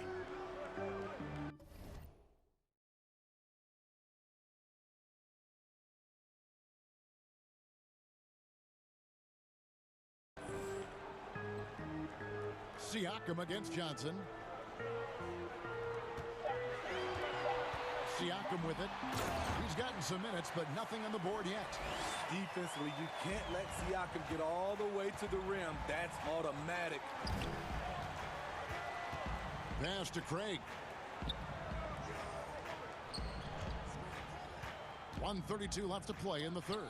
Johnson, the pass to Craig, and stolen by Siakam. And oh boy, a lot of contact there, but he gets the call and will shoot 2. It goes on Devin Booker. OG's a tricky cover, has strength, has quickness, and just still learning the game. That one misses. OG Anunoby out of Indiana. He was the 23rd pick in the 2017 draft. Another great draft selection that day. Slipped due to injuries concerns, but he's been great. Booker dishes to Johnson. To the wing on the left. Whoops, there's the 24-second shot clock violation, so they'll turn it over. And Smitty, with OG Anunoby, he has a very high ceiling with what he can become. Greg, OG Anunoby can impact the game on both sides of the ball, which is fantastic. He's a solid defender, and with the ball in his hands, he's very smart, making good decisions. This team is very excited to see his development. A platoon swap here for Phoenix. Paul with the ball. Now guarded by Siakam. Carter, the pass to Ayton. Back to Carter. Paul outside. Outside Crowder. Over Siakam. Shot by Crowder, no good. He's getting his first free throw attempt of the night right now. And he knocks down the first one. That one falls, so he hits both of them. 24 seconds left to play in the third. Paul against Siakam. Paul outside. Shot clock at 6. Goes up and lays it nice and easy. Paul's got 7 points. This is why Chris Paul is a winner. He is far from the biggest guy on the floor, but that does not keep him from being fearless on the drive. And so it's the Phoenix Suns. And let's take now this moment to bring up our State Farm assist of the game. And the definition of teamwork right there, guys. I mean, what great communication between them, and what a beautiful feed. Fundamental basketball. Keep your eyes up, keep the ball moving. You're going to keep the defense on its heels. Fourth quarter of action is upon us. Thanks as always for joining us. And the Raptors call time here. And with the fourth quarter push coming up here, the coach going over the game plan and these players rehydrating themselves with Gatorade, recharging their bodies, refocusing their minds, and getting that strategy down to close out the game. And we've got an update here, so let's check in with David Aldridge reporting from the sideline. Kevin, I was able to listen in on what Nick Nurse told his team. He got on him. He said he's got to see more intensity. He said we've put ourselves in this hole, and we've got to work our way out of it. Show me you've got what it takes, guys. They've got Bembry. Johnson is out there with Rodney Hood. Then it's Aaron Baines, and it's Lowry in at the 1. That's the 5 out there for the Raptors. Hood kicks to Lowry.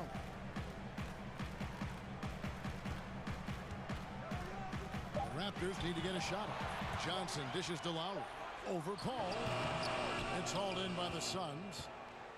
The biggest lead of the game, 15 points. Launches the 3. And Baines pulls it down. Raptors trail by 9.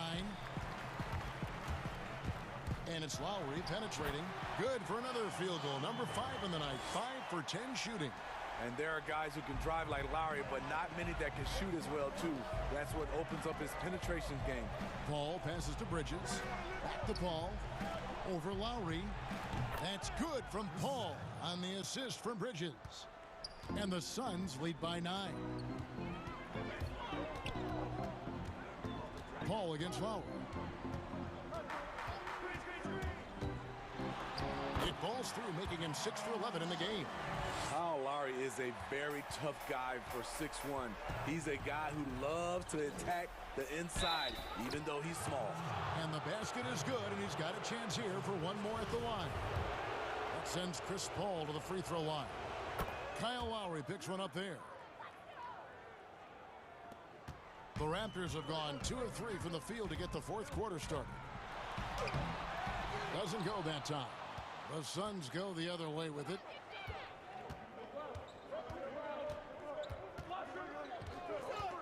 Ayton attacking. And the wide open shot from Crowder drills the three-pointer. Greg, if you go step in a time machine, what would you like and dislike about playing in this era at this time? Well, no doubt about the tempo and the spacing.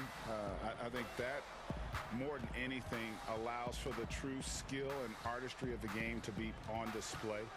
I probably wouldn't want to get switched onto Embiid down low. I would probably dislike that and let it be known vociferously. But I always pictured you as being fearless, like you would never turn down that kind of challenge.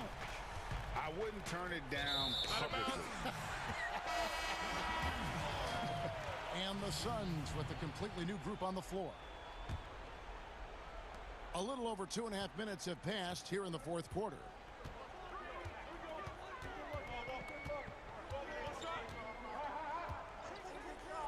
Fires the 3.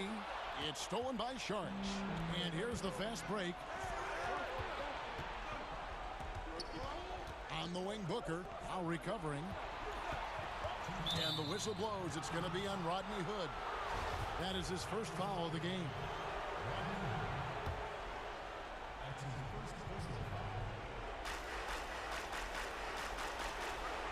Booker against Lowry. Out to Sharch. Shot clock at 5. Really left alone that time. And that's now 10 points for Dario Sharch. Spacing and ball movement. We hear coaches talk about those two elements all the time. Toronto calls timeout. They trail by 12. 1:49 left in the fourth quarter of this one. And now let's present our New Balance player of the game, Devin Booker. Yeah, and his percentage from the field tonight seemed almost made up. I didn't think it was possible to have that kind of success shooting the basketball. You need a little bit of luck, a bunch of hard work, and a whole lot of talent. And as the star of this team, he knows he's going to be the object of the crowd's anger. You know he's pulling his weight, but they still find themselves behind. And Booker kicks to Sharch. And it's Phoenix scoring again. We've played just over 3.5 minutes now in the fourth quarter. Van Vliet outside. And they call the foul, so a chance at the line for one more coming up. This is what happens when Fred gets into a rhythm. His whole offensive game rises to another level. And so Booker will bring it up for Phoenix. The biggest lead of the game, 15 points. The pass to Johnson. Craig kicks to Booker. 6 on the shot clock. Johnson, wide open, he fires. Good, and a nice assist from Booker. And the Suns lead by 12. And these are the types of games where one team clearly has the edge. Tonight, it will be a win by a large margin for the Suns. And the big difference here was accuracy from three-point range. And once they started sinking shots, it really stretched out the D and created other opportunities. And anytime they got space, they seemed to just knock down another triple. The one player that really stands out, of course, in this one, it was a dazzling game for Devin Booker. You love to see this kind of leadership, directing traffic, keeping everyone happy. He was the straw that stirred the drink. And count it, the shot is good. He'll go to the free throw line. Beautiful call that time up the floor. The hard screen frees him up for the bunny.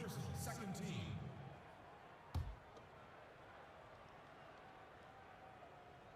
That one misses for Van Vliet.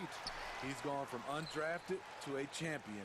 Fred Van Vliet has come a long way, and he's not done yet, in my opinion. Money! What a baller this young man is. Anunoby, even though he's young, he looks like a veteran in the clutch.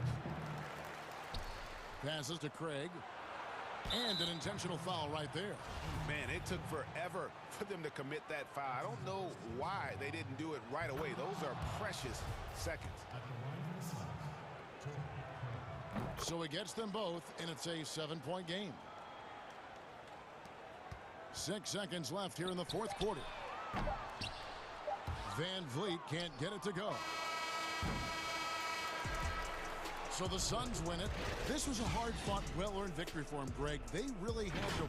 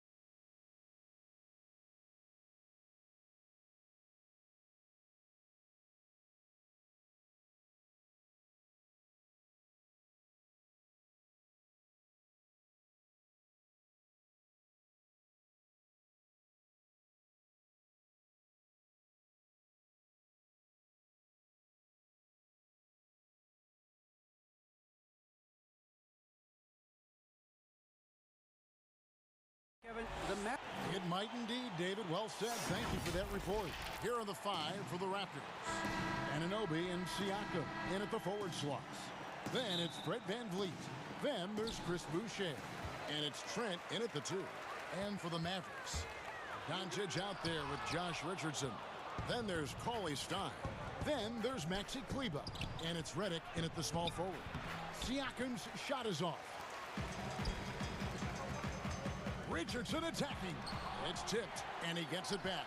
Cauley Stein. The shot misses, and it's the Raptors taking it the other way. Here's Anunoby. And the potential. And here we go with the coach's challenge. Not surprised in a competitive game like this. And he's disputing the personal foul call. And this is the time now where the officials can review in closer detail what constituted the original personal foul. Getting a different angle can sometimes make it a lot easier to determine. Greg, indeed, and the one thing with replay review is that when you see the slow motion replays, you really get a new appreciation for just the immense speed at which these players are moving and how fast the action really is and how hard it can be sometimes, you know, Greg, to make the right call. And the announcement on the review is that the foul was called in error. So they have determined, Greg, to overrule the original call.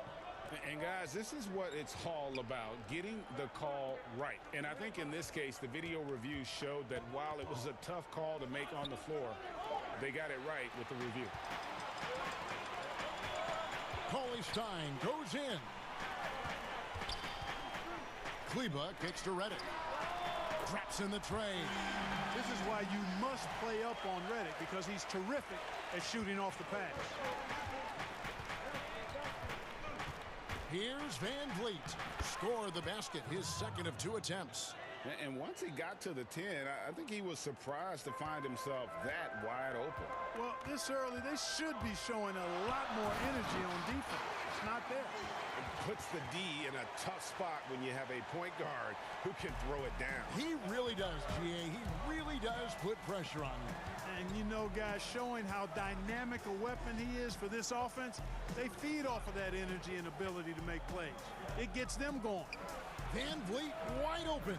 Knocks down the 3 ball. VanVleet's got 7 points in the game. And they don't want to get in a habit of giving him open looks from 3. First quarter still, but not who you want to leave open. Kleber, the pass to Cauley Stein. And Cauley Stein throws it down. Cauley Stein, a tremendous athlete and a dynamic finisher.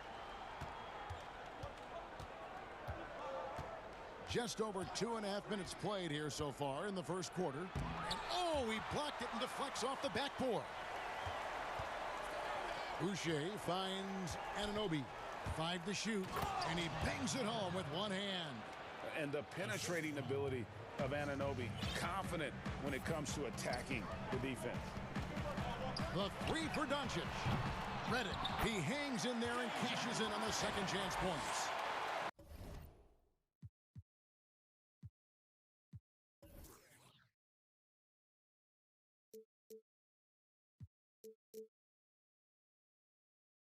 Redick's got his second bucket. Hard work and soft hands, guys. That's what made that play possible. No simple offensive rebound there. Going for the tip in. But that's the way to go if you've got good position. VanVleet with the bucket. I'm sure you've got a list, Greg, of players you've visited with over the years who you really enjoy spending some time with and talking to. I mean, there's so many, Kevin. A couple guys, and there is a little bias as a point guard, but Damian Lillard and Steph Curry and Chris Paul, 3 guys that, you know, I enjoy sitting down and talking shop with. Giannis, you know, witnessing his journey to greatness, all the while he remains humble and really appreciates his position. So several of these guys, I'm also not just an analyst, partner, but a fan and a big fan of theirs. You are a fan indeed. Doncic, no good. Well, you know, stopping him is never easy to do, but the defense was strong there. Attacking in transition, the most consistent way to generate easy looks. Yep, exactly. And if there's any opportunity for early offense, you've got to push it and push it every time. Count that one. Doncic has got his 3rd bucket of the night. Well, you can't let Doncic have these types of opportunities, guys. When you aren't close to him, this is what happens. Van Vliet passes to Siakam, and he banks in the layup. And they've had assists now on their last 3 baskets. And so Doncic will bring it up for the Dallas Mavericks, trailing by 2. 30 seconds left in the first. Laid in with a nice touch off the glass. Well, I love watching Doncic go to work there. Assertiveness is the key, and that's part of why he's so successful. Van Vliet against Doncic. It's tipped. Fast break, Dallas. And the call. And yep, we thought we might see it.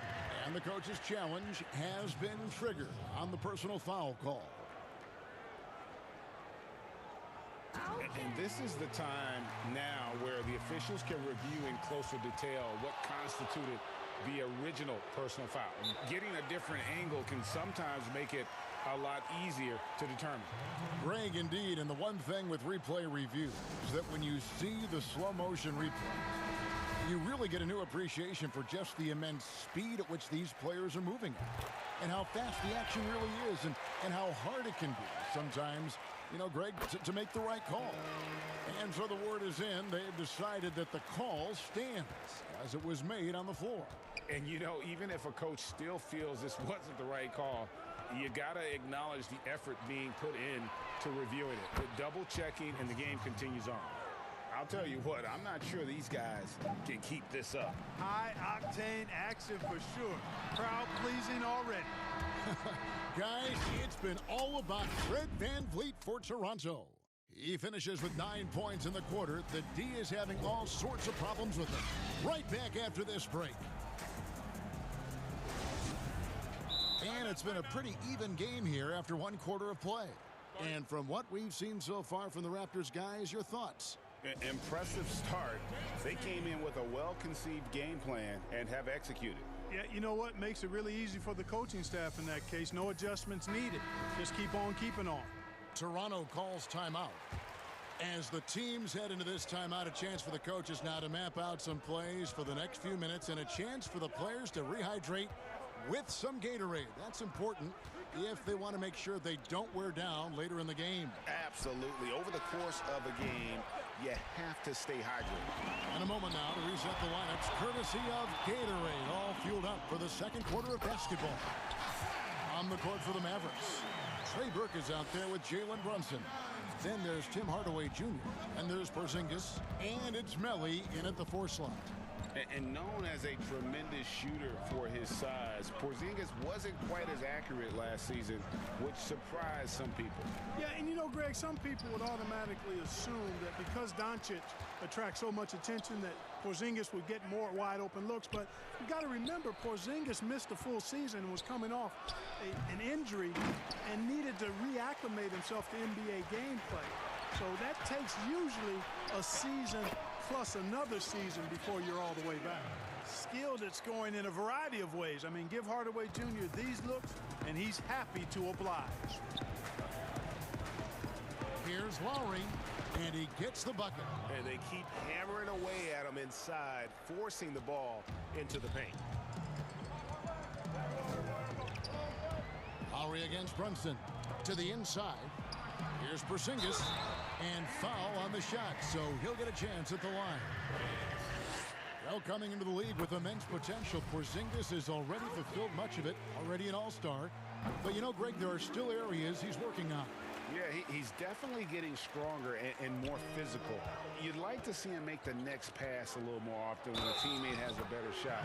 But if he can just stay healthy, boy, the sky's the limit on what he can accomplish. Toronto shooting their first free throw of the evening. Second quarter of basketball, just over a minute and a half played. The pass to Melli. Back to Brunson.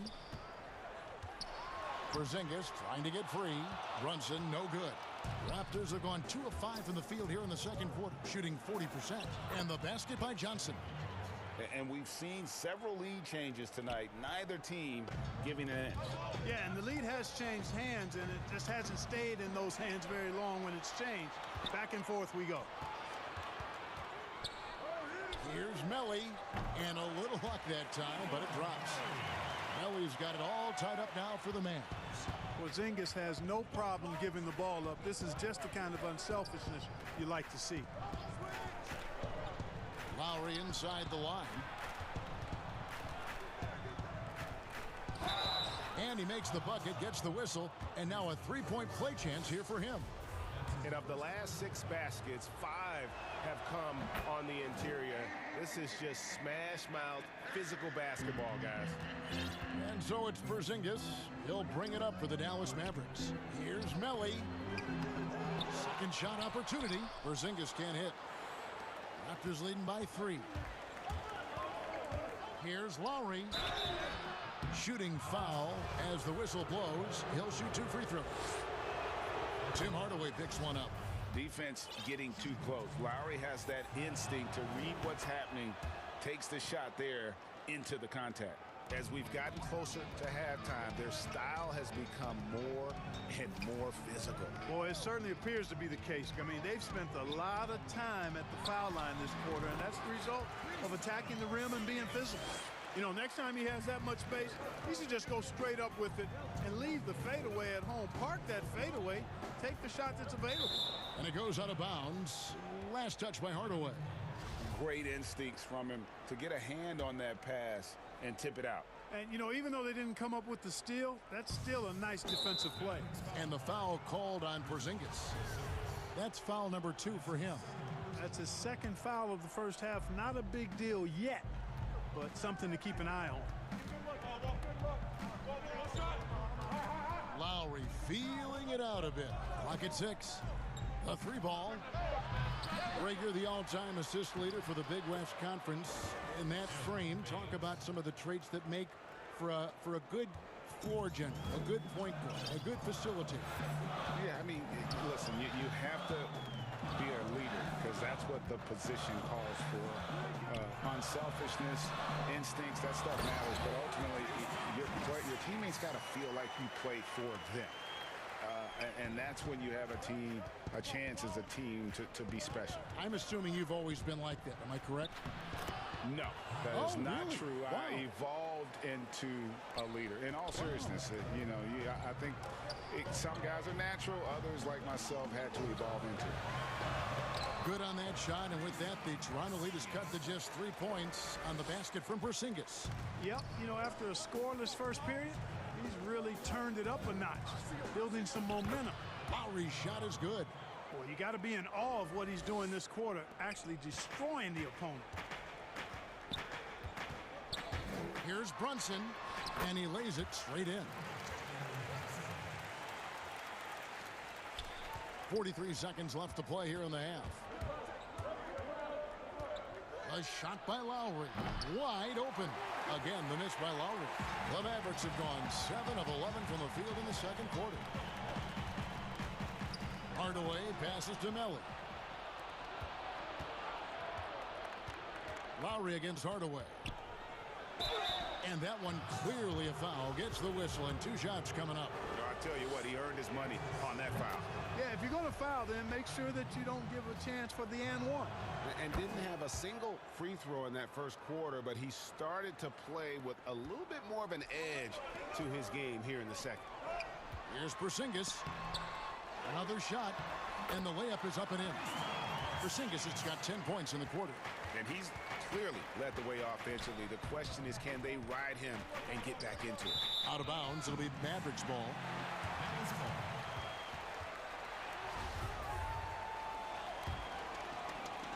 6 seconds left to play in the first half. Here's Melly. Count that bucket.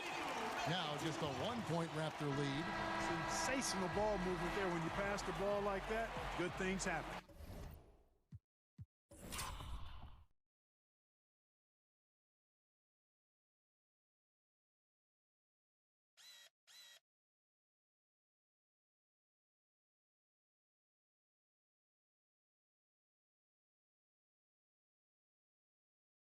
Kyle Lowry. Okay, David, much appreciated. And now time for halftime. So we'll be back in just... It's the 2K Sports Halftime Show. Hey, everybody, welcome. Kyle Lowry has been the story in this one. He had 13 points and 1 rebound. And that's a wrap.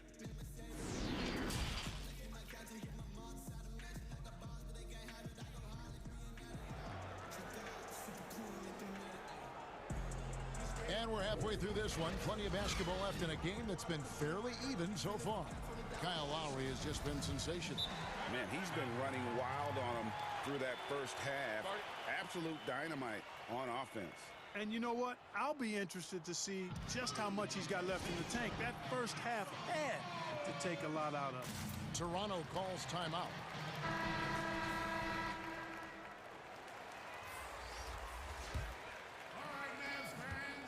Raptors shooting an unbelievable 70%. You won't see a performance like this too often. So the Raptors 5 right now. Anunoby and Siakam in at the forward swaps. Then there's Chris Boucher. Then it's Fred VanVleet. And it's Trent in at the shooting guard. The 3 for Doncic. Porzingis against VanVleet. Right side Porzingis. Lays it up and banks it in. Porzingis has got 12. They are just killing him on the interior. Yeah, you can't say that with enough emphasis. I mean, the defenders are just not being aggressive enough down low. You got to play with some physicality in the paint. Porzingis finds Marjanovic. Dallas moving it around. And Doncic gets it to go. Yeah, that's the 3rd bucket in a row from the paint. This defense needs to clog those lanes in the middle. And I remember when Doncic was first asked, who is your favorite player? And boy, he did not hesitate. LeBron James. Hey, Greg, for guys of his generation, that would be the answer for 80 to 90% of them, and with good reason. How about these quotes from Doncic? He said, if I dunk on LeBron, I can retire. But I like this one a little better. He said, LeBron can play in a lot of different positions. I can too. But for me to be like LeBron, I have to work much harder. That's a guy who knows his stuff. And finished off by Siakam. And you could see him give a little nod and then just burst to the rim for the alley-oop slam. A pair of teammates, Greg, with a terrific feel for each other. Man, I tell you what, guys, that's a big play to make in a close game. Potential momentum builder there. And Dallas calls their first time out of the game.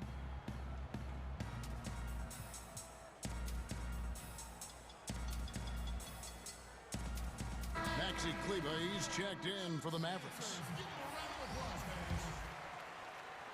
Over a minute and a half into the 3rd quarter of action. Here's Doncic, and the dunk by Doncic. Doncic doing a nice job showing you some sneaky explosion and athleticism on that throwdown. VanVleet up top. Guarded by Doncic. It's stolen by Marjanovic. And it's the Mavericks on the break. Kleber with the bucket. Kleber's got 7 points in the game. Everything working for him out of the half as they've hit 4 of their first 5 shots. And VanVleet, here we go. It's good again, and an excellent 7 for 8 shooting night so far. Major dominance, and it comes so easily for him. Fantastic at getting to his spots on the floor. Doncic got it. Number 7 on the night. 7 for 11 from the floor. And at the offensive end, he's done about as much as they could have hoped for today. VanVleet kicks to Boucher. VanVleet with the bucket. VanVleet's got the game tied up here for the Raptors. And that keeps him perfect from the field this quarter. Doncic passes to Marjanovic. It's hauled in by the Raptors. Second half of play, and we're 3 minutes into the 3rd here. Fred VanVleet again. VanVleet's got 19 points. And he's starting to show that killer instinct this quarter, looking to extend the lead. The drive by Doncic. And Doncic throws it down. Big time flush by Doncic. Man, this young fella really has a lot of game. Little under 2.5 minutes off the clock now here in the third. Boucher's shot is off. The Mavericks have gone 6 of 8 on field goal attempts in the third. A 75% clip. And Doncic gets it to go. Important points there. Got him on a nice play, getting the ball inside and right to the bucket. Van Vliet passes to Boucher. Kicks it out to Van Vliet.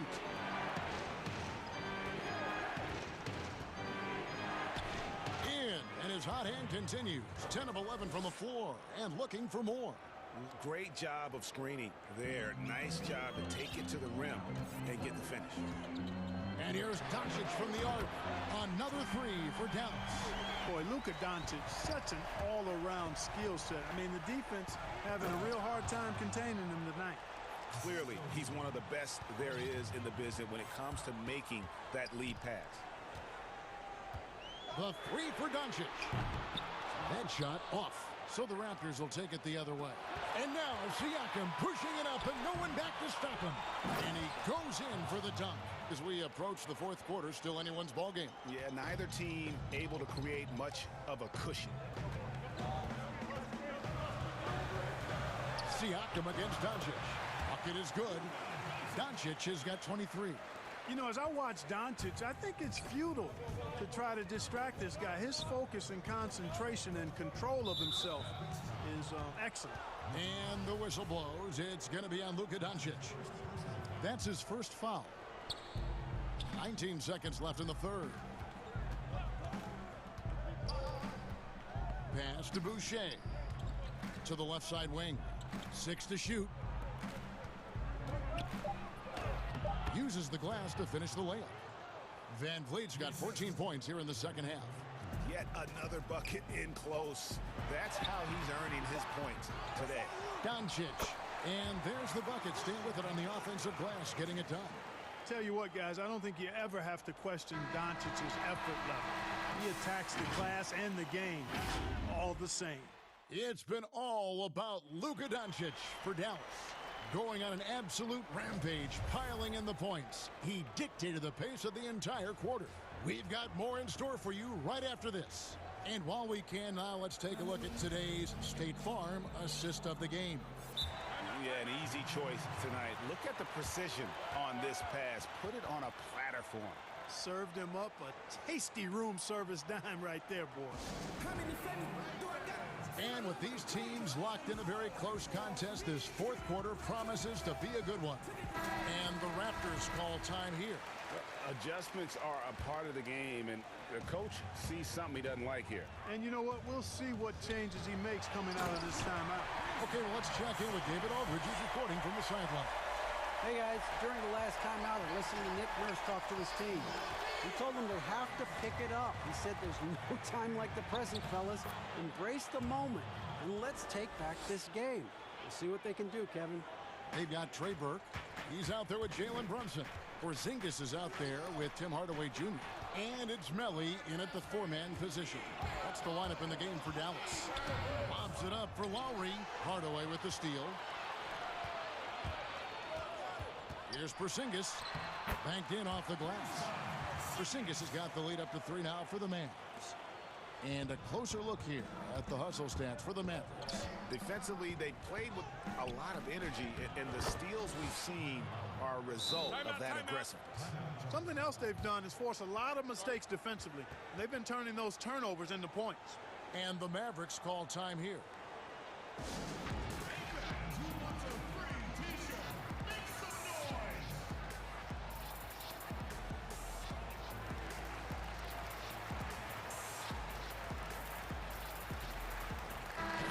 Making a change here. Doncic is checked in. And we've played through about a minute here in the fourth.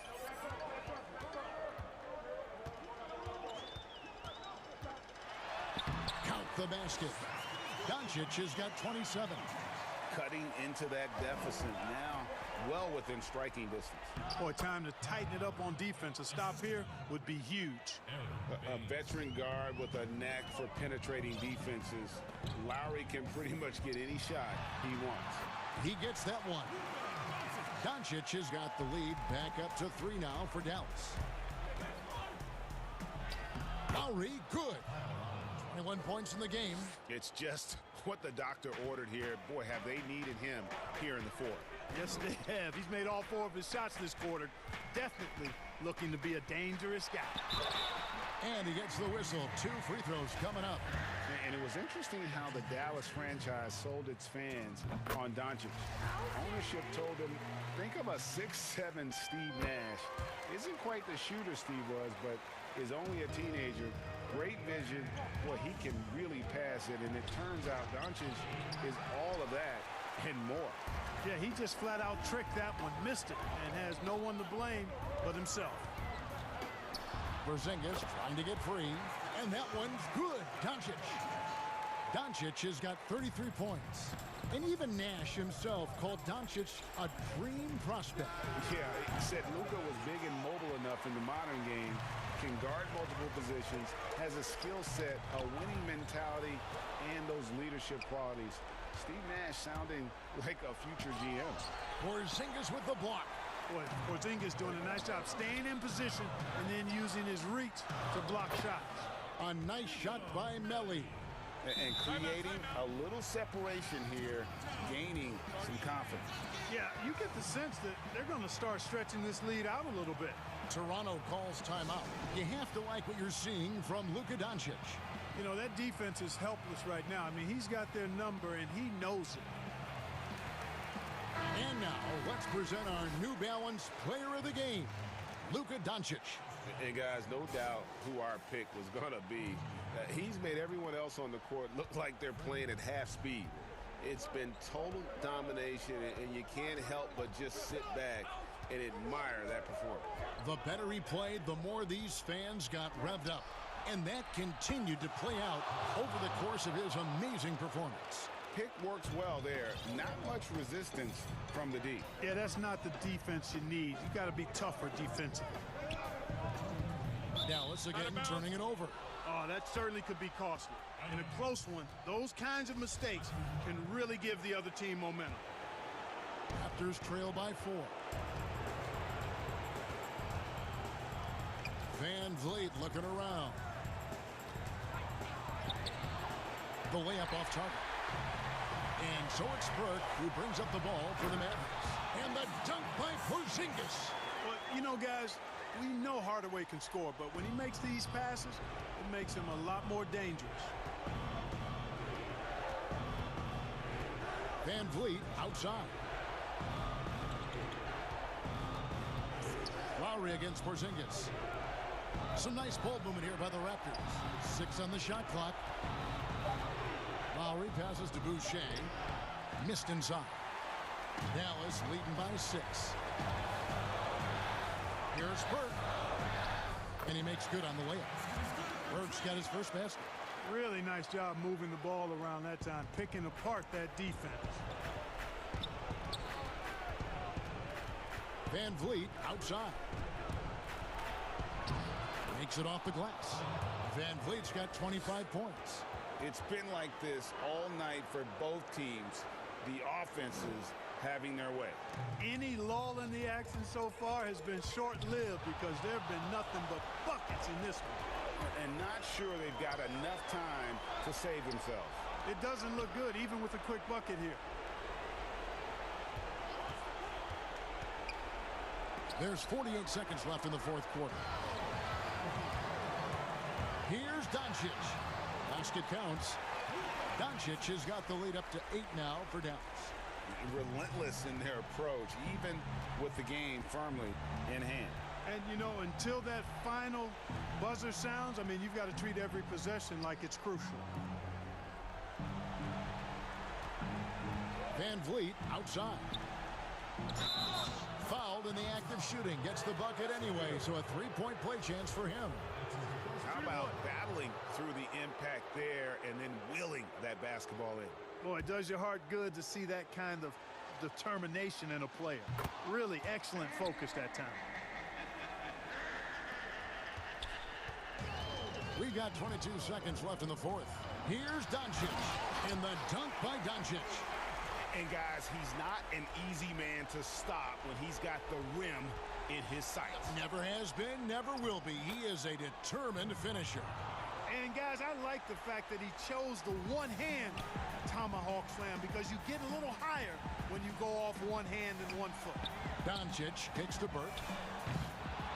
And it's off from three-point range. It falls!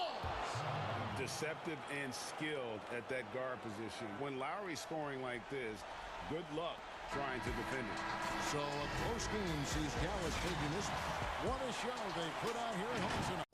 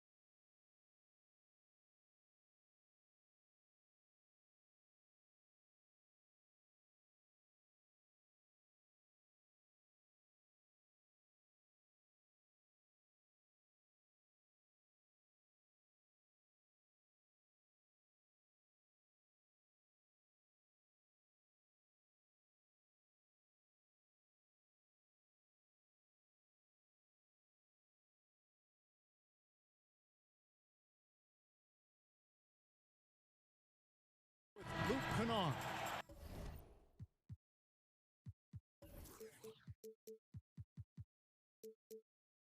And it's Ibaka, and it's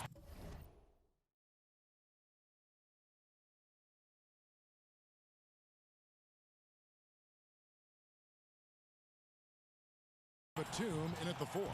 And for the Mavericks, Cauley Stein is out there with Maxi Kleber. Then there's J.J. Redick. Then there's Luka Doncic. And it's Richardson in at the 2 spot. And Brent, these teams boasting great depth. Many feel that's a hallmark of a great front office.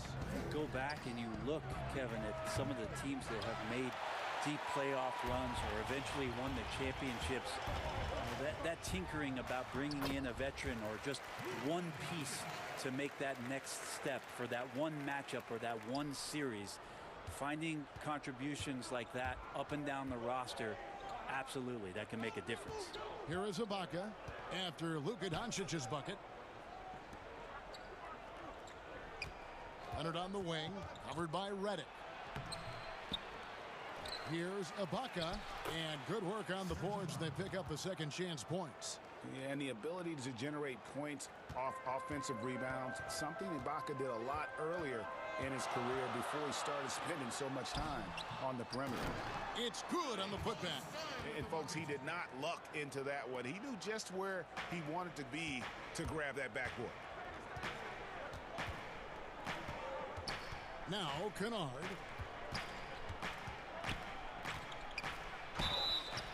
And contact. And here we go with the coach's challenge. Not surprised in a competitive game like this. And he's disputing the personal foul call. And I think when it comes to some of the more difficult calls to make, personal fouls can be tough. The action is so fast that it's really tough to catch everything in real time. The wonders of technology, Greg. We've seen replay reviews so effectively, and involving the coaches by being able to challenge like this is something a lot of people have been hoping for. And so the word is in. They've decided that the call stands as it was made on the floor. And, you know, even if a coach still feels this wasn't the right call, you got to acknowledge the effort being put in to reviewing it. The double checking, and the game continues on. Richardson doing a great job in transition. Has good speed. That time accelerates in the open floor. Kennard, the pass to Ibaka. Cauley Stein with the defensive effort. Yeah, not really much of a flow offensively yet. Only 1 of 4 from the field. And their offense already in a flow. Some stellar shooting to jump out to this lead. Kennard against Richardson. And Leonard gets it to go. Hard to deny Leonard when he gets in that close to the rim. Too many ways for him to get creative to score. The three for Doncic. Kennard with the rebound. For Los Angeles, they've gone 2 of 5 here, making 40% so far to start out the game. Batum scanning the floor. Out of bounds, it'll be Mavericks ball.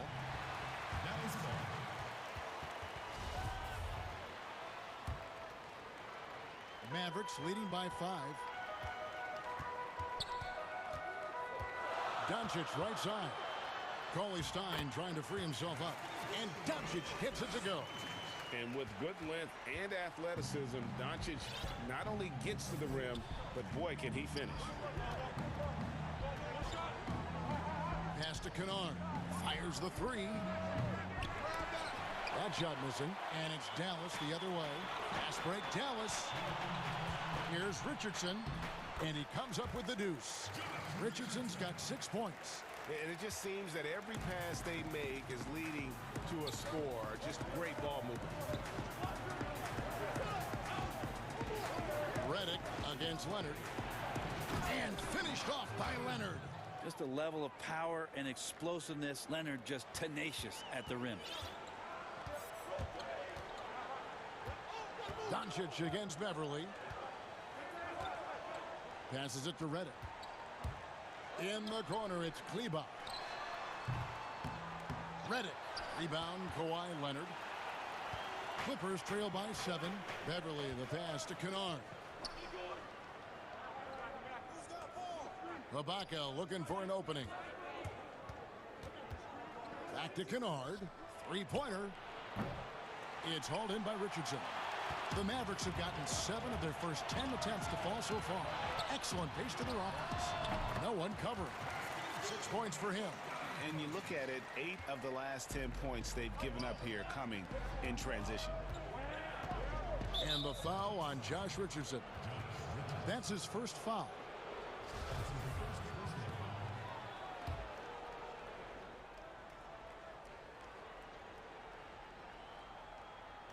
That'll be a 5-second call. Dallas leading by 9. There's 45 seconds left in the first quarter of the game. Batum attacking. Cauley Stein grabs the ball. Cauley Stein's got his 4th rebound in this one. No one near Doncic as he lets it fly. And it's good off the back rim and in. And we're seeing some great ball movement out of this group, guys. Kennard, the pass to Ibaka, and Ibaka slams it in. Yeah, leaving nothing to chance there. Ibaka goes up strong and finishes with a little attitude. And here's Doncic from the arc. It's hauled in by Los Angeles. Now here's Batum. Outside Leonard. The Clippers shooting their 3rd and 4th free throw attempts of the game. And look back a season ago. They did a solid job at the line. About 79% of their free throws. The free throw good from Kawhi Leonard. There's a quiet intensity that Kawhi Leonard brings to both ends of the floor, a defensive menace. And it's amazing to watch him just how disruptive he can be when he's guarding the 1, 2, 3, or even 4-man and messing up offensive scheme. I'm not sure who was supposed to be on him that possession. I mean, apparently neither did the defenders. With 1 on the clock, and so it's the Dallas Mavericks ahead by 9 as the quarter comes to a close. A terrific tempo and a great pace. The fast break has been a central part of their offense. And we've got more NBA action on 2K Sports coming your way after this break. And glad to have you with us, folks. Second quarter of basketball. This game has not exactly been neck and neck, but plenty of time left in this one. And what do you think, guys, about Dallas here in this one? Well, the coaches preach ball movement, and we saw exactly why in that first quarter. Well, everybody just feeling the energy of the basketball as they moved it around, and lots of hands were touching it. And now, brought to you by Gatorade, all fueled up and ready to go. Let's reset our lineups. On the floor right now for the Mavericks, they've got Trey Burke. He's out there with Jalen Brunson. Kristaps Porzingis is out there with Hardaway. And it's Melly in at the 4-man position. Here's Kennard, following the score by Dallas. Fires from deep. His 4th shot, his 4th miss. Still looking for his touch tonight. Launches a 3. Offensive rebound. I'd love to see them impose themselves a little more on the backboard. That's a great way to find confidence. Always a surefire way to get back in the game. I just feel like Patrick Beverley has incredible awareness for every second that he plays on the floor. Spots the wide open man, gets it to him. Here's Burke, and he finishes nicely on the layup. Burke's got the lead up to 11 now for Dallas. Greg, you and I talk about the big man, his role in the current NBA, and how they can possibly carry the standard for the great centers before them. You played with the great one, and Patrick Ewing, so you have a great appreciation, I would think, for it. Oh, no doubt about it. And I think two guys kind of separated themselves a little bit. Nikola Jokic and Joel Embiid, I think, are the two guys that stand out for me because of their ability, in essence, to do everything well. They can shoot it, they pass it, they can shoot it from the free throw line, they give you rim protection. I throw Rudy Gobert up there as an elite center as well. Doesn't have the offensive impact that those guys have, but he does impact the game as well. 3 young, dynamic centers. Those are good names. And coaches looking to seize every advantage, maximize every possession. Got to feel good as a coach if you make all those adjustments, pull the right strings. That's what they love to do. We're about a minute and a half into the second quarter now. Here's Burke. Out to Porzingis. All sorts of time. And, yep, finally drops after rolling around the rim. Porzingis has got 4 points in the quarter. How many times have we seen a possession like that from them today? Ending with a basket, coming off a pretty pass. Outside, George. And the shot is good. George has got his second basket of the game. Well, George in there just gliding through and makes a nice move on the drive. Dallas calls timeout.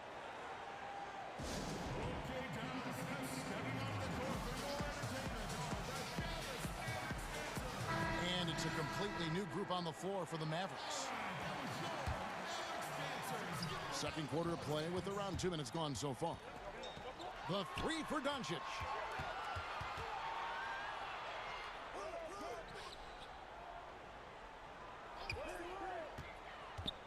Pass to Kleber. Back to Doncic. And the rejection by Zubac. Doncic with the steal. Here's Cauley Stein. 2 free throws coming up, and they call the shooting foul. You forget about the size of Willie Cauley Stein because of the way he moves out on the floor. Great job of drawing a foul in the paint that time. The Mavericks shooting their initial free throws of the game right here. And he can't hit the second. Clippers trail by 10. George with the ball. And it's Richardson picking him up. And George kicks to Patterson. Now the pass to Zubac. Jackson in the corner. And here's George for 3. The shot, no good. Now Dallas takes it the other way. Here's Richardson. And a slam dunk by Richardson. I like to see Josh Richardson showing you he can get up and rattle the rim a little bit. And George, here we go. And he takes that one up and powers it through. Oh, Kevin, not a petty, not a Manny, but a facial. Oh, a bounce to the ounce, Greg? Yeah, showing off the bunny. Oh, taking it to the rack with power. Hammering down the two-hand slam. Pulled the shot a little left, but the bounce goes his way. George has got 8 points in the quarter. One of the more skilled offensive players that is on the floor here tonight. Not an easy fella to hold in check. And Doncic gets it to go. He's got a lot to do with the position that they're in. A very smart offensive performance tonight from him. George against Richardson. And George, here we go. The 11-footer. Zubac, no good. I'm shocked he missed that wide open look. He has to feel embarrassed he blew that one. The shot by Kleber, wide open. Again, the Mavericks score. I like seeing Josh Richardson distribute the ball, especially when his teammates are wide open. That makes for an easy pass. It's George on the wing. Richardson cover. And that one's good, George. George has got 10 points in the game. And their shots are falling now with more regularity than we saw at first. Jackson against Doncic. Pass to Kleber. And it's off the back rim, no good. Yeah, that miss might stick with him for a little while. That's kind of a shoot-around jumper if I've ever seen one. It's good. And 12 points for Paul George. This is not a player who likes to be trailing in any game. That lights a fire. And so it's Doncic with it. He brings it up for Dallas. 11-point game. And they pick up 2. Creative at finding ways to just cut inside there. Doncic, a guy you must keep your eyes on. 2 seconds separating the shot clock and game clock. Outside, George. And it's George again missing. Richardson dishes to Reddick. And a missed layup. From deep, George. And the last second attempt does not go in for him. And so we conclude the first. The 2K Sports Halftime Show. Hey again, everybody. I'm Ernie Jones. Luka Doncic has been the story in this one. He had 13 points, 2 assists. And that...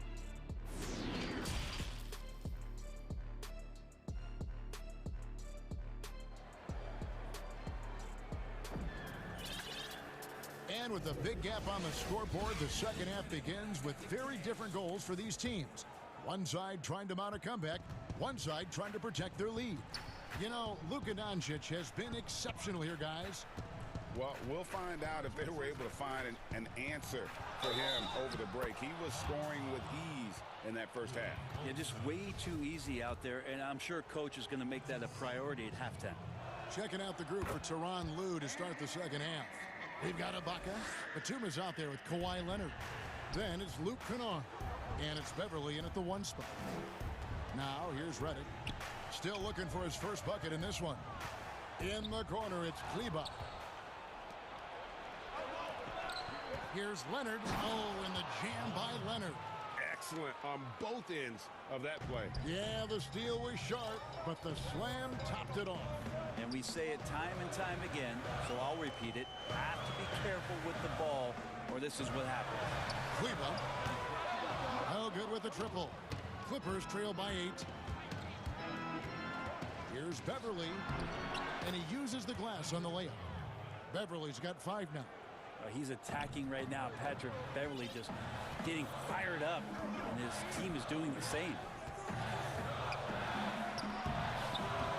And it's Doncic missing. The Clippers have gone 3 of 3 from the field since halftime. Here's Leonard, throws it down as the official calls the foul. It may be a 3-point play. That's on J.J. Redick. Beautiful job closing the gap here. Let's see if they can sustain this run. Well, they've shown both effort and will to get back into this one, but can they finish this one off? Can't let up now. The drive by Doncic. Chalk up 2 there. 15 points in the game. And with that basket, he's able to end a 10-0 run by Los Angeles. Kennard against Richardson. Now, here's Kennard. Tight defense on him, and the layup's good off the glass. And this has been a great job of just getting into the middle of that defense and really scoring effectively from the paint. Here's Kleba. Good. And the assist goes to Doncic. Doncic has got 3 assists in the game. Clippers trail by 6. And we're just about 2 minutes into the second half now. Beverly against Doncic. Beverly, the pass to Leonard. Trying to answer back, but that 3 is off the mark. On the wing, Doncic. Another 3 for Dallas. 3-point shooting since the half has been about as good as you could ask for. Leonard on the wing. A little over 2.5 minutes off the clock in this final half of play. And with that, the Maverick lead is cut down to 7 on the bucket from Serge Ibaka. Well, we've seen that movie a few times, haven't we? An easy bucket in the paint. Doncic dishes to Cauley Stein. There's the 3. But they get it back. It's Richardson on the wing. A putback. Great positioning on the putback. Cauley Stein's got 9. Yeah, the reach a factor there for Cauley Stein. I'd love to see him hit the boards a little bit more often. Ibaka outside. 1:43 left to play in the third. He dishes it to Batum, and it's good. 2 points. Batum's got his first bucket in this one. Now, how about how he sets his man up there, runs him right into the screen, and then gets the basket. Doncic against Beverly. Batum with the steal. Here's Kennard. Lays it up off the glass. And now it's only a 5-point Dallas lead. Can't talk enough about the subtleties in that setup right there. The assist, really the key to that entire sequence. Here's Doncic. On his 15th shot attempt, he makes his 9th basket. Shooting a healthy 60% tonight. Now that basket must be widening out right now, and he's making almost every shot he's putting up this quarter. Now, here's Kennard. He's got 7. 46 seconds left in the third quarter. Leonard against Redick. Just 5 to shoot. Goes back up, trying to get open as Ibaka. And with that, the Maverick lead is cut down now to just 5 on the basket from Kawhi Leonard. Here's Doncic. And he makes that one. Doncic has got 9 points now in just the second half. The defense tried, but Doncic gets through. Luka able to put a smooth release on the shot despite the contact. Mavericks leading by 7. Passes it to Kleba. Back to Doncic. Left side, Redick.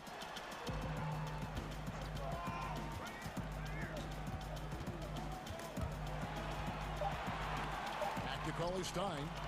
The three for Doncic. Oh, and he just knocked down the buzzer beater. And they get it to double digits just as we get set for the final quarter here. That three could be a killer. And how about a look now at our assist of the game? Brought to you by State Farm. And he sliced the D wide open with this feed. They had no chance to prevent that basket.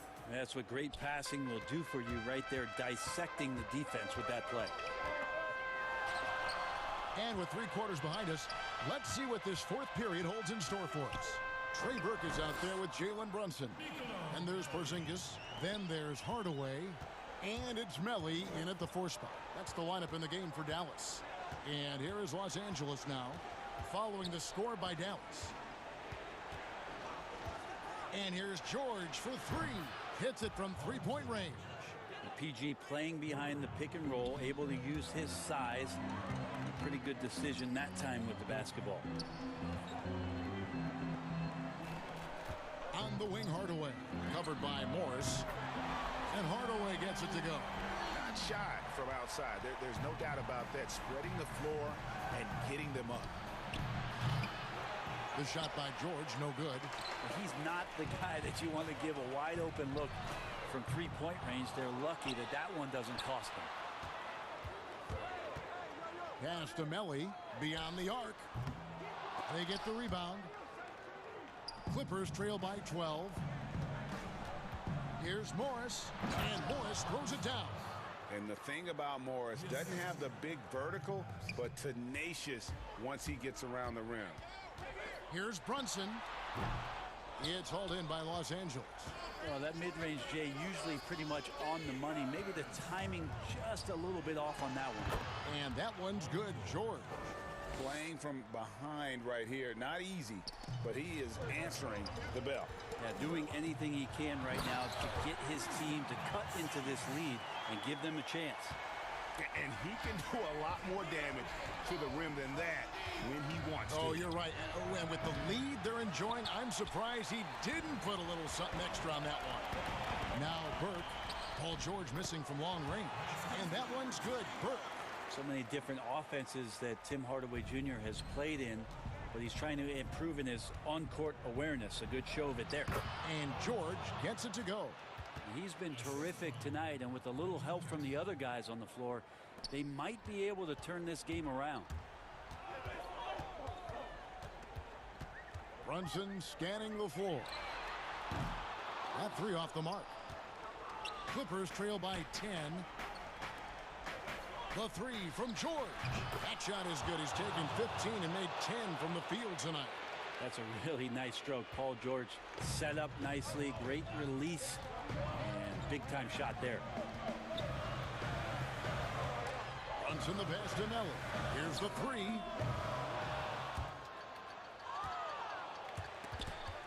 And that's out of bounds. Dallas will retain possession. How about that strong defensive performance for this half's Mobile One block? And that'll give them a jolt. Nothing like a rejection to light a fire under. And the Mavericks call time here.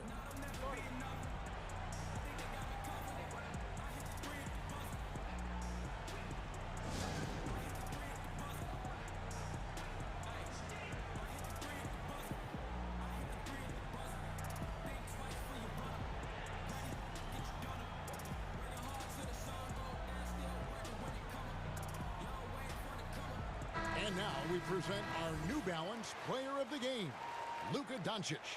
And it's been a ridiculous performance in the best sense possible. I mean, everything about his game has been working. And no matter what they've thrown at him, he's had the answer. What a connection he has to these fans. They love him here. And the more he has games like this, the deeper that connection gets. On the sideline, let's catch up with Hall of Famer David Aldridge. Well, during the break, I listened in on Rick Carlisle's huddle. He likes where things are headed, but he cautioned them to play smart the rest of the way. He said carelessness with the ball, with assignments, with rotations, any of that can undo what we've worked to accomplish so far. Kevin, they are so close. Thank you, David. It's been this way since halftime. Tremendous production from beyond the arc. Pretty infectious right here. Guys guys in good spirits and percentages from downtown on the rise in the second half. Richardson, and that'll be 2 free throws coming up. Officials on the call with the foul. And so the coach's challenge here comes into play. The coach protesting the personal foul call.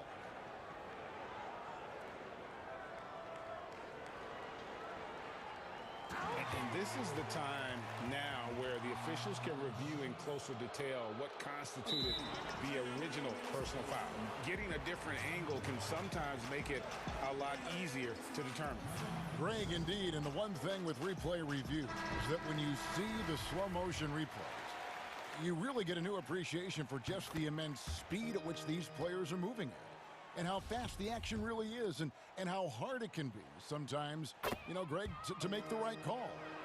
And so the word is in. They've decided that the call stands as it was made on the floor. And, you know, even if a coach still feels this wasn't the right call, you got to acknowledge the effort being put in to reviewing it. With double checking, and the game continues on. And the call on the shot that sends him to the line.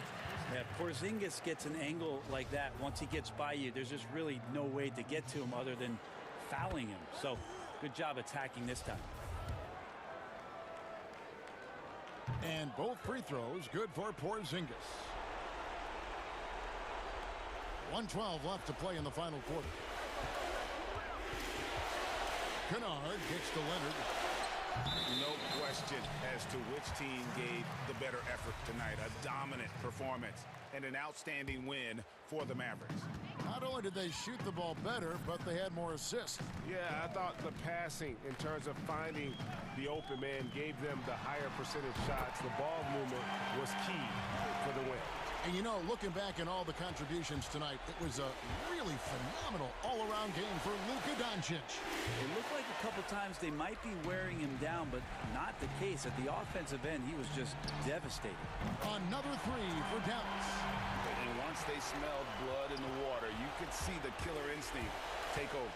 Yeah, up until that point, a competitive game, but once they broke through that barrier, it was all them. Complete control. Well, he's been carrying them all night on offense, but at some point, he's going to need some help. Up top, Doncic, defended by George. Charity stripe shot. The putback controls the rebound and puts it back up and in. And the Mavericks lead by 20. Impressive job by the players, coaches, and don't discount the impact of these fans. Awesome to see their output tonight, trying to urge their team on, and that can always help. That home advantage of home fans getting you going, fully on display here. Doncic feeling it out. Richardson for three. Out to Porzingis. There's the triple. Basket good. This is a show of confidence here. This kind of possession from Porzingis, ready to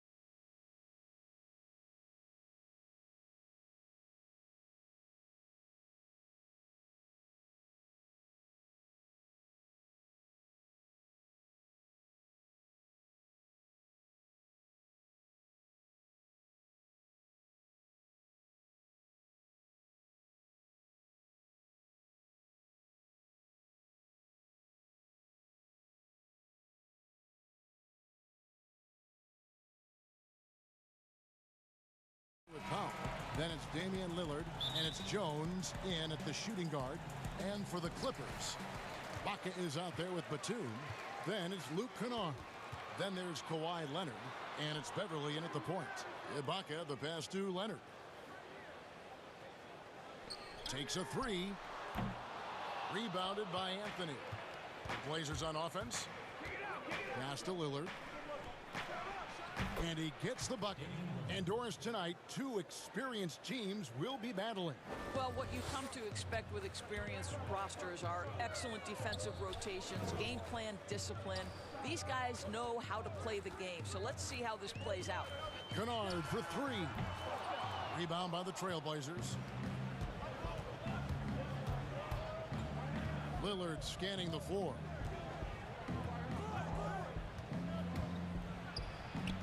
And that one's drained from the low block. Lillard's got his second bucket. And for someone who spends most of his time on the perimeter, Lillard's a terrific finisher inside. His moves to the basket aren't tentative. They are strong. Kennard for three. Now in the scoring column with that bucket. 1 for 2 this game. And he's not going to miss that sort of an opportunity from deep. Here's Lillard. Again, the Trailblazers good for 2. And if you look at the stats for unassisted jump shot percentage, Lillard is always around the top. He can drain those pull-up jumpers as well as anybody in our league. Now, here's Kennard.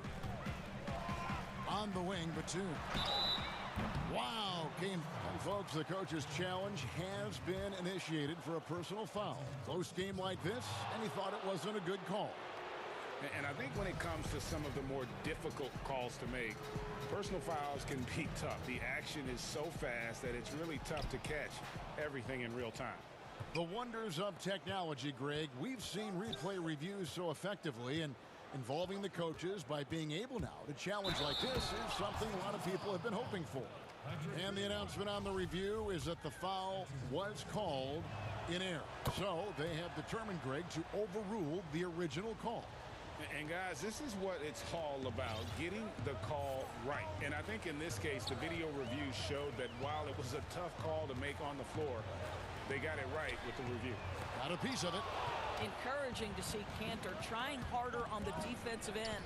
There's height. There's ability to block shots. Go to work, Ennis. Are you kidding? 5 for 5, and they just got started. Well, Norman Powell these last several seasons has turned himself into a knockdown shooter. And obviously last season much more involved on the offensive end, and that, to me, was his best performance to date. Now, here's Kennard. Ibaka, no luck. That's not the type of opportunity he fails to convert very often. Here's Powell. And he can't extend the lead to double digits. And with Powell, they rely on his shooting to open things up for everyone else. Yeah, and for Norman Powell, he knows what he's about and welcomes that role. This is a guy who understands how to relocate in the midst of plays to create separation from defenders. He's always ready in catch-and-shoot situations. My, oh my, did he ever flush that one hard? Making a big-time statement. Knocked loose. Powell with it. Leonard picks him up. And now here comes Jones leading the break. And it's Anthony with the jam. Building up a big early lead. They have taken charge of this game. And they've been doing it largely at the offensive end. If the defense does not adjust, this could be a blowout. Now, here's Kennard. Dishes it to Ibaka. Nice pass. Led him to the rack perfectly for the layup. Well, let's remember, at his size, this is a very mobile 4. He can stretch the defense, and in this instance, just does some work in the pick and roll. Well, they're leading in large part because of the work he's put in this quarter. This is nicely done. And Beverly kicks to Leonard. And he can't answer back. The three-pointer offline. Jones, the pass to Lillard. Back to Jones. Count that bucket. And what a way to start this game, dominating at both ends of the floor. And give them credit for approaching this game with the right energy and intensity. This team has attacked every chance they've gotten. Fast break. Here come the Trailblazers. Nobody near Lillard. And another three for Portland. And their offense already in a flow. Some stellar shooting to jump out to this lead. Kennard against Jones. And again, it's the Clippers missing. Well, you're trying to answer the three, but you force up a shot that he would have been better off passing up. And the rejection by Leonard. Well, the length of Kawhi Leonard twice on the pipes with that 7'3" wingspan. And Lillard kicks to Anthony. Clock is at 3, and there's the whistle. 3-second violation. A fantastic mobile one block. This one deserves another look. And early in the game, a defensive play like that goes a long way, establishing the attitude you want. So timeout called here, the first for Los Angeles. You're trying to stem the tide here. Yeah, this is why you hate to lose momentum. It can be hard to get it back.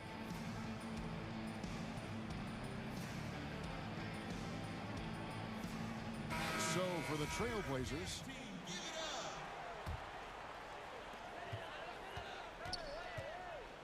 and George, here we go. And George with the stuff. I'll tell you, that's the speed of Paul George on the drive. Amazing attack on the rim. McCollum feeling it out a bit. And so it's Damian Lillard making things happen for the Portland Trailblazers. They kept going to him again and again. And he delivered with a monster quarter. And don't go away. We'll be right back.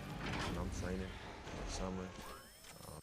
The team seems to support, Greg, that philosophy 100%. The game has changed. Some guys would rather take a few steps back to get a cleaner look. Lillard being one of them.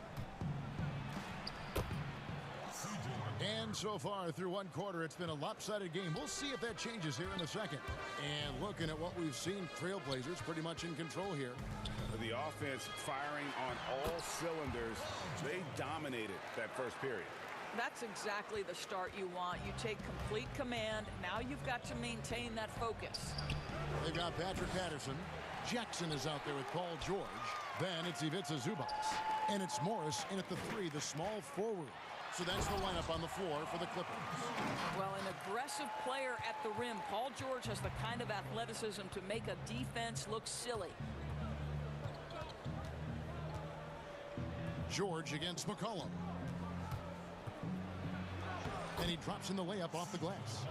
When you allow good scorers to get uncontested shots at the rim, no wonder you're losing. To me, this has simply stated been a complete lack of defensive attention and focus all night long. And here's Little. He's still scoreless so far in this one. Zubac with it, now defended by McCollum. Morris inside. Little with the rebound. Trailblazers leading by 15.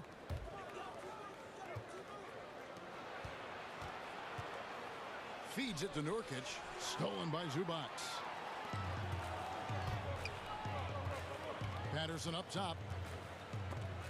Covington with the steal. McCollum outside. Today, Greg, we see a lot more friendly rivalry. Does that bother you? Not at all. I mean, people like to say, well, our era had the rivalries were more bitter. I disagree with that. I think guys are every bit as competitive today as they've ever been. That's good to hear. They just also have more exposure and opportunity to be around one another. Kids today growing up, they've been playing against each other since the 5th, 6th grade in national tournaments. When we played, we didn't get to see the other top players around the country. So I think that was one reason why you didn't have a closeness with guys that unless you were on the same team. And that's another area where he is just a superb player. Excellent at the free throw line. And it's McCollum off the drive. Good on the bucket. McCollum's got 7 now in this quarter. I mean, call him a combo guard, 2, whatever. McCollum is a scorer first and foremost. And when he puts it on the deck, young fella is going to the hoop. Nurkic dishes to McCollum.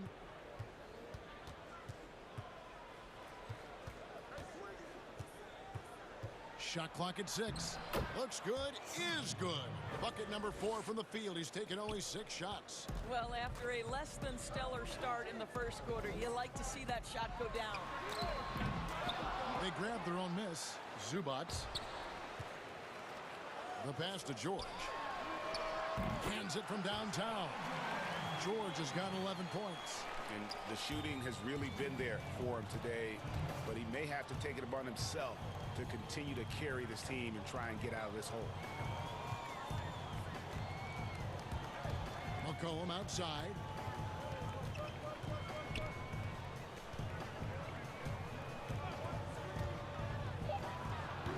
Boy, a clean, close look. What a missed opportunity.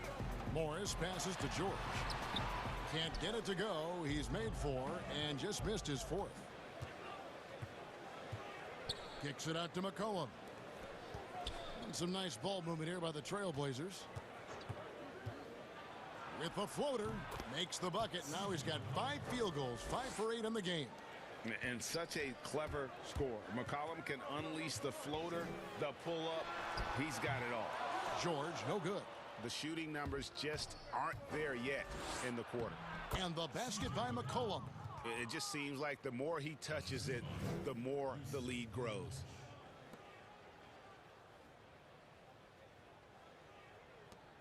.59 seconds left here in the second. Outside, George.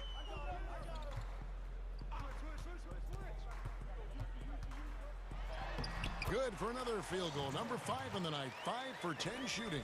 Well, this quarter has been all about this guy. He is trying to close the gap in the score. So timeout called here, the first for Portland.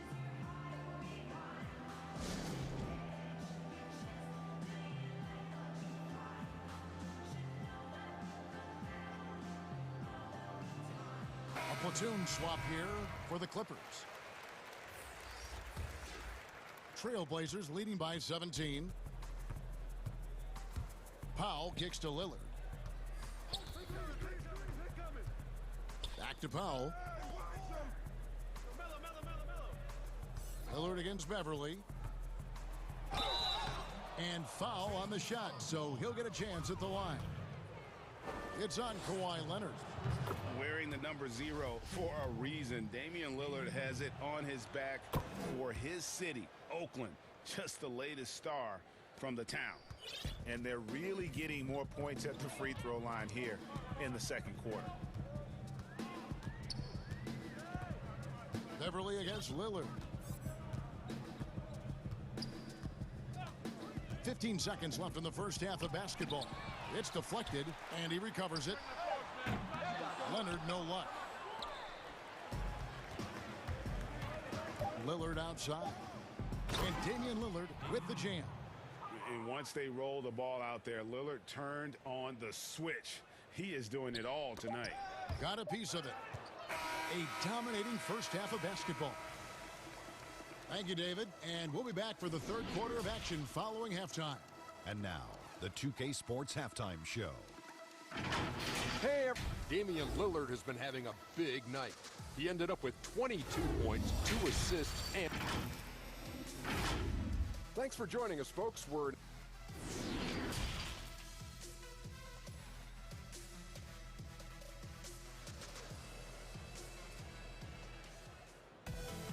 And there wasn't too much drama in the first half, but maybe things will tighten up here in the second. We're seeing a tremendous game from Damian Lillard. Man, he's been running wild on him through that first half.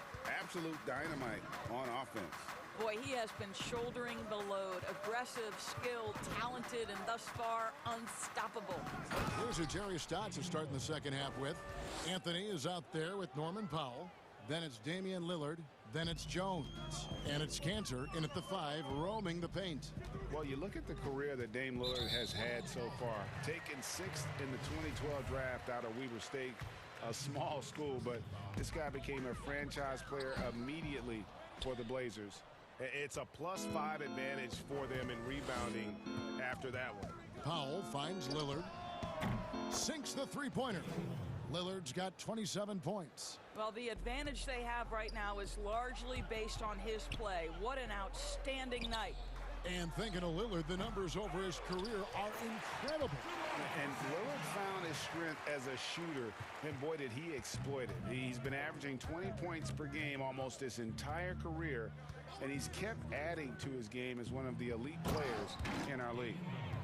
Oh, he is a highlight reel unto himself, guys. That could be a contender for the dunk of the year, I think. Pass to Ibaka, and Ibaka slams it in. And how about Ibaka getting off the floor for that dunk? What a great finish. Pass to Lillard. Right around a minute and a half played here in the third quarter.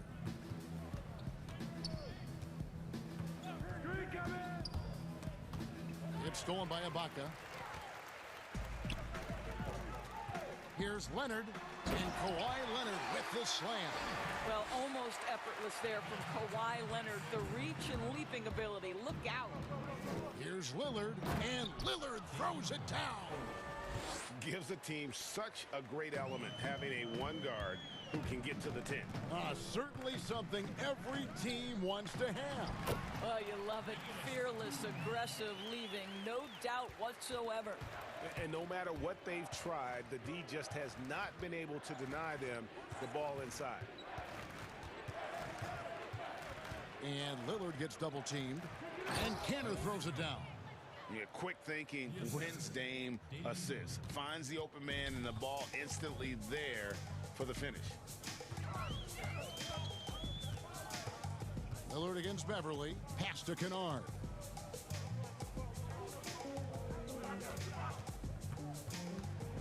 It's stolen by Anthony. And now running up the court, Lillard pushing it up. And that was not an opportunity Lillard was going to let pass by. Getting down the floor in an instant and finishing on the break. Beverly with the ball. Now Anthony defending. And here we go. Trailblazers with a fast break. Lillard with the ball. Greg, not all drafts are the same in terms of talent, but 2019 was a year to remember. No doubt about it. I mean, transcendent talent at the top. You think of Zion and Ja, both could be future league MVPs. And the irony is that those two guys were teammates in high school. Go figure. Yeah, go figure is right.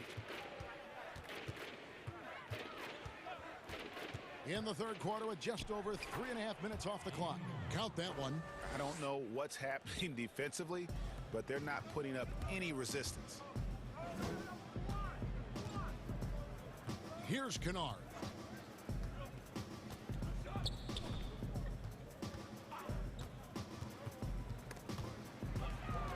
Up top, Ibaka. A three from Leonard. The shot, no good. So the Trailblazers will take it the other way. They have been board dominant in this game. That's definitely been a factor in crafting this huge lead. That's what you call leaving, no doubt. Anthony responds emphatically. Kennard against Jones. And Leonard has it in the corner. Buries it from three-point range. Leonard's got 5 points now in the quarter. Well, the versatility he possesses makes him a very tough cover, guys. Lillard outside. And that one goes out of bounds. Last touch by Lillard.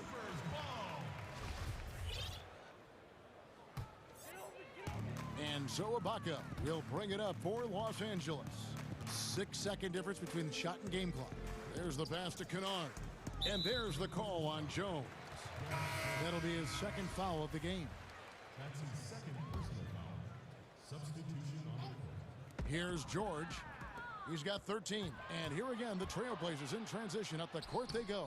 2 points. That one goes. Well, that's 3 of their last 5 baskets in transition. Jones against George. A three from Morris. Here's Zubats. Nice work on the boards. Paying off with the basket. Well, just it's easy to say. This guy wanted it more. Creating the second chance opportunity and cashing in. And so it's the Portland Trailblazers having no problems at all. Up 29 points heading into the next quarter.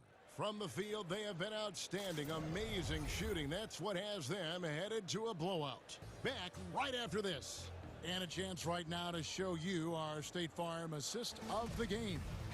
And he sliced the D wide open with this feed. They had no chance to prevent that basket. Well, that's what a great pass will do, right? You love the unselfish play. And with the fourth quarter upon us, time is running out for this game to become competitive. Paul George is out there with Reggie Jackson. Then there's Patrick Patterson. Then it's Marcus Morris. And it's Zubac in at the 5 spot. So that's the lineup on the floor for the Clippers. Three-pointer, Lillard. It's good from long range. Lillard's got 40 points. Well, all night he has made an impact at the offensive end. Now he's trying to shut the door. And there's the call on Jones. And that'll be his 3rd foul so far. Time called here. The Blazers decide to talk it over.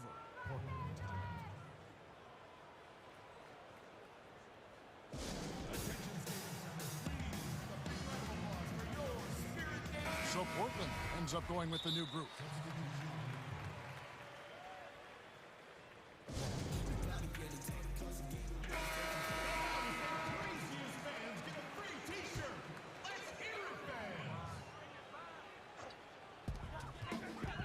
A 3 off the inbound. Little with the rebound. Just a solid performance on the interior. The rebounding has been off the charts. Trailblazers moving the ball around. Shooting foul as the whistle blows. He'll shoot 2 free throws. And you look at Robert Covington, first team all defense in 2018, the kind of versatile stopper that every team in the league could use. And both free throws good for Covington. And Covington may be not a star, but he's a winning player. We've seen that.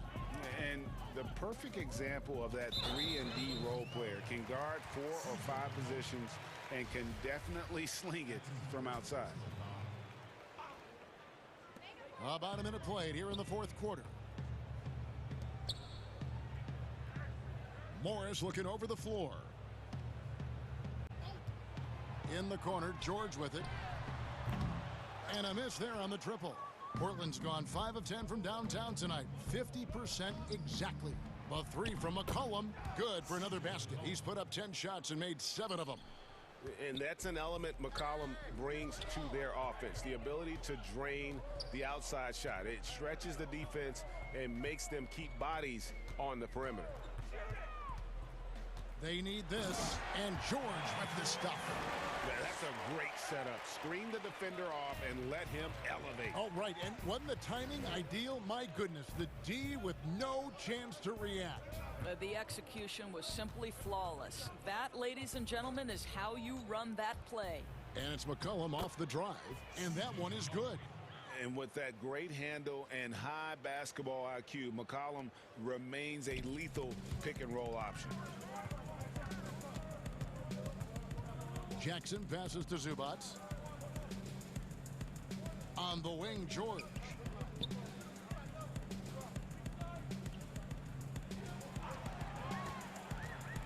And it's Paul George with the finish. That is Paul George, the incredible vertical and the unbelievable creativity. McCollum against George. McCollum outside. Oh, and he plucks it off the glass. Wow. Here's Jackson, and the dunk by Jackson. You know Jackson can just fly. I mean, that athleticism and energy is off the charts. And it's Paul George with the foul. That is his first foul of the game. That's his first personal foul.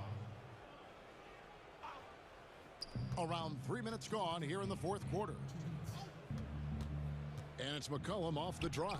Down it drops through the net for his 9th bucket. He is 9 for 13 so far.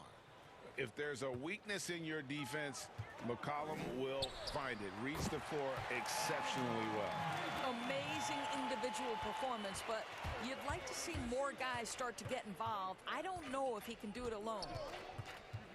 Here's McCollum. That one finds the mark. It's the 10th time he's done that tonight on 14 shots. And give McCollum credit. It's big for his confidence when he's able to muscle these shots in.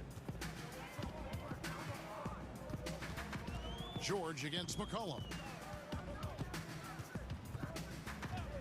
George looking over the floor. And they call the foul, so he's got the and one chance here to make it a three-point play. Well, guys, this was never really a contest, just a total obliteration, if you will, and you can safely say mission accomplished now for Portland. It was a standout performance across the board. I mean, it was like watching a cat play with a mouse. They were able to do more or less whatever they wanted. And one of the key components to this victory, if not the biggest, was the incredible performance for Damian Lillard. Efficient productivity. You love what this guy has given to you on the offensive end. And now we present our New Balance Player of the Game, Damian Lillard. And guys, no doubt who our pick was going to be. He's made everyone else on the court look like they're playing at half speed. It's been total domination, and you can't help but just sit back and admire that performance. Well, to come in here facing a hostile crowd and have a game like he's had, that's what separates the good players from the great players.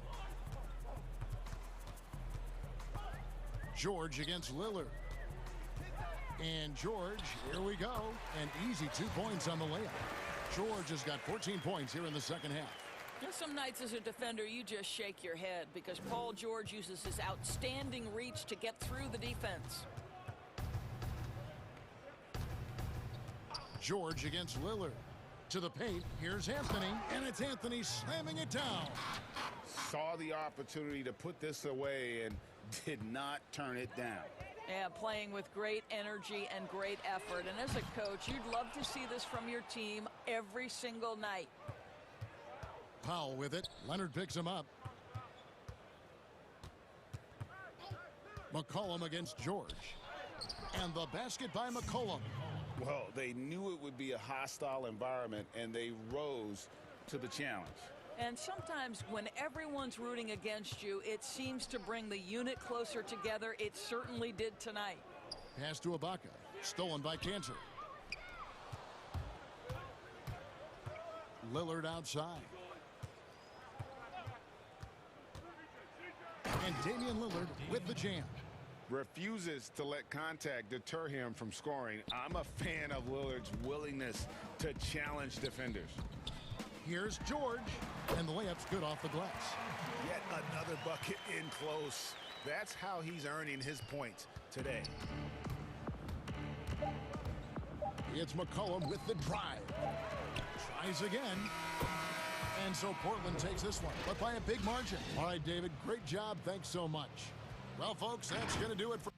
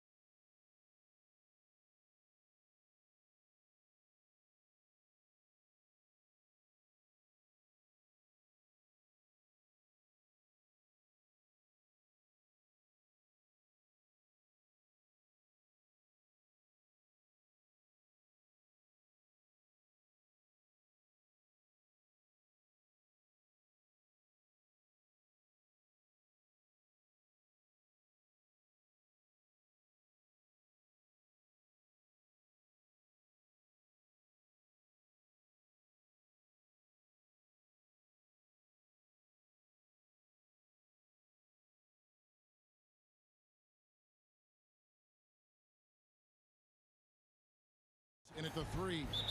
And for the Trailblazers, Damian Lillard out there with Derek Jones. Then it's Enes Kanter. Then there's Norman Powell. And it's Anthony in a power forward position. Now here's Crowder. Carter outside. Just 5 on the clock. Out to the right wing. Ayton attacking. And he hits it just before the shot clock expires. And this is what you love about Ayton. Highly skilled. He can face you up, then take you off the bounce. Lillard against Paul. It's stolen by Carter. Fast break. Here come the Suns. Paul's running. Oh, and the jam by Ayton. And look at Ayton get up there. Have to enjoy watching the big man getting tricky with it. Lillard left side. Good for the basket. Starting off 1 for 1 with that shot. And once he got to the 10, I think he was surprised to find himself that wide open. Yeah, very little resistance. I mean, you had to bring much faster help than that. Oh, the movement off the ball is good. I mean, and the pass to hit him in stride is even better. Lillard attacking, and Lillard throws it down. And once Lillard hits the ground running, he's ready to throw it down. The D has got to step in front of him to prevent that. Here's Paul. Passes it to Bridges, to the wing right side. Paul passes to Ayton. And so it's going to be a 3-second violation out there on the defense. The Suns shooting their first free throw of the contest. And so he hits the technical free throw. Paul really has no holes in his game. I mean, he's consistently one of the league's best free throw shooters. Crowder from outside. He's off on that one. So the Trailblazers will take it the other way. Anthony kicks to Lillard. Jones trying to get open. And Damian Lillard, another 3. Lillard's got 7. And that's exactly what he's looking for, draining the triple. Back to Paul. Outside Crowder. To the left wing. Ayton finds Bridges. That one falls. Totally unselfish play there from Ayton.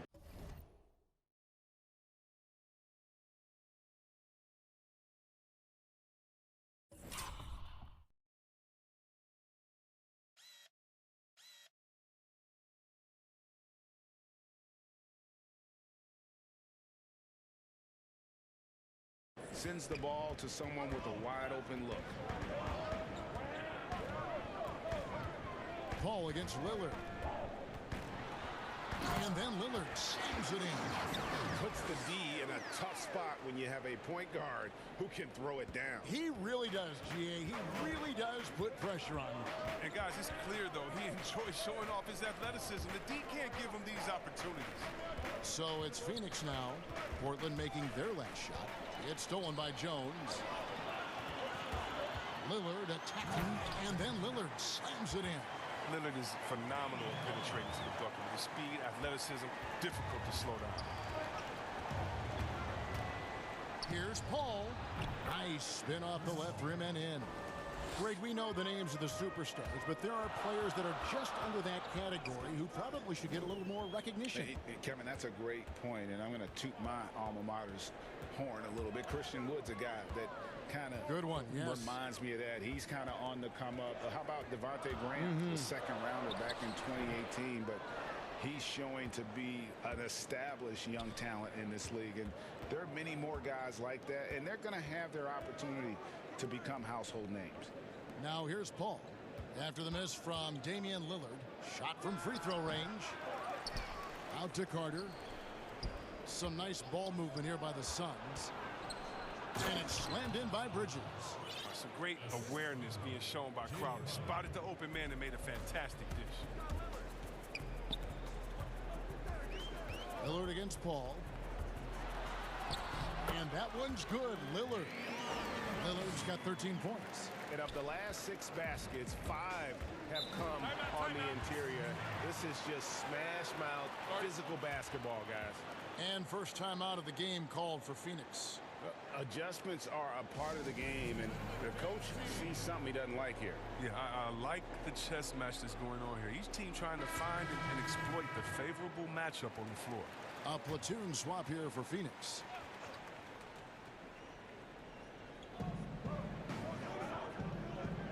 Booker against Lillard. Tipped away. Powell with the steal. And now Portland on the break. And again, it's Portland converting. Some players might wear down during this kind of run. He's only being strong. Booker the pass to Craig. Booker against Cantor. Now Booker. Charge has the open look. Good. And a nice assist from Booker. Really improving this part of his game. When Saric is dialed in from deep, it helps so much. Lillard surveying the D.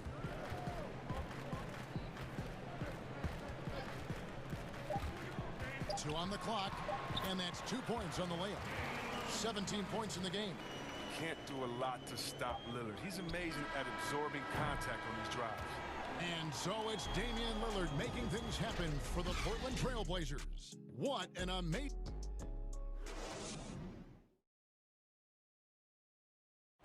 Before the game, we talked with Damian Lillard. He had this to say when asked if... I know that when the main guy... He's willing to bear the brunt, and he's also looking out for others. Great leadership. His teammates seem to rally around that, and it's why every team he's on is a difficult out. And getting going again here in the second quarter. Fairly close game so far. And taking a look at the Trail Blazers' performance here, boys. What do you think they're doing or not doing? Well, in that first quarter, they were intent on just pounding the ball down low. Old school approach. I mean, if you have a favorable matchup inside, just keep pounding it in there. Anthony out there with Norman Powell. Then it's Jones. Then it's Damian Lillard. And it's Cantor in at the center position. That's the group on the floor for Portland. Deep two from Anthony. And stolen by Booker. From past the arc, a three-pointer is right on target. Booker's got the lead up to 4 now for Phoenix. And this is how you convert in transition. Booker running the floor well and being rewarded for it. Good interior offense. Those passes have to be right on target. Second quarter, and we're just over a minute in. Pass to Galloway. The three-pointer, no good. Defensive breakdown, and they can't capitalize. He'll hit that shot almost every time. Lillard with the bucket. All right, I'm telling you, don't let Lillard get in rhythm. Once he's feeling it, he's going to burn you on every possession. It's stolen by Jones. And here we go. Trailblazers with a fast break. Jones is running. Offensive rebound. And he's fouled pretty hard on that. And here we go with the coach's challenge. Not surprised in a competitive game like this. And he's disputing the personal foul call. And I think when it comes to some of the more difficult calls to make, personal fouls can be tough. The action is so fast that it's really tough to catch everything in real time. The wonders of technology, Greg. We've seen replay reviews so effectively, and involving the coaches by being able to make a challenge like this is something a lot of people have been hoping for. And the announcement on the review is that the foul was called in error. So they have determined, Greg, to overrule the original call. And guys, this is what it's all about, getting the call right. And I think in this case, the video review showed that while it was a tough call to make on the floor, they got it right with the review. It's Carmelo Anthony on the wing from outside the arc. And that one is off. The Suns go the other way with it. It's 3-on-3 on the fast break. Sharge with it. Jones covering. Snatched up. Kicks it out to Booker. Here's Craig. Phoenix no good that time either. And so Lillard will bring it up for the Portland Trail Blazers. And 2 free throws coming up. Unable to get that one to go with all the contact. Greg, how special was it for you that you had your number 50 retired at UNLV? You know, that's something I can honestly say. As a kid, you dream about a lot of things. Winning, you know, playing at the highest levels. That's something I never really fathomed. To have your jersey hanging up in an arena. That was a surreal moment, a really cool moment, and it was awesome to be able to share it with my family and friends. And people probably don't know that you grew up in Las Vegas, so it was probably doubly special, wasn't it? Exactly. Born and raised. So Portland ends up going with the new group. McCollum against Carter. McCollum outside. It's good. He makes his first shot of the game. And now you see them starting to really work the ball inside. Now here's Paul. He's guarded closely, and the shot goes down. Paul's got 5. His in-between game, deadly. It's a major surprise when Paul doesn't knock that shot down. McCollum feeling it out a bit.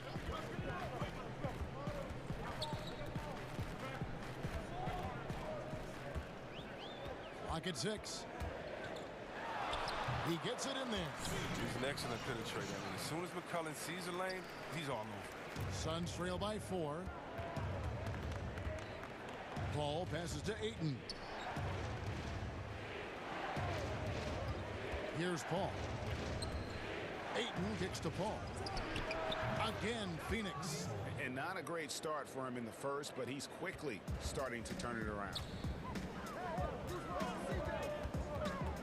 It's McCollum on the wing, defended by Carter.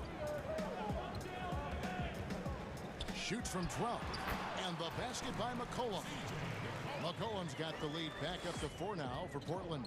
Yeah, that's the 3rd bucket in a row from the paint. This defense needs to clog those lanes in the middle. Got a hand on it. 34 seconds left in the first half.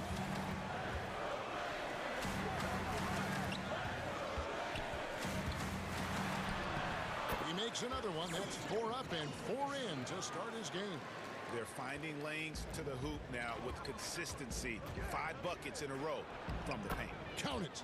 Paul's got 6 in the quarter. He's finally got into rhythm here in the second. His shooting percentage has taken a nice jump. Carter against McCollum.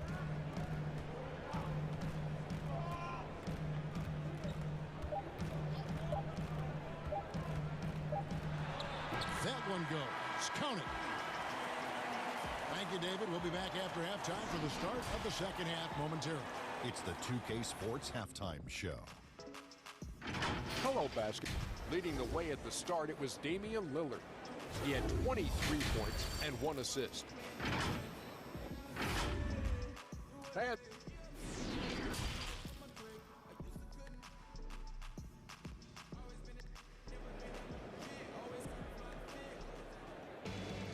And we've got second half action for you. Thus far, a pretty evenly contested game. Really an incredible game from Lillard. No problems fighting his way to the rim in this one. A lot of points in close. Yeah, slicing through the gaps in the defense. I mean, getting many of his buckets in the paint. On Phoenix, looking who they've got on the floor.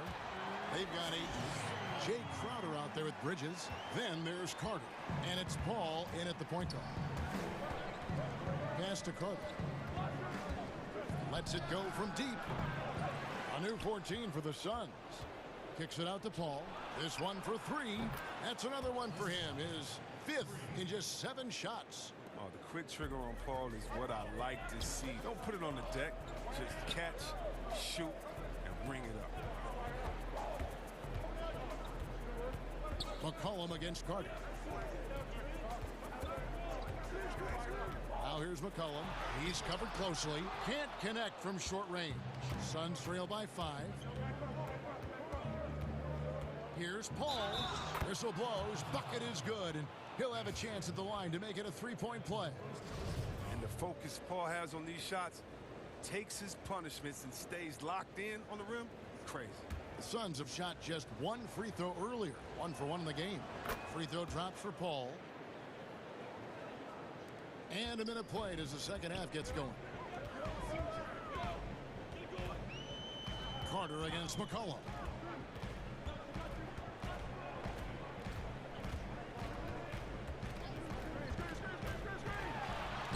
Lays it up off the glass. McCollum's got 14 points for the game. And they are attacking the rim and getting great results. And there's the pass to Bridges. Back to Paul. He can't get it to go. Now Portland takes it the other way. And oh, here we go. McCollum's got it. The fast break chance. Yep, that one goes in there.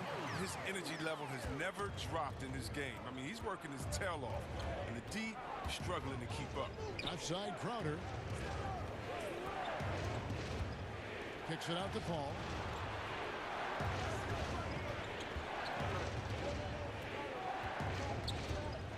And Carter has it in the corner.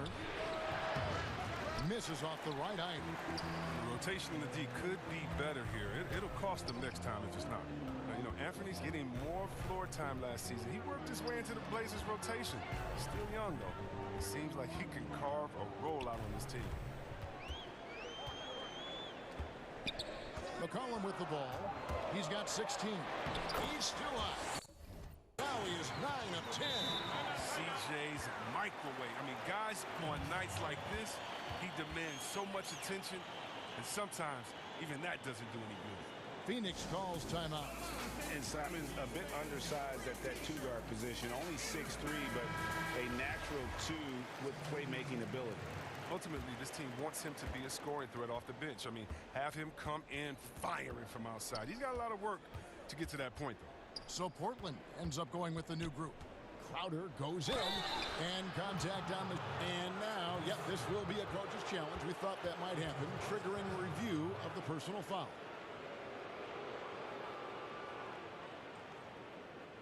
And I think when it comes to some of the more difficult calls to make, personal fouls can be tough. The action is so fast that it's really tough to catch everything in real time.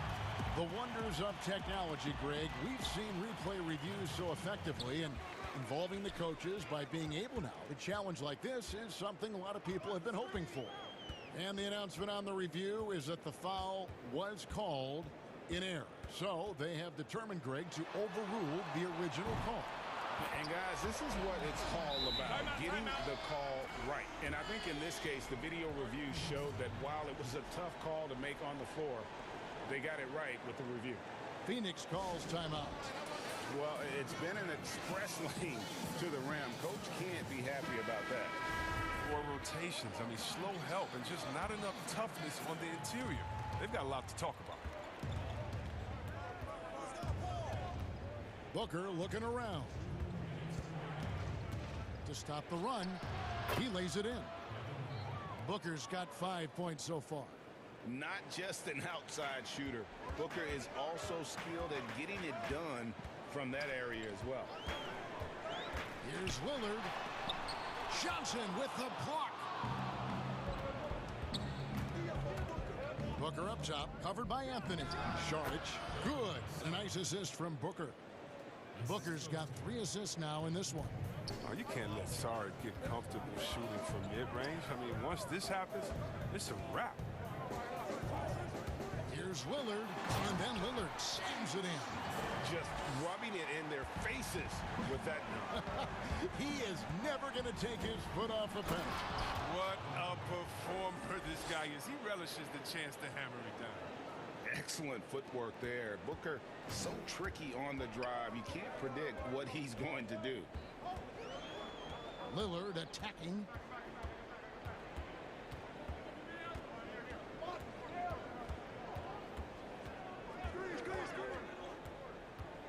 He kicks it to Cantor. And Damian Lillard with the jam. This is the kind of ball movement they want to get from Cantor. Scan the floor, and when you spot the open man, get it to him. Booker the pass to Saric. Here's Craig. Booker up top, covered by Lillard, and stolen by Lillard. Inside. Unloads from 13. Rebound by the Suns.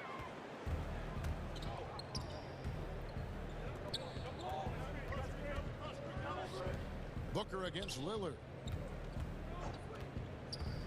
Passes it to Craig. Booker left side. Out left to the wing. Here's Galloway. Misses the three. And so it's the Portland Trailblazers in control with the 9-point lead to end the fourth quarter has arrived. So good to have you with us.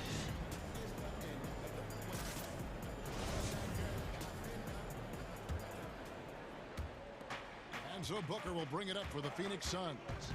They trail by 9 points. Norman Powell is out there with Anthony. Then it's Damian Lillard. Then it's Enes Kanter. And it's Jones in at the shooting guard position. That's the group on the floor for Portland. Booker against Lillard. Laid in with a nice touch off the glass. Lillard's got 29. Well, talking about Lillard, he's so good as a scorer in the paint. I mean, probably just as good as any point guard. A drive by Booker. Saric outside. Back to Booker. Suns moving the ball around. Kicks to Galloway. 5 to shoot. The Suns need to get a shot off, and it's blocked. We don't talk much about his defense. I mean, Kanter has been much maligned for his work at that end. He's been making a better effort. Jones, the pass to Lillard. They get it again. From the arc. Hits the three-point bomb. And now it's a 12-point Trailblazer lead. Wow, his first triple of the second half gives him 2 on the night. He's not making much of an impact from deep. Here's Galloway. Trying to answer back, but that three is off the mark. Lillard outside.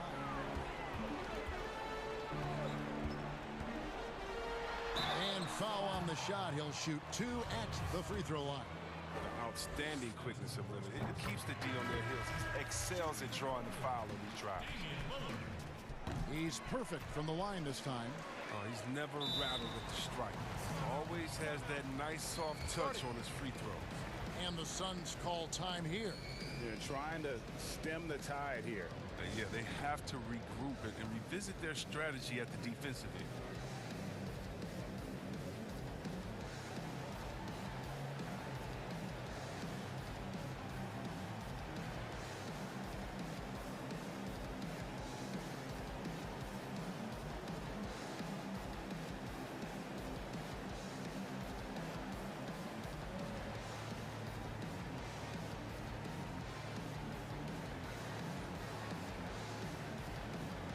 Booker, he's checked in for Phoenix.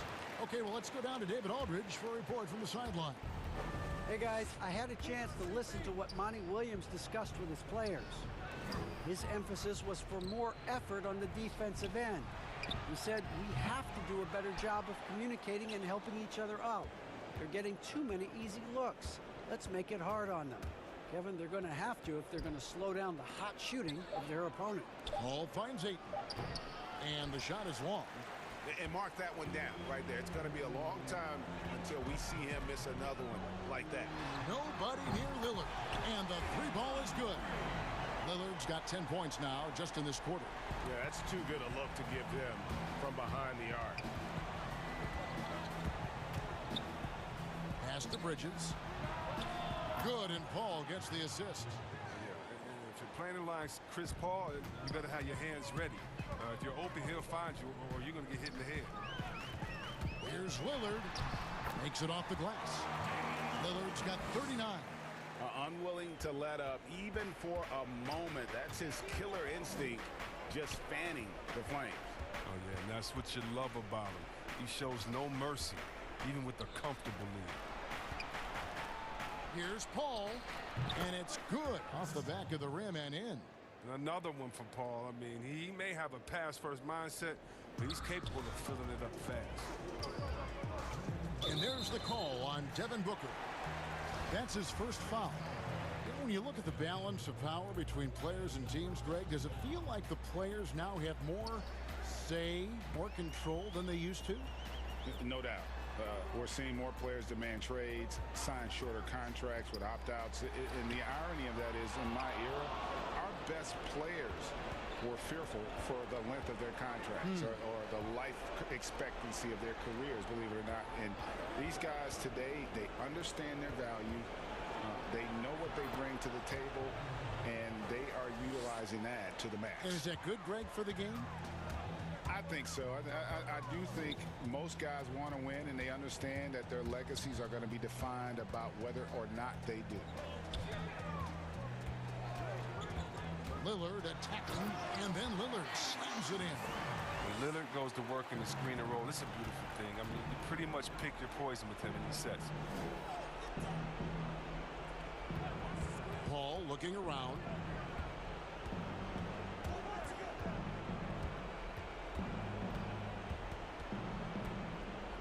Pass to Crowder. Down low, and Ayton throws it down. And there's no doubt about this one. Playing with a lot of confidence tonight. It's a statement victory for Portland. We got to see a display of offensive prowess in this one that got it done. High-scoring game. Bucket after bucket. They were really in attack mode all game long. And we watched one guy all night long, guys, and looking at the stats just confirms what a dominant game he had. What a night tonight it was for Damian Lillard.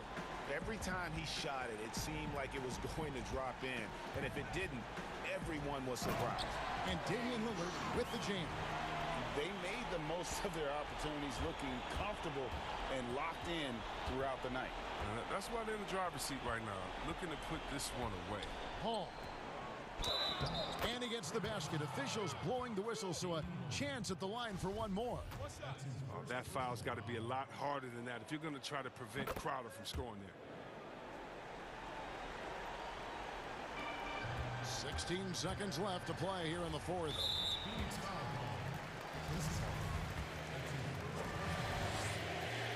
He hits the first one, and that will put them up by 9. Hard to believe Lillard missed out on a couple of all-star selections. I mean, in seasons where he averaged over 25 points a game. You got to just have a sense of calm at the line. He has it here, and he just put the game to bed. Timeout called. The Suns. They're trailing by 10. We've got 13 seconds left here in the fourth quarter. Guys, what's your take? Trying to keep hope alive, but I don't see them making a comeback. Yeah, it's so important at this stage in the game for everyone to be on the same page and working together. Booker outside. Over to the left wing. And so Portland takes this one, but by a big margin. Some good moments throughout this one.